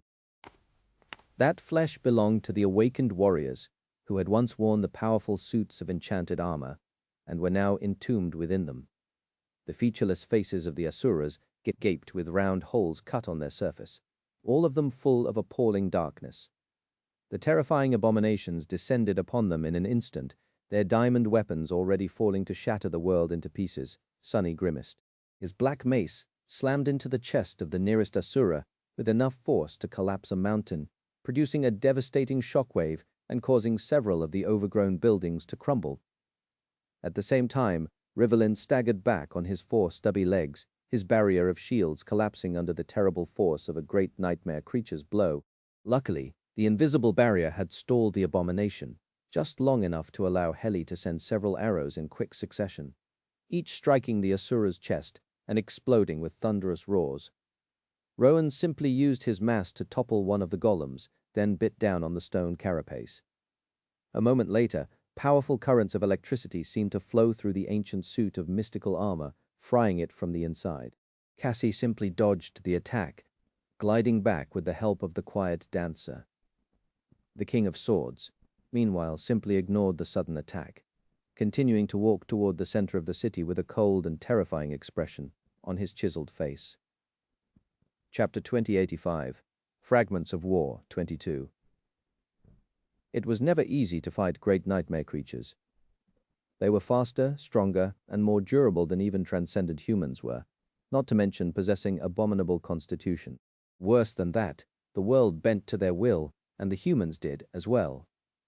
Facing an abomination of the great rank was a treacherous ordeal at best, and a deadly mistake most of the time.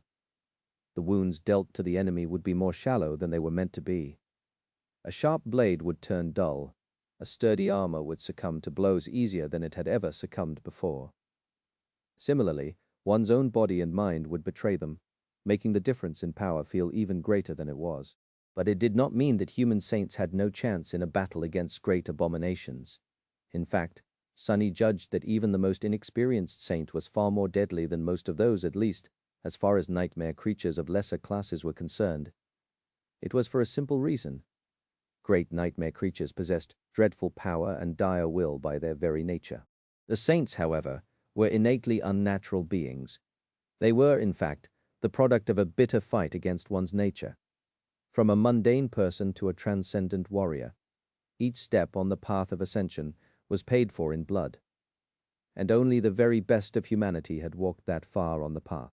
They were the strongest and deadliest members of the human tribe, trained for war by the nightmare spell, unlike most nightmare creatures who were granted their power without having to strive to gain it.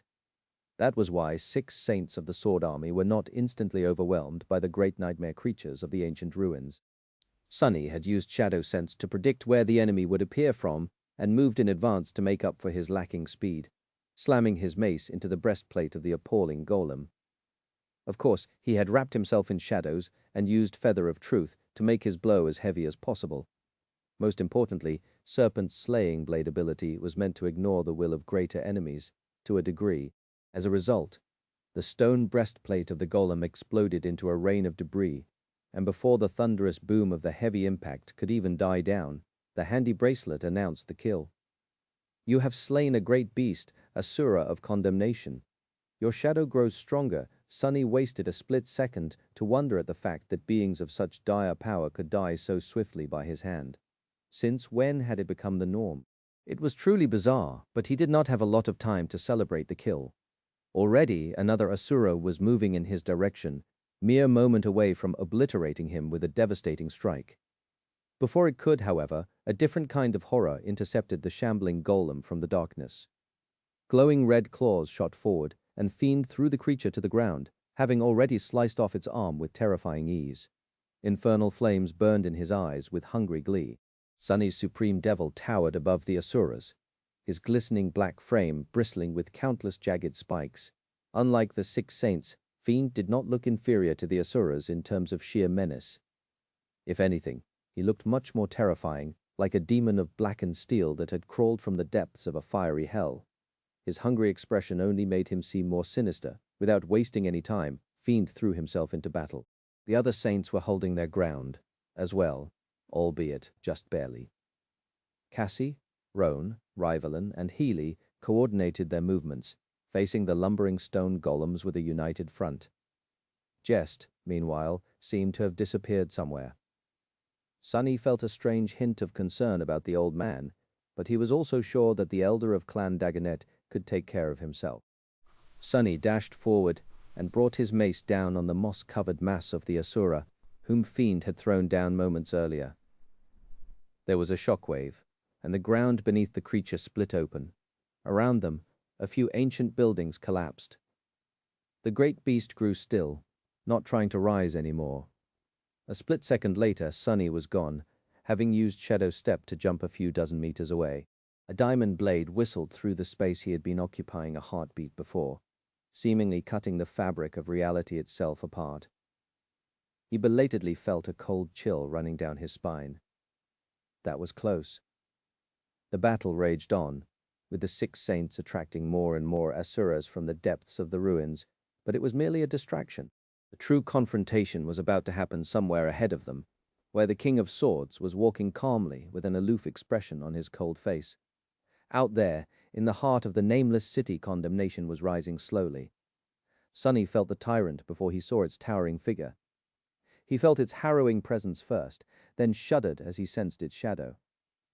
It was vast and unfathomably deep, indescribably ancient, inescapable. Suddenly, he felt like a sleeper once again, shivering from fear in the shadow of the Crimson Spire. The rest of the saints had sensed the cursed tyrant as well. They paled and stumbled, almost losing their lives in the middle of the battle. Condemnation's mere presence seemed to have changed the world, making the Asuras stronger while humans were suddenly weak and frightened. The only one who showed no sign of fear was Anvil of Valor. The king continued to walk forward with measured steps, his black armor making no sound, his vermilion cloak fluttering in the powerful wind that had been raised by the condemnation. The cursed tyrant was slowly rising at the heart of the ruins, making the world quake. That was where Anvil was headed, a sharp and ominous gleam igniting in the depths of his cold grey eyes. Chapter 2086, Fragments of War, 23. Sunny had not gotten a good look at condemnation the last time he visited the ruins. Back then, he and Nephis were too preoccupied with surviving and rescuing the pair of sleepers. Now, however, even though he was embroiled in a furious fight against the Asuras, he could not help but study the ancient Cursed One. Condemnation was definitely one of the most imposing nightmare creatures he had even encountered, if for no other reason than sheer, inconceivable size. Sunny had seen and fought many gargantuan abominations, had even slain many of them. Some were even the size of a mountain like Goliath, or the black turtle whose corpse had served him as an island ship in the third nightmare. However, even Goliath had conceivably proportions, towering above the ground by more than 100 meters, but less than 200. Condemnation dwarfed the fallen titan effortlessly. It was so gargantuan, in fact, that watching it rise felt like watching a natural disaster happening, not a living being moving. At its full height, the cursed tyrant was no less than several kilometers tall. It was so tall, in fact, that Sunny could only see its full form because of the distance. If he was any closer, he would have had to lay down on the ground and look up to truly see the dreadful scale of condemnation. It was vaguely human-like in shape, possessing 2 legs, 2 arms, and a head. However, the semblance was rough and distant, as if created in the image of a human by a consciousness that either did not really know what humans looked like, or simply did not care. The dark behemoth was awesome and imposing, but most of all, the chaotic contours of its mountainous body were utterly dreadful. In fact, simply looking at it was maddening, as if Sunny's resilient mind was deeply wounded by the unfathomable sight. The first time Sunny had seen the Cursed One, he assumed that since it had risen from below the overgrown ruins, its body was covered by soil, roots, moss, pieces of rubble, and debris. But now that he could see it clearly, he knew that he had assumed wrong. The body of condemnation was not covered by a crumbling layer of the ruins. Instead, it simply consisted of the ruins, and everything else around it really as if assembled from what was there to take. Stone soil, vast fragments of the shattered bone, countless trees and vines, pieces of stone and entire crumbling buildings were held in the air by an invisible force, comprising the colossal figure. there were other, less tangible things constituting condemnation, as well. The twilight of the subterranean ruin, the vast swathes of ancient shadows, the howling wind, the clouds of mist, any even more abstract concepts most likely, which Sunny was unable to perceive. Truthfully, he was mostly certain that he could not perceive all of the cursed tyrant, instead witnessing only the surface of its harrowing being. It was as if a malevolent spirit had possessed the nameless city, and then built itself a body out of its remains. Entranced, Sunny stared at the slowly straightening colossal figure of condemnation for a moment or two. Then he shuddered and looked away hurriedly, just a heartbeat before the cursed one opened its eyes. It was suddenly hard to breathe. Sunny felt as if his mind was about to shatter, and his body was about to fester with a vile darkness, and he wasn't even whom the cursed tyrant was looking at. Towering at kilometers in height, condemnation was unmistakably looking down at the King of Swords, who was still approaching it with measured steps. This madman, without slowing down even a little or showing the smallest sign of fear, Anvil stepped forward easily and suddenly soared into the air. He did not possess the ability to fly, like Kai did, and neither was he using a memory to take flight. Instead, it seemed as if he simply willed himself to rise into the darkness, forcing gravity to release its hold on him. Of course, there was a simpler explanation. Sunny knew that Anvil's dormant ability gave him tremendous affinity to metal and the power to control it, which was how he was able to control the sea of flying swords, most likely. Meanwhile, his suit of intricate plate armor had also been forged from mystical steel, so he could have been simply exerting his power on it to fly in any case. The King of Swords rose high into the air and hovered there like a black dot, his vermilion cloak billowing in the wind. He was positioned right across Condemnation's colossal, inhuman face. The two stared at each other for a few moments from afar. It was like watching an ant stare down a giant. But then the situation changed. That was because an enormous cyclone of scarlet light manifested itself into reality behind the King of Swords, drowning the ruins of the ancient city in a bright red radiance. The cloud of scarlet light cut the world in two, like an enormous wall flowing and swirling hypnotically. It was composed of myriads of radiant sparks, of course. The wall of scarlet radiance and the darkness surrounding Condemnation seemed to be at odds for a few moments, just like their masters were. Sunny was sure that there was also another invisible confrontation going on. It was the confrontation between the sword domain and the will of the Cursed One. Anvil was invading Condemnation's land, after all, and his domain was invading foreign territory too. Then, finally, the ocean of scarlet sparks manifested into a sea of beautiful swords, surrounded by them like a steel stormfront. Anvil looked at the cursed tyrant coldly. Then, raising a head, he sent the sword forward. Two enormous torrents of rustling steel flowed past him at tremendous speed, aimed at the colossal body of Condemnation. The battle between a sovereign and a tyrant had begun. Chapter 2087. Fragments of War 24. As the storm of swords descended upon Condemnation, the Asuras seemed to lose interest in the saints. The ancient golems turned around, observing the battle between the sovereign and the cursed god. Then one of them raised its diamond spear and threw it with measured, powerful swing. There was a thunderous roar, and the ground beneath the golem cracked. The diamond spear flew through the darkness like a shooting star, becoming incandescent and igniting the very air around it. Its fiery trail was like a wound left on the dim twilight of the hollows. It was aimed at the back of the King of Swords, who hovered high above the ground in the distance. Luckily, one of Healy's arrows struck the spear in the air, producing a fearsome explosion and knocking it off course. The stunning shot left the beautiful equine saint open for a split second, though which almost cost her her life. Sunny manifested his 3 incarnations and snarled as each of them attacked one of the Asuras. Keep them busy. He was not even entirely sure why he was trying to prevent the minions of the cursed tyrant from attacking Anvil. Wouldn't it be better if the damned sovereign was either killed or severely wounded in the battle? No, probably not.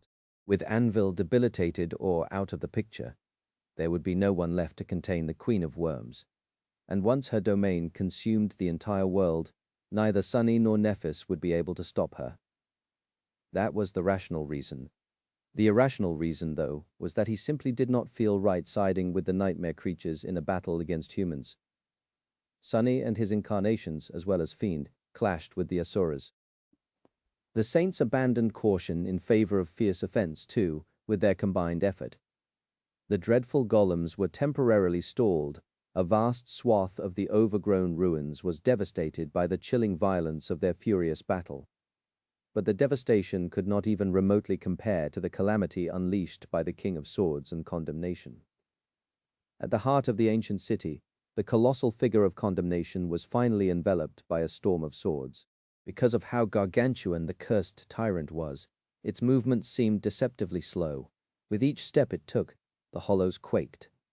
The cursed god was slowly raising a hand when the flowing river of swords slammed into its body, turning into an enormous steel whirlwind. Each of the countless blades struck Condemnation with obliterating force. Flashes of blinding light and flowers of flame bloomed across the dark expanse of its titanic body. Those were caused by kinetic energy turning into heat and light, much like what happened when the projectiles shot by the massive siege railguns hit the hordes of nightmare creatures under the walls at Falcon Scott. Only these explosions were infinitely more destructive, carrying the will and essence of a supreme being. More than that, there had barely been a few dozen railguns firing at any given moment in Falcon Scott. Here, there was a myriad of swords, all striking the tyrant continuously. Sunny suddenly felt a chill run down his spine. As he watched a hurricane of light and flame swallow the titanic form of Condemnation, his eyes widened. Crap. Then, the furious forces unleashed by Anvil's attack crossed a dire threshold. The colossal tyrant was wreathed in flames entirely, by then, with a storm of swords continuing to bombard its mountain-like figure with a daunting barrage of annihilating blows. The heat unleashed by them was so great, in fact, that the air itself seemed to ignite. It was like a chain reaction. The world shuddered and then exploded with furious light. A harrowing wall of flame suddenly formed in the distance, reaching almost all the way to the dome of the hollows. The dim twilight that had reigned here for thousands of years was instantly vanquished, and the ancient jungle covering the ruins was, too, turning to ash almost in a split second. The nameless city was revealed from under its suffocating embrace for a brief moment, looking almost like it had before the civilization of Godgrave succumbed to the ruthless challenge of the nightmare spell. It was a beautiful sight. Then, the ancient stone itself melted, turning into rivers of incandescent lava. The towering wall of incinerating flame rolled outward, consuming the ruins from the center outward. There was probably a moment or two before the deadly heat reached the outskirts of the city, where the saints were fighting the Asuras. Sunny allowed himself a split second to witness this awesome scene of unfathomable devastation. Then he dashed back and shouted, "Rivelin." The saint seemed to understand his meaning, swiftly moving to stand by the enormous rhino's side. Sunny frantically looked around to see if Cassie was there, but he did not have to worry. She was just a step or two away from him. In fact, she had probably arrived first. Rivelin's shields managed to surround them just before a wave of unbearable heat arrived. The power of his defensive aspect weakened the heat, the shock wave, and the flames enough to allow the saints to endure. Fiend's wide back protected them as well. A couple of heartbeats later, the dome of invisible shields was swallowed entirely by the wall of flame. The world had turned into a fiery abyss. The air itself had been burned away, so they could not breathe. Luckily, saints could last for a while without oxygen. It was still unpleasant, though. But they survived. The jungle had turned to ash. The ruins melted. The air burned eventually. With nothing more to feed on, the fire died down. Sunny could see clearly once again. Directly in front of him, Fiend's black carapace had turned incandescent. The ravenous shadow did not seem to be in discomfort, though. Instead, he was gleeful, bursting with bloodlust and vigor, as if having absorbed some of the incinerating fire into his steel body. Further away, the Asuras were standing, surrounded by wisps of smoke. Patches of red moss that had been covering the abominable golems were gone now, burned away, revealing their true appearance. Beyond the great nightmare creatures, the vast ruins of the ancient city were utterly gone. having turned into a hellish landscape of ash and molten lava. And further still, the cursed tyrant, Condemnation, remained intact and undamaged. It still bore the scar where Nef's flame had burned its body, but the harrowing conflagrations summoned into the world by the hurricane of Anvil's swords did not leave even a scratch on it. Condemnation's titanic hand was reaching forward from the billowing cloud of black smoke as if to swat the King of Swords away like an annoying pest. Chapter 2088, Fragments of War 25. As the flames died down, a hurricane wind slammed into the Saints and the Asuras from behind. That was air rushing in to fill the vacuum and bringing the overbearing smell of ash with it. The ruins of the ancient city had turned into a fiery hellscape, and an unbearable heat singed their lungs as they breathed in. No mortal man could have survived in this incandescent purgatory, and yet the Sword Saints did. After all, those of the transcendent rank were not quite mortal. Ahead of them, the stone carapaces of the Asuras were glowing with angry red embers.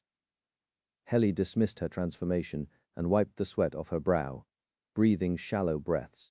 A pained grimace twisted her beautiful face. How are we supposed to fight them in these conditions? Her voice sounded weak and ghostly, since there was not enough air around them yet to carry the sound properly. Sunny simply leaned forward, preparing to lunge at the enemies. What are you waiting for? Attack while their armor is still softened by the heat. She stared at him for a split second, then gritted her teeth and knocked an arrow on the string of her bow, which had shrunk in size greatly now that she assumed the human form once more. The other saints moved as well, far away. Past the dark figures of the Asuras, Condemnation's hand was moments away from reaching Anvil. Rivers of swords twisted in the glowing red darkness of the incinerated wasteland, converging right in front of him like a colossal steel flower. Its epicenter was supposed to serve as a shield for the sovereign, and receive the tyrant's blow. 4 incarnations of Sunny descended upon the Asuras, unleashing hell upon them. However, even embroiled in the deadly battle, he could not help but keep an eye on the titanic confrontation happening in the distance. Condemnation's hand collided with the whirlwind of swords in an explosion of furious devastation. It seemed to move slowly from a distance, but there was a blinding flash when the collision happened, followed by a thunderous roar and a tremendous shockwave. This time the shockwave spread vertically. A few moments later, it slammed into the floor of the hollows, as well as in their dome. The world quaked, and a net of shallow cracks appeared on the surface of the ancient bone above them. The swirling mass of flying swords had failed to stop the cursed god's hand. It barreled through them without ever slowing down, obliterating countless swords and sending many more flying into the distance. Shards of broken blades and streams of molten metal rained down. Sunny could not see the blow clearly. He only saw a whirlwind of scarlet sparks surrounding the King of Swords, and then saw him plummeting down like a meteor. He perceived what happened next with shadow sense. Anvil failed to damage the body of the enemy and was struck down instead. However, the sovereign seemed to have protected himself from the blow after all. He crashed into a river of lava, sending a great fountain of it rising into the air. A few moments later, Anvil rose slowly to his feet, unscathed, and looked up with a dark expression. Drops of lava rolled down the black surface of his armor, not leaving even a trace on it, and he stood in the incandescent river of molten rock as if it was water. His eyes were cold and full of dark, suffocating determination. Outstretching a hand, he summoned another sword. This one, however, felt different. Its shadow was much more terrifying than the shadows of the countless blades moving above the sovereign like a steel storm. What just happened? Sunny struggled to contend against the terrifying Asuras while trying to comprehend the awesome exchange between the King of Swords and Condemnation. On the surface it had seemed simple enough, a straightforward competition of their ability to exert force and unleash devastation. However, Sunny was sure that there was more going on than what met the eye. Anvil had not just failed to cut Condemnation, because the colossal body of the cursed tyrant was too tough, and he had not failed to block Condemnation's blow because its arm was too strong. Instead, the sword domain had failed to exert its dominance over the authority of the cursed god, and his will had failed to overpower the will of the enemy. Everything else was merely a result. Sunny's expression grew ugly behind the mask. He was distracted from the profane battle after that, forced to concentrate on his own. As Sunny and the Sword Saints battled the shambling asuras, they caught glimpses of the dreadful confrontation between the King of Swords and Condemnation from time to time. Flashes of blinding light, deafening thunderclaps, and devastating shockwaves continued to torment the world, making the hollows quake in horrid convulsions. The gargantuan figure of the cursed tyrant was hard to miss, but Anvil was too small to be seen clearly from the distance, especially in the appalling mayhem of their awesome clash. However, his presence was just as overwhelming, since even when the sovereign himself could not be seen, the storm of swords that he had summoned was always visible. The torrents of rustling steel that besieged Condemnation were of the same scale as the cursed tyrant, even towering above it at times. Moving, flowing, soaring, falling, assaulting the eldritch deity unceasingly. The swirling hurricane of swords was strangely hypnotic, and most of all, it almost looked like a living being itself, as if the currents of sharp swords were a substitute for the king's own body. What is he doing? It was hard for Sunny to judge, since he did not really know a lot about Anvil's actual battle prowess, but it all seemed strange. Up until now, the King of Swords seemed to have only used his dormant ability, an inconceivably evolved version of it, true, but nothing else. Sunny had seen that ability in Orum's memories.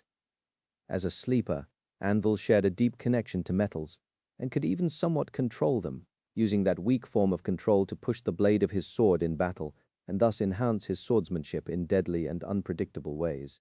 As an awakened, he could control a flying sword and use it to effectively slay nightmare creatures without ever touching his hand. And as unlikely as it seemed, this vast storm of swords was just that, an extension of that same ability. From one sword to a dozen to a myriad, the scope of implementation was entirely different, but the essence was precisely the same. So why wasn't Anvil using his other aspect abilities to fight Condemnation? Sure, there was a chance that his awakened and ascended abilities had nothing to do with combat, and were instead meant to be used for crafting. He was a spellsmith, after all, so at least one of them had to be. But there was the transformation ability too. Sunny had never seen Anvil assume his transcendent form, but if there had ever been a good time to do so, it was now. What was the King of Swords waiting for? Feeling confused and uneasy, Sunny frowned and studied the battlefield. Chapter 289, Fragments of War, 26. A quiet hiss escaped Sunny's mouth as he staggered back, barely escaping the blade of a diamond battle-axe. The Asura's movements were almost too fast to perceive, and its mind was so alien that he was struggling to fathom it with shadow dance. After all, the abominable golems were not living beings in the full sense, let alone sentient. They were suits of runic armor that had been corrupted by whatever it was that inhabited the ancient stone now, malevolent and full of sinister will. Still, he could predict the movements of the Asuras to a certain degree by sensing the movements of their shadows. That was how Sunny was able to stay alive and destroy one great nightmare creature after another. He had slain more Asuras than the rest of the saints combined, but the battle wasn't over. Just like the harrowing battle between the King of Swords and Condemnation was not over, raging at the heart of the burning wasteland. Just a split second after Sunny evaded the blow, his enemy was already raising its hands to deliver another. However, he thrust his great mace forward, striking the enemy in the chest. A blunt weapon was not exactly meant to deliver thrusting attacks, but Sunny was not intending to deal damage with this one. Instead, he simply pushed the Asura back, using the considerable length of his mace to keep the creature at a distance. As a result, the diamond axe whistled past his mask, never managing to reach him. In the next moment, a black chain struck one of the Asura's hands with terrible force and wrapped itself around it. The chain was produced by using shadow manifestation, but unlike usual, it was not moving on its own. The power of manifested shadows was not sufficient to immobilize the great nightmare creatures. Instead, another incarnation of Sunny was holding the chain, using all the dire strength of a transcendent terror to pull the Asura's arm down. Of course, the abomination was much more powerful than Sunny, but it did not have leverage, and neither did it have enough mass to overpower him. The chain slowed the ancient golem just long enough to create an opening. Stepping forward, Sunny grasped the shaft of his great mace closer to the middle while pushing its butt down. As a result, he effortlessly raised it over his head, then strained what felt like every muscle in his body, empowering them with a generous infusion of essence, while at the same time manipulating his own weight to make it as great as possible, all to perform a picture-perfect overhead blow. The serpentine mace fell down like a black comet and crashed into the head of the Asura, shattering it entirely. Shards of stone shot in all directions like supersonic bullets, some of them embedding themselves into the onyx surface of the mantle. The great nightmare creature collapsed to its knees. The black mace continued downward, striking the breastplate of the ancient golem, caving it in, and destroying the ancient remains entombed within the dreadful Asura.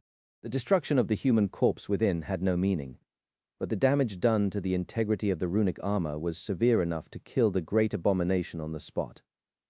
The rebound made Sunny's bones groan, and they only remained intact because of bone weave. His second incarnation was already retrieving the chain and spinning around, beset by another enemy. The third was locked in a fierce struggle with an Asura who had lost both its legs, but used its hands to crawl with astonishing speed. The fourth was fighting side by side with Cassie, communicating with her mentally. The two of them made for a surprisingly deadly duo. They understood each other effortlessly and moved like two parts of a single being. It almost felt natural to Sunny, both because group combat was an integral part of his transcendent battle art, and because Cassie was an almost perfect battle partner to him due to her aspect and their shared history. The battlefield was hectic. Far in the distance, the clash between the sovereign and the tyrant was entering fever pitch as well. Sunny tried to pay it as much attention as he could, which wasn't much, even daring to allow his shadow sense to brush against condemnation. The cursed god was too vast and terrifying for him to try peering deeply into its soul, but he observed Anvil closely. When the opportunity allowed, he looked at him directly, trying to fathom the essence of supremacy from how the sovereign fought. What Sunny saw was both astounding and incomprehensible, leaving him no time to try deciphering its deeper meaning just yet. The King of Swords was still only using his dormant aspect ability, slowly coming undone under the harrowing attacks of condemnation. The cursed tyrant used nothing but his prodigious body to obliterate the flying swords and pursue the king, moving like an unholy mountain made of soil, bone, twilight, and malignant will. As time went on, more pieces of the world seemed to assimilate into its titanic figure, which was now partially composed of lava, billowing clouds of ash, vacuum, and frozen flames as well. Condemnation was not using anything except its hands and tyrannic will to attack Anvil. Anything that Sunny could perceive, at least. However, he could sense that there was another layer to the battle between the king and the tyrant, one happening beyond the boundaries of the material world. The tyrant was relentless and inevitable. The sovereign remained calm and aloof, despite being hopelessly outmatched by his foe. He's planning something. Sunny did not know why he thought that, but he was sure of it. Perhaps because he would have had some sort of hidden plan ready himself. But what was it? He studied the distant carnage of the profane battle closer, trying to notice something that he had missed. The clash between the two terrifying beings was not easy to observe, let alone comprehend, and yet he was reasonably sure that he did not overlook anything important. It was just that. His 4 pairs of eyes widened slightly. That was because Sunny finally saw it, a subtle pattern to the currents of the storm of swords. Perhaps he had only noticed it because of how proficient he was in recognizing patterns as a weaver. What is he? The torrents of flying swords, which had been enveloping condemnation like a colossal whirlwind of steel, were now more spread out. Countless swords had already been destroyed, and many were flung away by the dire forces of the deific battle. Those swords were not drifting in the air aimlessly, however, and neither had they escaped the king's control. Instead, they remained static above the battlefield, not moving even a centimeter, almost as if placed in their positions deliberately, forming the anchors of a vast, intricate array. Chapter 2090, Fragments of War, 27. There was no mistaking it. Sunny had made it one of his life's great pursuits to learn how to see logic in the seemingly irrational, mind-boggling complexity of spellweaves. Therefore, his mind was trained to see purposeful patterns where seemingly only chaos existed. That was why he was able to recognize the subtle intent in the swirling currents of the storm of swords. The flying swords were slowly forming a vast array above the battlefield, hanging above condemnation like a net. But what exactly was that array meant to achieve, and how? Sunny studied it for a moment. It's sorcery. His eyes widened. He had been wondering why Anvil was only using his dormant ability. Now, the answer seemed obvious. It was because he was intending to use sorcery to deliver the fatal blow, not the power of his aspect. The patterns created by the flying swords, each serving as a conduit of the sovereign's essence, were not random. Once Sunny understood the nature of the array, he was able to shift his perspective and recognize them for what they were. They were the half-assembled frames of enormous runes. These runes were not written with ink on paper, carved into the stone and woven out of ethereal light. Instead, they were formed by countless rustling swords, written in the glowing red darkness by sharp steel. More than that, the runic array was not formed on a flat plane, but instead constructed in a three-dimensional space. That, naturally, was very different from how humans usually wrote, and were therefore accustomed to reading. However, Sunny was a weaver, and he had already experienced the frustrating headache of teaching his mind to perceive intricate three-dimensional constructs. After all, the tapestries of essence strings he usually dealt with were never flat either. Runic sorcery. Sunny was not proficient enough in that type of sorcery to understand the purpose of the array, but he could discern its existence at least. Cassie, do you see it? Now that he was paying attention to the storm of swords, Cassie would have noticed where his focus was aimed at as well. And she was far more knowledgeable about runic sorcery than he was. There were a few moments of silence as both of them fought against the Asuras desperately. Then her mental response resounded in his mind, sounding out of breath. By the dead gods, what the hell is? It was a bit funny, really. She was speaking telepathically, and her mind did not possess lungs. Why was she out of breath? Cassie paused for a moment and then added, I see it. I've never seen anything like it. It's some kind of magical prism, a prismatic confluence. A fulcrum. I'm not sure. That explanation did not tell Sunny much. He gathered that the runic array was meant to channel and focus something, much like a prism would focus light. But what was it that the King of Swords was intending to channel? Sunny did not know. He was going to find out soon, though, because the runic array seemed to be almost finished. As condemnation stepped into a lake of lava, making it spill out of its shores, Anvil soared into the air in a whirlwind of scarlet sparks. More swords manifested themselves behind him, fanned like a steel halo, 1, 2, 3, 6 of them, all emanating a sense of dire power, added with the terrifying sword he was holding in his hand. That was 7 of them. The 6 swords shot in different directions, while the 7th remained in his grasp. The cursed tyrant's titanic hand once again surged forward, and the torrents of swords once again tried to stall its obliterating blow, only to be effortlessly shattered and pierced.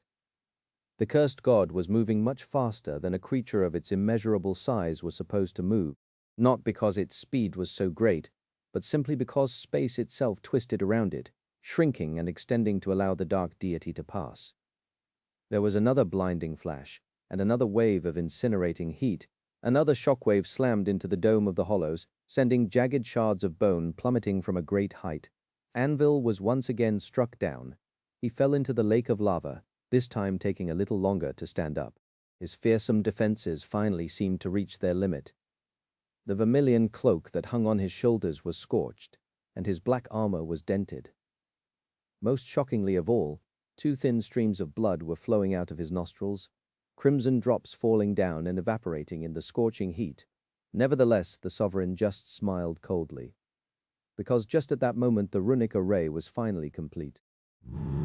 The flying swords that formed the steel storm all happened to be just in the right place, for a short, carefully chosen moment, outlining countless immense runes in the air around condemnation. The cursed tyrant finally seemed to sense the trap, but it was already too late. Since the array only assembled itself a split second prior, there was no time to react. The cursed god silently turned its head and looked up, a hint of a strange emotion appearing in its inhuman eyes. Then the flying swords ignited with a cold radiance, and far below them, Anvil grasped his sword with both hands to deliver an upward slash. That slash was both swift and deliberate, beautifully lethal, but it was futile and insignificant at the same time. Having cut nothing but air, And yet the runic array seemed to exist for that one slash only. Sunny did not know what Anvil had channeled with the help of sorcery, if it was merely his soul essence, the authority of his domain, or even his sheer will. All he knew was that the runic array was brought to life by something, somehow infusing the slash of the king's sword with truly harrowing power. It was as if an endless invisible blade slashed the world following the path of his steel sword, cutting the world apart. The lake of lava was cut in half, and the invisible blade continued to travel upward, toward Condemnation's titanic body. However, Condemnation was a cursed tyrant after all. Submitting to its will, space twisted once again and started to move the malevolent deity out of the path of Anvil's inconceivable cut, until space itself was cut as well. The tyrant did not manage to avoid the invisible blade completely, but it did manage to avoid being wounded by it too severely. All Anvil managed to cut was Condemnation's wrist. This time the cursed tyrant did not escape unscathed. Its arm was cut deeply, almost severing one of its hands. Sunny froze, the vast runic array dimmed, having exhausted all its power. And the cursed god was still alive. It was wounded, but not at all seriously. Is that all? He turned his attention to Anvil, wanting to see if the King of Swords was dismayed and rattled by his failure. But he was not. The sovereign was simply standing in the lava, looking up with a darkly satisfied expression. And his invisible blade did not dissipate after missing the titanic body of Condemnation, continuing to travel upward. Chapter 2091, Fragments of War 28. The battle between the King of Swords and Condemnation was like a cataclysm. The abominable jungle covering the ruins of the ancient city had been incinerated. The ruins themselves had melted into rivers of lava, turning the entire area into a burning hellscape. However, the destruction did not stop there. The ground itself was annihilated, revealing the surface of the white bone below. The bone, in turn, was now covered by a web of jagged cracks. Similarly, the dome of the hollows far above was damaged as well, and the invisible blade created by Anvil, the obliterating manifestation of his authority and slaying will, reached the dome moments after cutting the lake of lava in half and delivering a wound to the cursed tyrant. Sunny froze for a split second, staring into the distance with wide eyes. In the next second, the invisible blade struck the cracked dome of the hollows with absolute unyielding force. A subtle tremor spread through the ground beneath their feet. There was an indescribable sound that washed over them like a wave, and colossal shards of bone, some of them the size of stadiums, rained down from the dark heights. A portion of the dome shuddered and collapsed, a jagged fissure cut through it by the invisible blade. A soft light poured into the fissure, illuminating the titanic figure of Condemnation. Out there in the distance, the angry red darkness dissolved into the gentle radiance. Chased away by light and bathed in it, the cursed tyrant was revealed in all its profane glory. But Anvil's blow had not exhausted itself yet. It was more than a physical cut, or even a sorcerous attack infused with the furious power of supreme soul essence. The invisible blade was like a law created in an instant, and only meant to exist for an instant. But in that instant, the law of the blade had the power to sever the world, and it did. After breaking through the damaged dome of the hollows, the invisible blade cut the very sky above Godgrave, leaving a narrow wound on it. The sky would not be destroyed by a mere cut, of course. However, the veil of clouds protecting Godgrave from its incandescent purity was. A breach spanning a dozen kilometers appeared on it, allowing the annihilating sunlight to shine upon the surface of the breastbone reach, and through the newly torn fissure on its surface, spilling into the hollows. Just a heartbeat after the dome was broken, the light falling through the breach in the ancient bone changed. There was no gentle softness in it anymore. Instead, a pillar of blinding, harsh, incandescent radiance fell down, illuminating the heart of the molten wasteland and the gargantuan figure of Condemnation standing right below the fissure. Sunny gasped. This accursed tyrant was a god, and mortals could not contend against gods. However, even cursed gods had to bow before the might of the heavens. At least of the harrowing white heaven of Godgrave, as the blinding sunlight fell on the colossal creature, the first thing that burst into flames was its wounded arm. Towering plumes of fire shot from the cut left by Anvil's blade on its wrist, and the flesh around it, the soil, the fragments of ruins, and the uprooted trees started to blacken. Condemnation let out an eerie sound that rolled across the burning wasteland and enveloped the saints, making them stagger. Sunny withstood the voice of the cursed deity well enough, but others seemed dazed. Helly grabbed her head and let out a cry, while Roan and Rivelan collapsed to the ground. Cassie paled, but remained standing far away. The cursed tyrant was melting in the pillar of incandescent sunlight, burning and being reduced to ash. It collapsed time and space in on themselves, trying to escape the blinding radiance. But there was no escape. It was not only the soil, the stone, and the trees that were burning. Everything that comprised the immense body of condemnation was being annihilated and reduced to ash. The twilight and shadows were vanquished, and the orange glow of the frozen flames was snuffed out. Even the lava that the cursed deity had absorbed into its body was being reduced to ash. Before condemnation could move, one of its legs crumbled, sending it toppling down. The world quaked when the cursed god fell to its knees, kneeling as it was and trapped in the sunlight. The cursed tyrant resembled a mountain of flames, slowly dissolving into the blinding radiance. Its wail penetrated Sunny's ears, making his mind reel. The world seemed to shatter. He understood vaguely that it was his consciousness that had shattered, and not the world. And yet, at the moment, Sunny did not know the difference. Reality had turned into a fragmented, feverish nightmare. He seemed to perceive the grotesque figure of condemnation dissolving into radiant sunlight. Its colossal mass was like melting candle wax, growing smaller and smaller. At the same time, he saw the storm of swords explode into a hurricane of scarlet sparks, only for some of those sparks to catch fire and burn in the pillar of light. He also saw the Asuras watching as their god struggled on the threshold of death in reverent silence. And many things that he had no words how to describe, and no capacity to understand. Sunny shook his head, trying to gain control over his mind. It felt like he had managed to recover from the death wail of a god fast enough. But when he finally came to his senses, the world was subtly different from how it used to be. The desolate wasteland around them was not burning anymore. The rivers of lava had lost much of their glow, having cooled off. The blinding pillar of sunlight had disappeared, replaced by the soft shining pouring from the jagged fissure in the dome of the hollows. Ash was raining from above, falling onto the unmoving figures of the Asuras. The abominable golems were standing motionlessly like statues, devoid of life. And out there, in the distance, condemnation was gone. The titanic body, which seemed like a mountain, was nowhere to be seen. All that remained was ash, absence, and giant shards of blackened bone. Anvil was standing near the hill of ash, looking at it somberly. His armor was dented and broken, and his face was covered in soot. The storm of swords he had summoned disappeared, and the 7 terrifying blades did as well. However, the sovereign was holding a new sword in his hand, this one emanating an even more chilling aura. It was a great sword with a beautiful flowing pattern permeating its steel, indescribably fearsome and strangely familiar. Looking down, Anvil studied the great sword for a few moments, then dismissed it with a hint of dark melancholy in his cold grey eyes. Turning his back to the ashes of a god, the King of Swords took a step away and headed toward his saints. The battle was over. Chapter 2092, Fragments of War, 29. Crazy.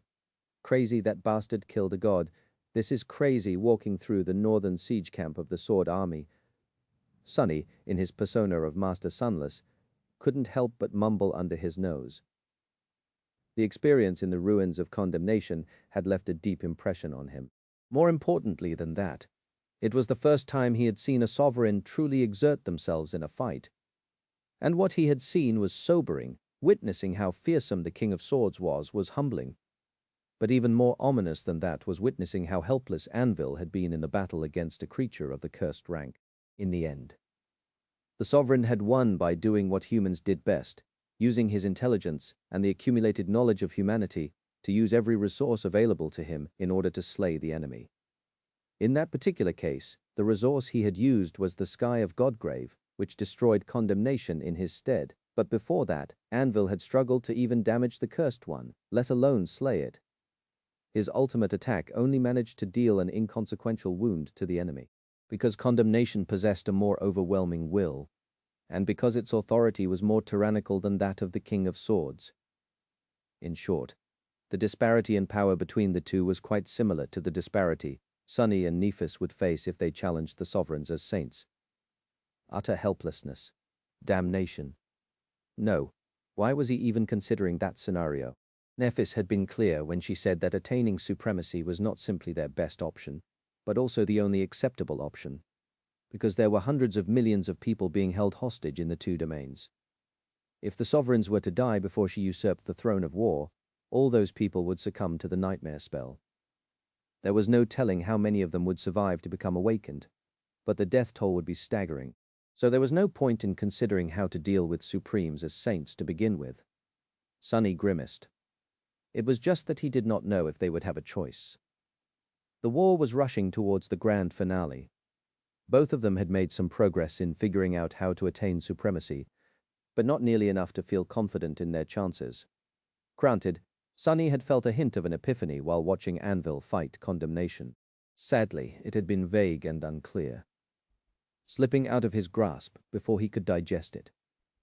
Every aspect was unique, so every domain, an extension of an aspect, was unique as well. Therefore, each transcendent pursuing supremacy had to find their own way of manifesting a domain. However, after observing Anvil, Sunny could not help but feel a chilling premonition. It almost seemed as if that the key to attaining supremacy was literally willing it into existence. That sounds too immature. It sounds like a joke, really. The great secret of becoming a supreme is wishful thinking. What a joke! But he had sensed the tyrannical will of the King of Swords. It was apparent in his every move and action, after all, especially so during the battle against a cursed being. There were many subtle qualities to Anvil's will, but if Sunny was to pinpoint the most fundamental one, it was how domineering it was. Cold, sharp, uncompromising, and most importantly of all, absolutely confident both of its rightfulness and of its very existence. But that was how a will great enough to reshape the world had to be, wasn't it? Sunny was not sure if intent powerful enough to force itself upon reality could be hesitant of its ability to do so. Doubt and indecisiveness were the antithesis of will, after all. So was supreme will a self-fulfilling prophecy, a concept that could only be realized if one believed in it, and grew more powerful the more absolute that belief became, willing their own will to exist. Isn't that a paradox? But then again, the very existence of sovereigns was paradoxical in nature. Sunny let out a heavy sigh. He was not sure. His brush against an epiphany had been brief and shallow, after all. However, he did feel like he had found another component of attaining supremacy. He just needed to figure out how to apply it to all the other components he had found, as well as those that he was yet to find, and fit it all to his own aspect. His expression darkened. Regardless of these complicated matters, one thing had become painfully clear to him after witnessing the battle between Anvil and condemnation. It was that he had to become stronger, as strong as he could possibly be at the moment. Of course, that had always been a priority. How could it not be in the world of the nightmare spell? Sunny had always pursued personal power, first to survive, then for a few misguided reasons, and finally, hopefully, for a more enlightened goal. But there had also been balance to that pursuit.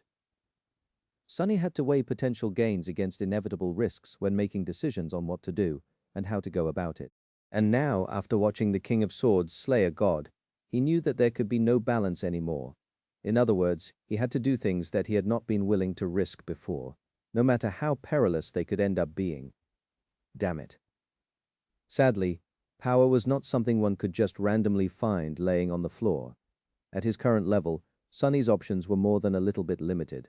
Frowning deeply, he passed by a row of tents and approached a large wooden building.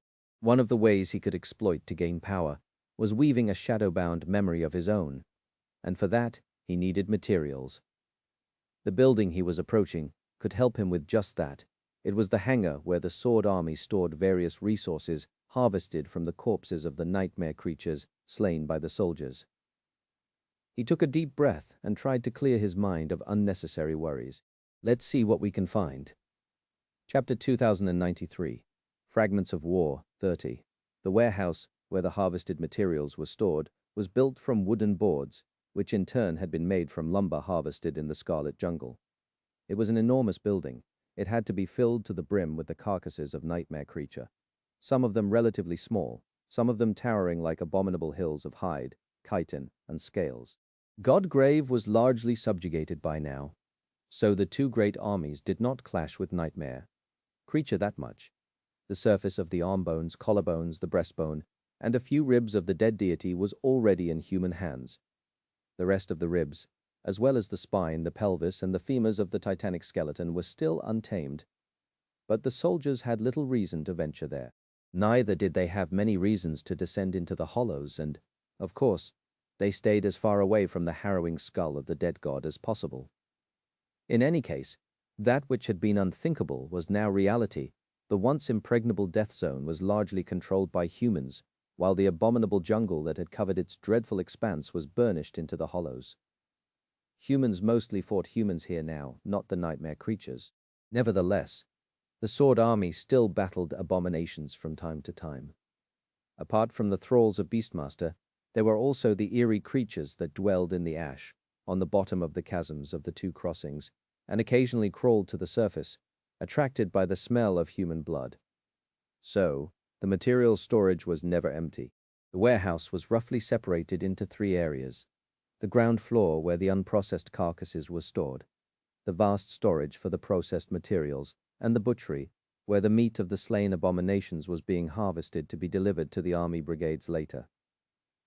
Sunny inhaled deeply, thinking that there was a plus side to being a part of the Sword Army.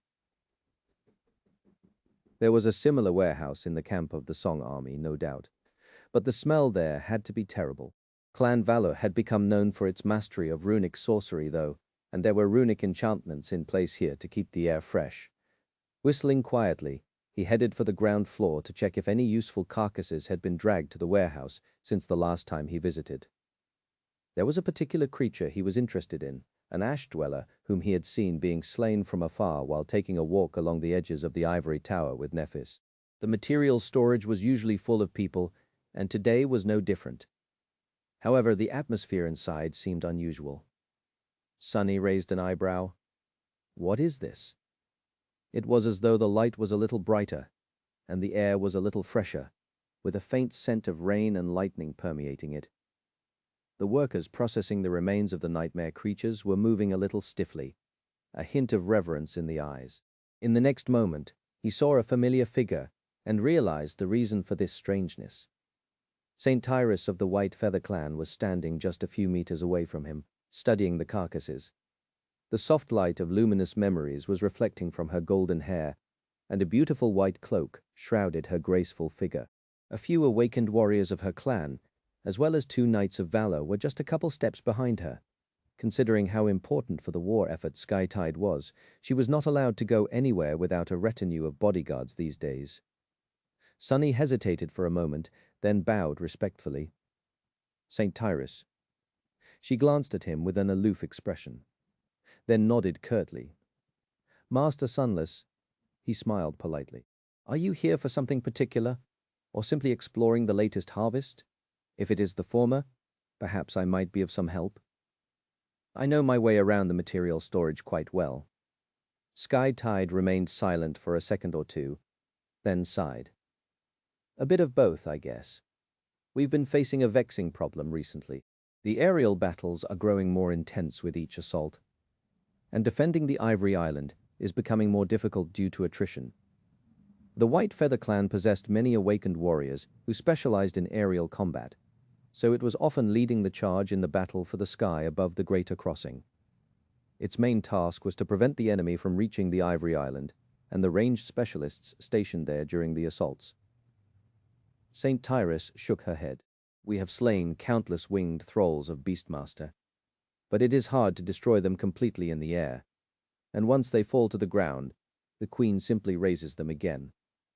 Thus, they return to the battle as pilgrims.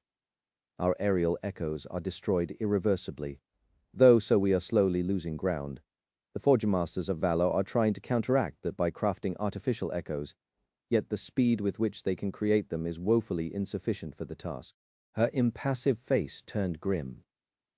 So, we are losing more and more soldiers instead. I've been coming here in hopes of finding something to armor the echoes, but it is hard.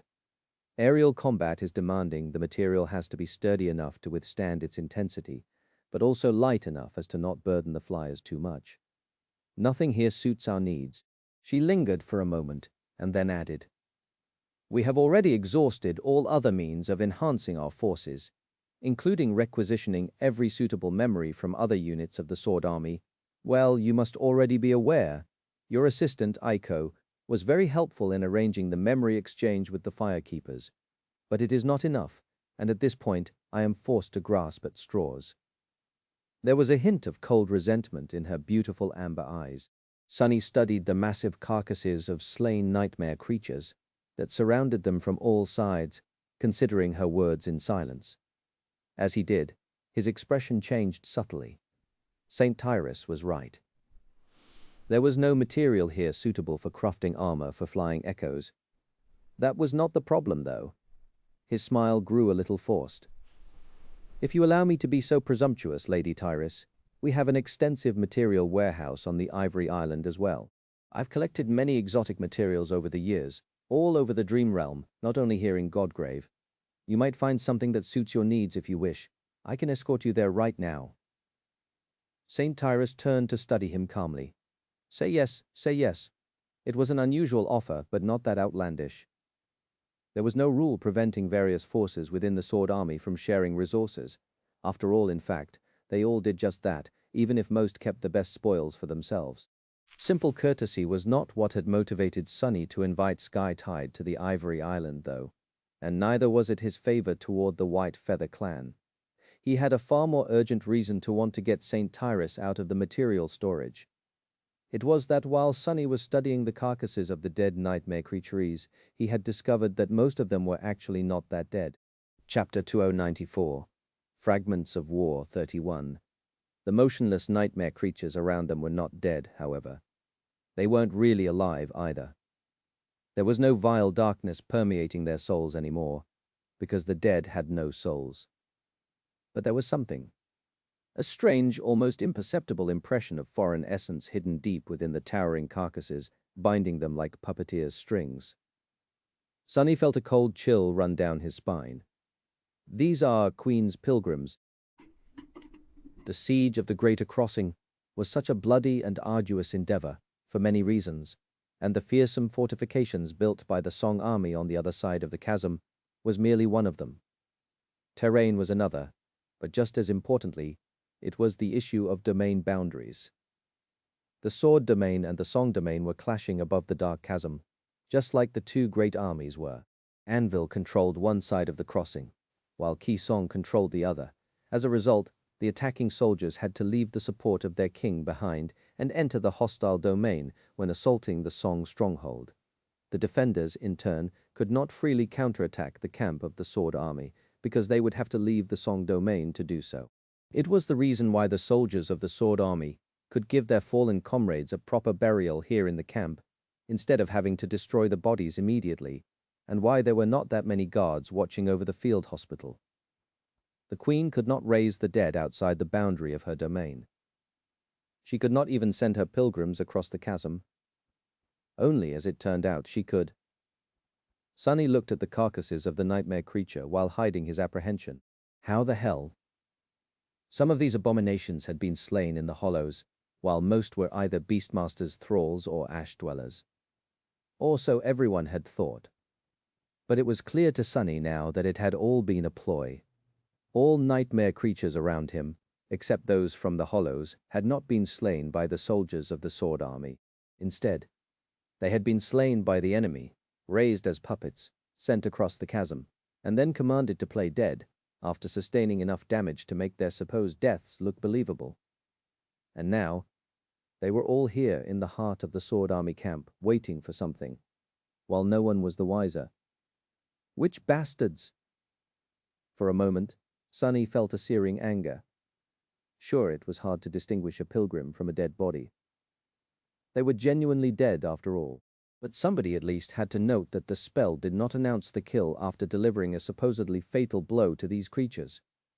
Granted, the battlefield was a terrible and hectic place, so most soldiers did not pay a lot of attention to the whispers of the spell during the dreadful clashes with the enemy. What now, then? Trying to maintain a polite exterior, Sunny tensed inwardly. He felt more annoyed than troubled, but it was still an issue. Master Sunless was supposed to be weak and harmless, so he could at best raise the alarm and reveal the insidious infiltration, but then he would have to explain how he was able to detect something that so many other people had missed. And Sunny really did not wish to share the fact that his eyes had inherited wondrous abilities from Weaver, the demon of fate. That is not even the real problem. The real problem was the intention of the Queen. Sure, a bunch of powerful pilgrims could deal some damage if they went on a rampage in the depths of the enemy camp. But in the grand scheme of things, that damage would be insignificant. So why had she gone to such lengths to deliver her puppets to the material storage of the Sword Army? The answer was right in front of Sunny. It was St. Tyrus. She said that she had been coming here regularly in search of suitable materials to armor the flying echoes. So, her presence here was predictable and could be exploited. The pilgrims had not been sent here to sabotage the camp of the Sword Army. They had been sent here to kill Skytide. Sunny had just stumbled into an assassination plot, which was why he had to get her out immediately while preserving his facade of a harmless and unassuming Master Sunless. Wonderful. Noticing a hint of hesitation in Skytide's eyes, Sunny put on his most charming smile and said pleasantly, "I will be happy to give you a private tour of my collection, Lady Tyrus. I am sure we can discover something worthwhile together." He had no idea when the pilgrims were going to attack, so there was no time to waste. St. Tyrus already expressed that her search here in the material storage had been fruitless, so hopefully she would take him up on his offer. However, to Sunny's astonishment, the reaction to his highly pragmatic suggestion was not at all what he expected.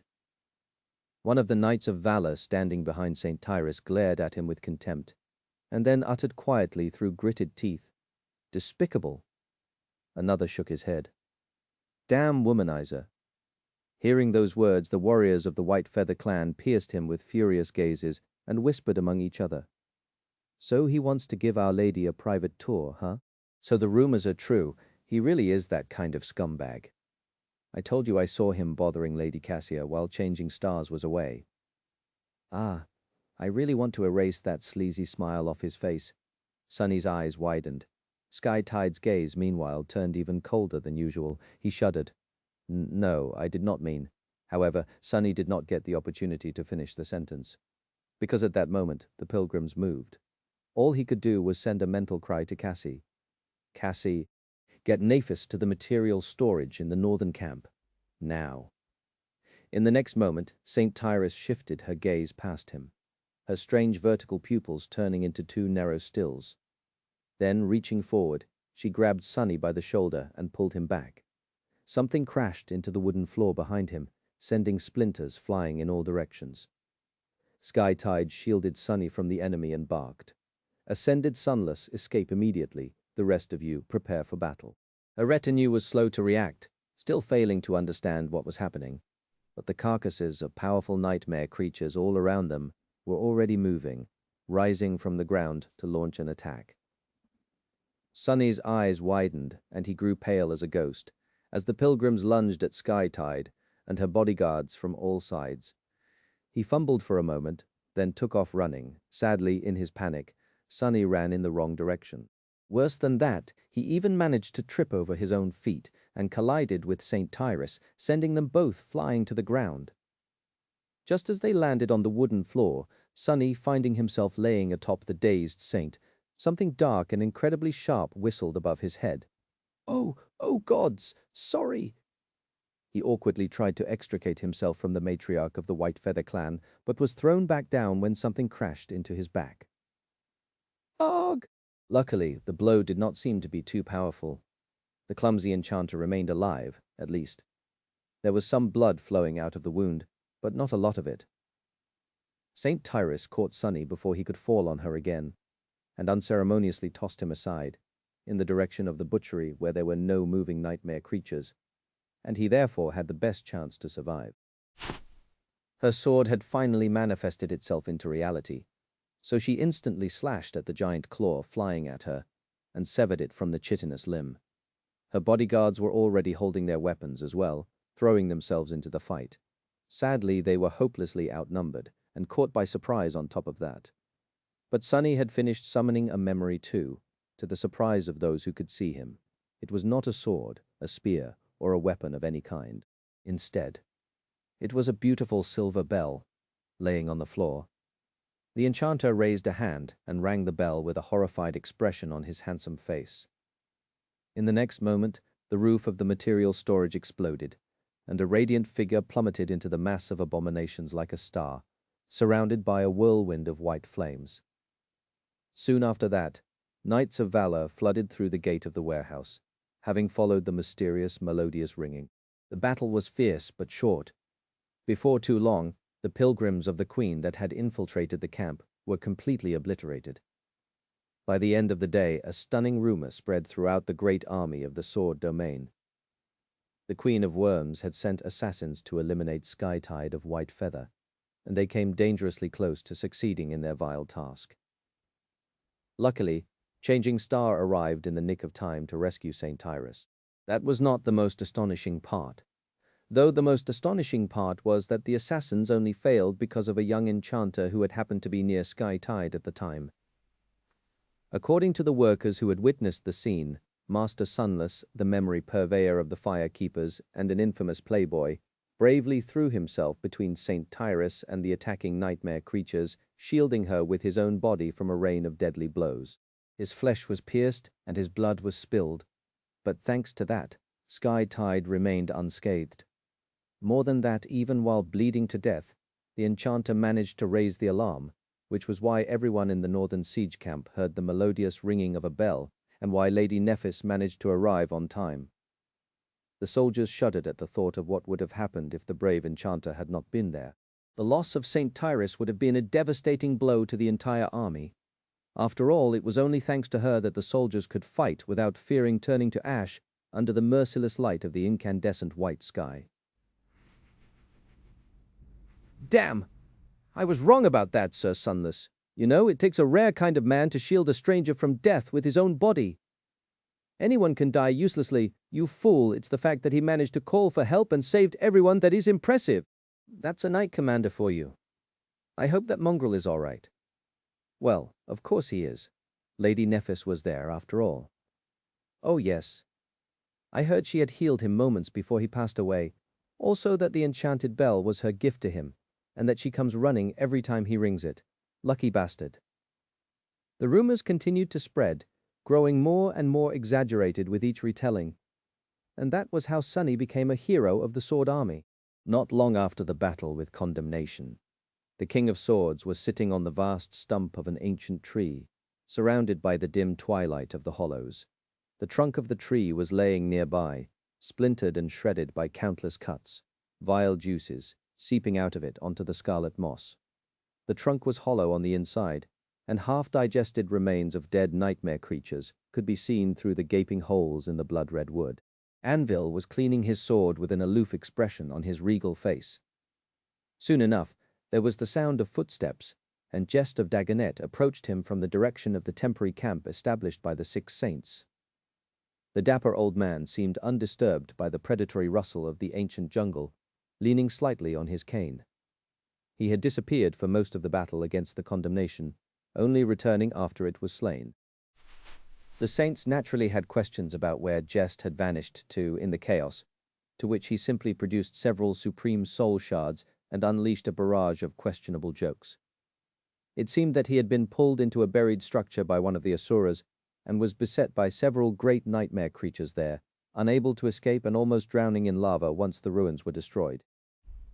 Now, several hours later, the king and his retinue had left the desolate battlefield behind and entered the Scarlet Jungle once more, moving west for some time before making camp. The old man stopped a few steps away from the sovereign and looked at him with a curious expression. A new sword. Anvil nodded silently. It's condemnation. Saint Jest clicked his tongue and studied the dreadful blade for a few moments. Then he shuddered and quickly shook his head. I presume the kids did not see. The King of Swords glanced at him, then shrugged. By the time they came to their senses, I had already turned it into a memory. The old man nodded. Good. Good. Well, what do I care? It's not like I am your butler. That would be that boor Sebastian, if he's still alive. Anvil finally looked away from the sword and gazed at Jest coldly. After a few moments of silence, he asked in an indifferent tone, "How was your outing?" Saint Jest grinned. Well, it could have been worse.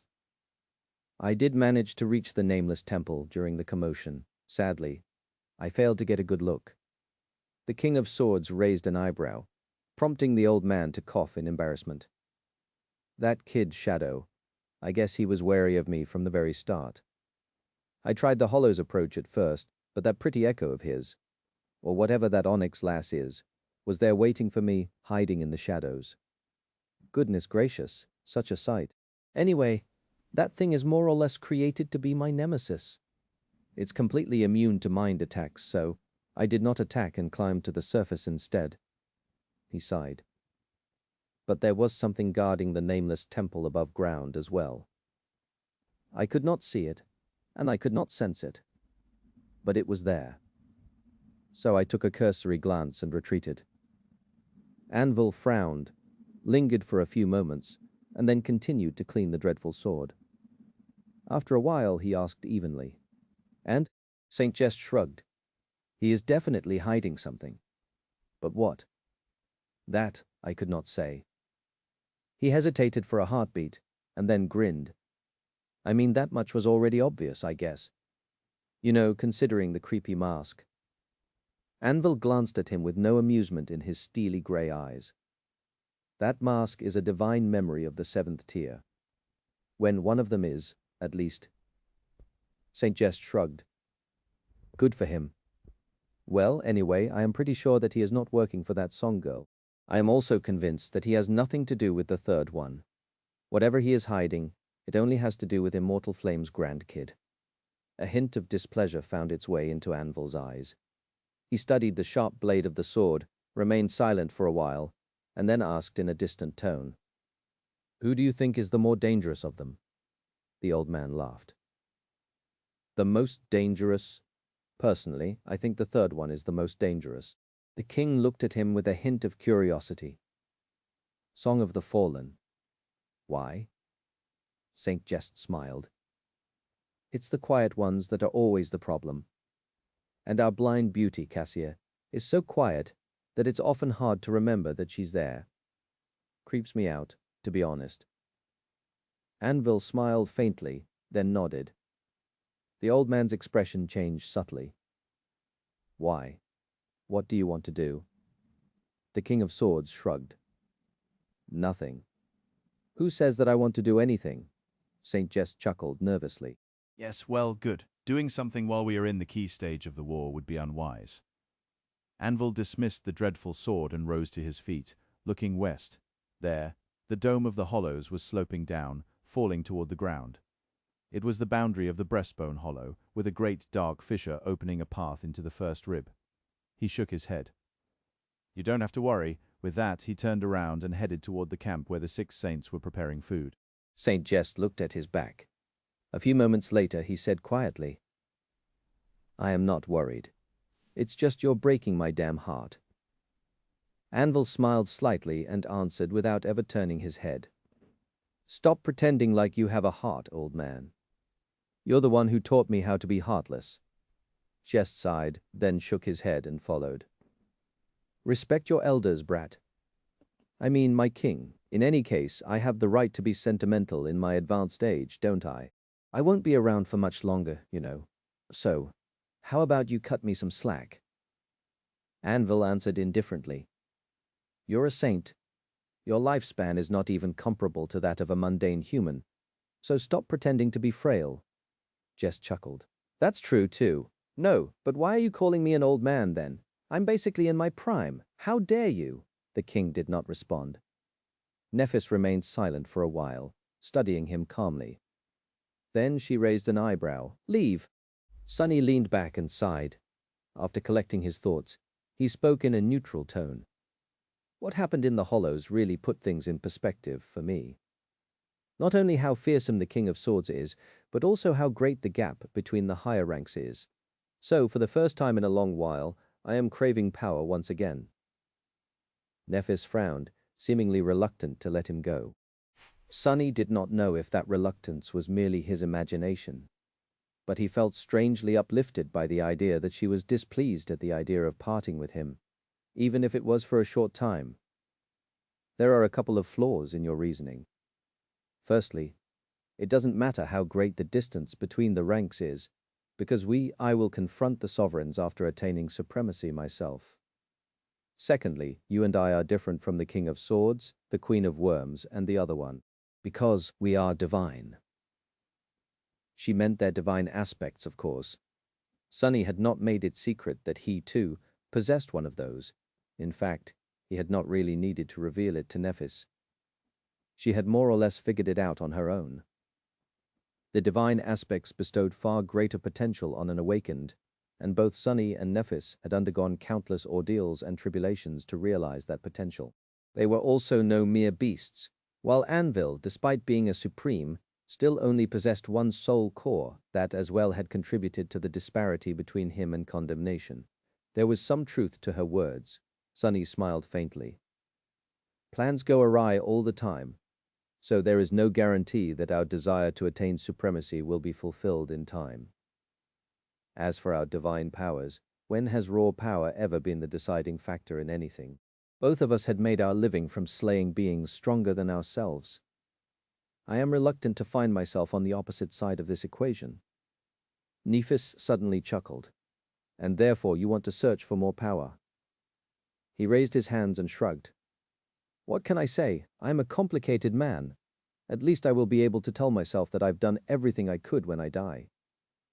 She remained silent for a few moments, then nodded. So, where are you going to search for power? Sunny looked around the spacious, sunlit expanse of her chamber and lingered with the answer. Eventually, he said simply, the Shadow Realm. Nephis seemed startled for a moment. The realm of Shadow God? He smiled. Yes. Where else would a shadow like me go to find something like that? Then, Sunny sighed. To be honest, now that the final chapter of the war is approaching, I can't help but feel incomplete. Because I've never managed to form my Titan core. It is not that significant, in the greater scheme of things, true, but I am compelled to try. He did not mention that it would be extremely dangerous. There was no need to. Danger was a given.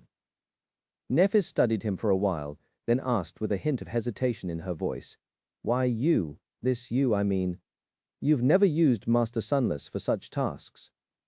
Sunny smiled bitterly. If he could, he would have allowed the humble shopkeeper who had somehow managed to become a widely renowned knight, commander of the Sword Army in the meantime, to stay away from anything having to do with combat and bloodshed, but he had little choice. What else can I do? The Lord of Shadow is in the Hollows, being watched closely by a sovereign. I don't dare pull any of my incarnations away from there. The incarnation in the camp of the Song Army can't leave its post. I, however, am both available and known for locking myself in the basement for days on end. So, this is the best choice. Nephis looked down, displeased. Eventually, though, she sighed. Makes sense. A few moments later, she looked at him again and asked, When are you leaving, then? Time was of the essence, so Sunny saw no reason to waste it. He shrugged. Now. She studied him silently for a while. Then, Nephis leaned forward and smiled a little. How about leaving after breakfast? Sunny frowned. But we just had dinner. Then his expression changed. Oh, and then changed some more. Sure, that's a great idea as well. In the morning, Sunny gave a few instructions to Aiko and retreated into the basement of the brilliant emporium. Once there, he made a few last preparations and steeled himself for battle. The memory of having his chest pierced by an arrow soured his expression, but he still resolutely dismissed the nebulous mantle, manifesting the onyx mantle instead. It felt strange to wear the fearsome black armor on his original body once again. Master Sunless had only existed briefly, but Sunny had grown used to his leisurely life. That persona of his was as much of a safe harbor for him as it, hopefully, was for Nephis, but that time had come to an end. Even if he did not delve into the Shadow Realm now, Sunny was not sure how much longer Master Sunless could continue to exist. The resolution of the war, whatever it would be, was going to change a lot of things, so his fate, or lack thereof, was unpredictable.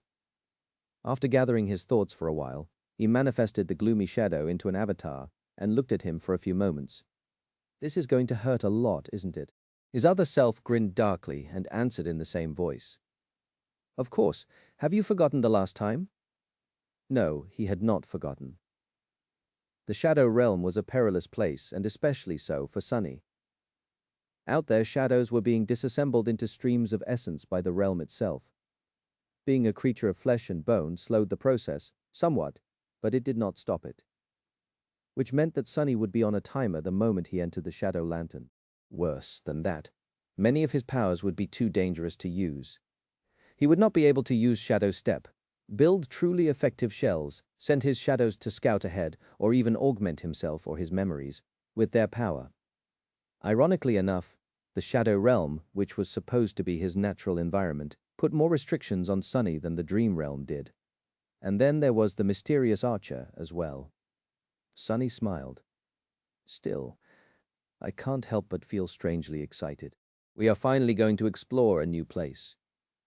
The second Sunny rolled his eyes. Curiosity killed the cat, you know. Sunny nodded. Then he frowned. What the hell is a cat? His other self laughed. Perhaps it was a bit self-absorbed to be laughing at his own jokes, but Sunny was nevertheless pleased with himself. Raising a hand, he summoned the Shadow Lantern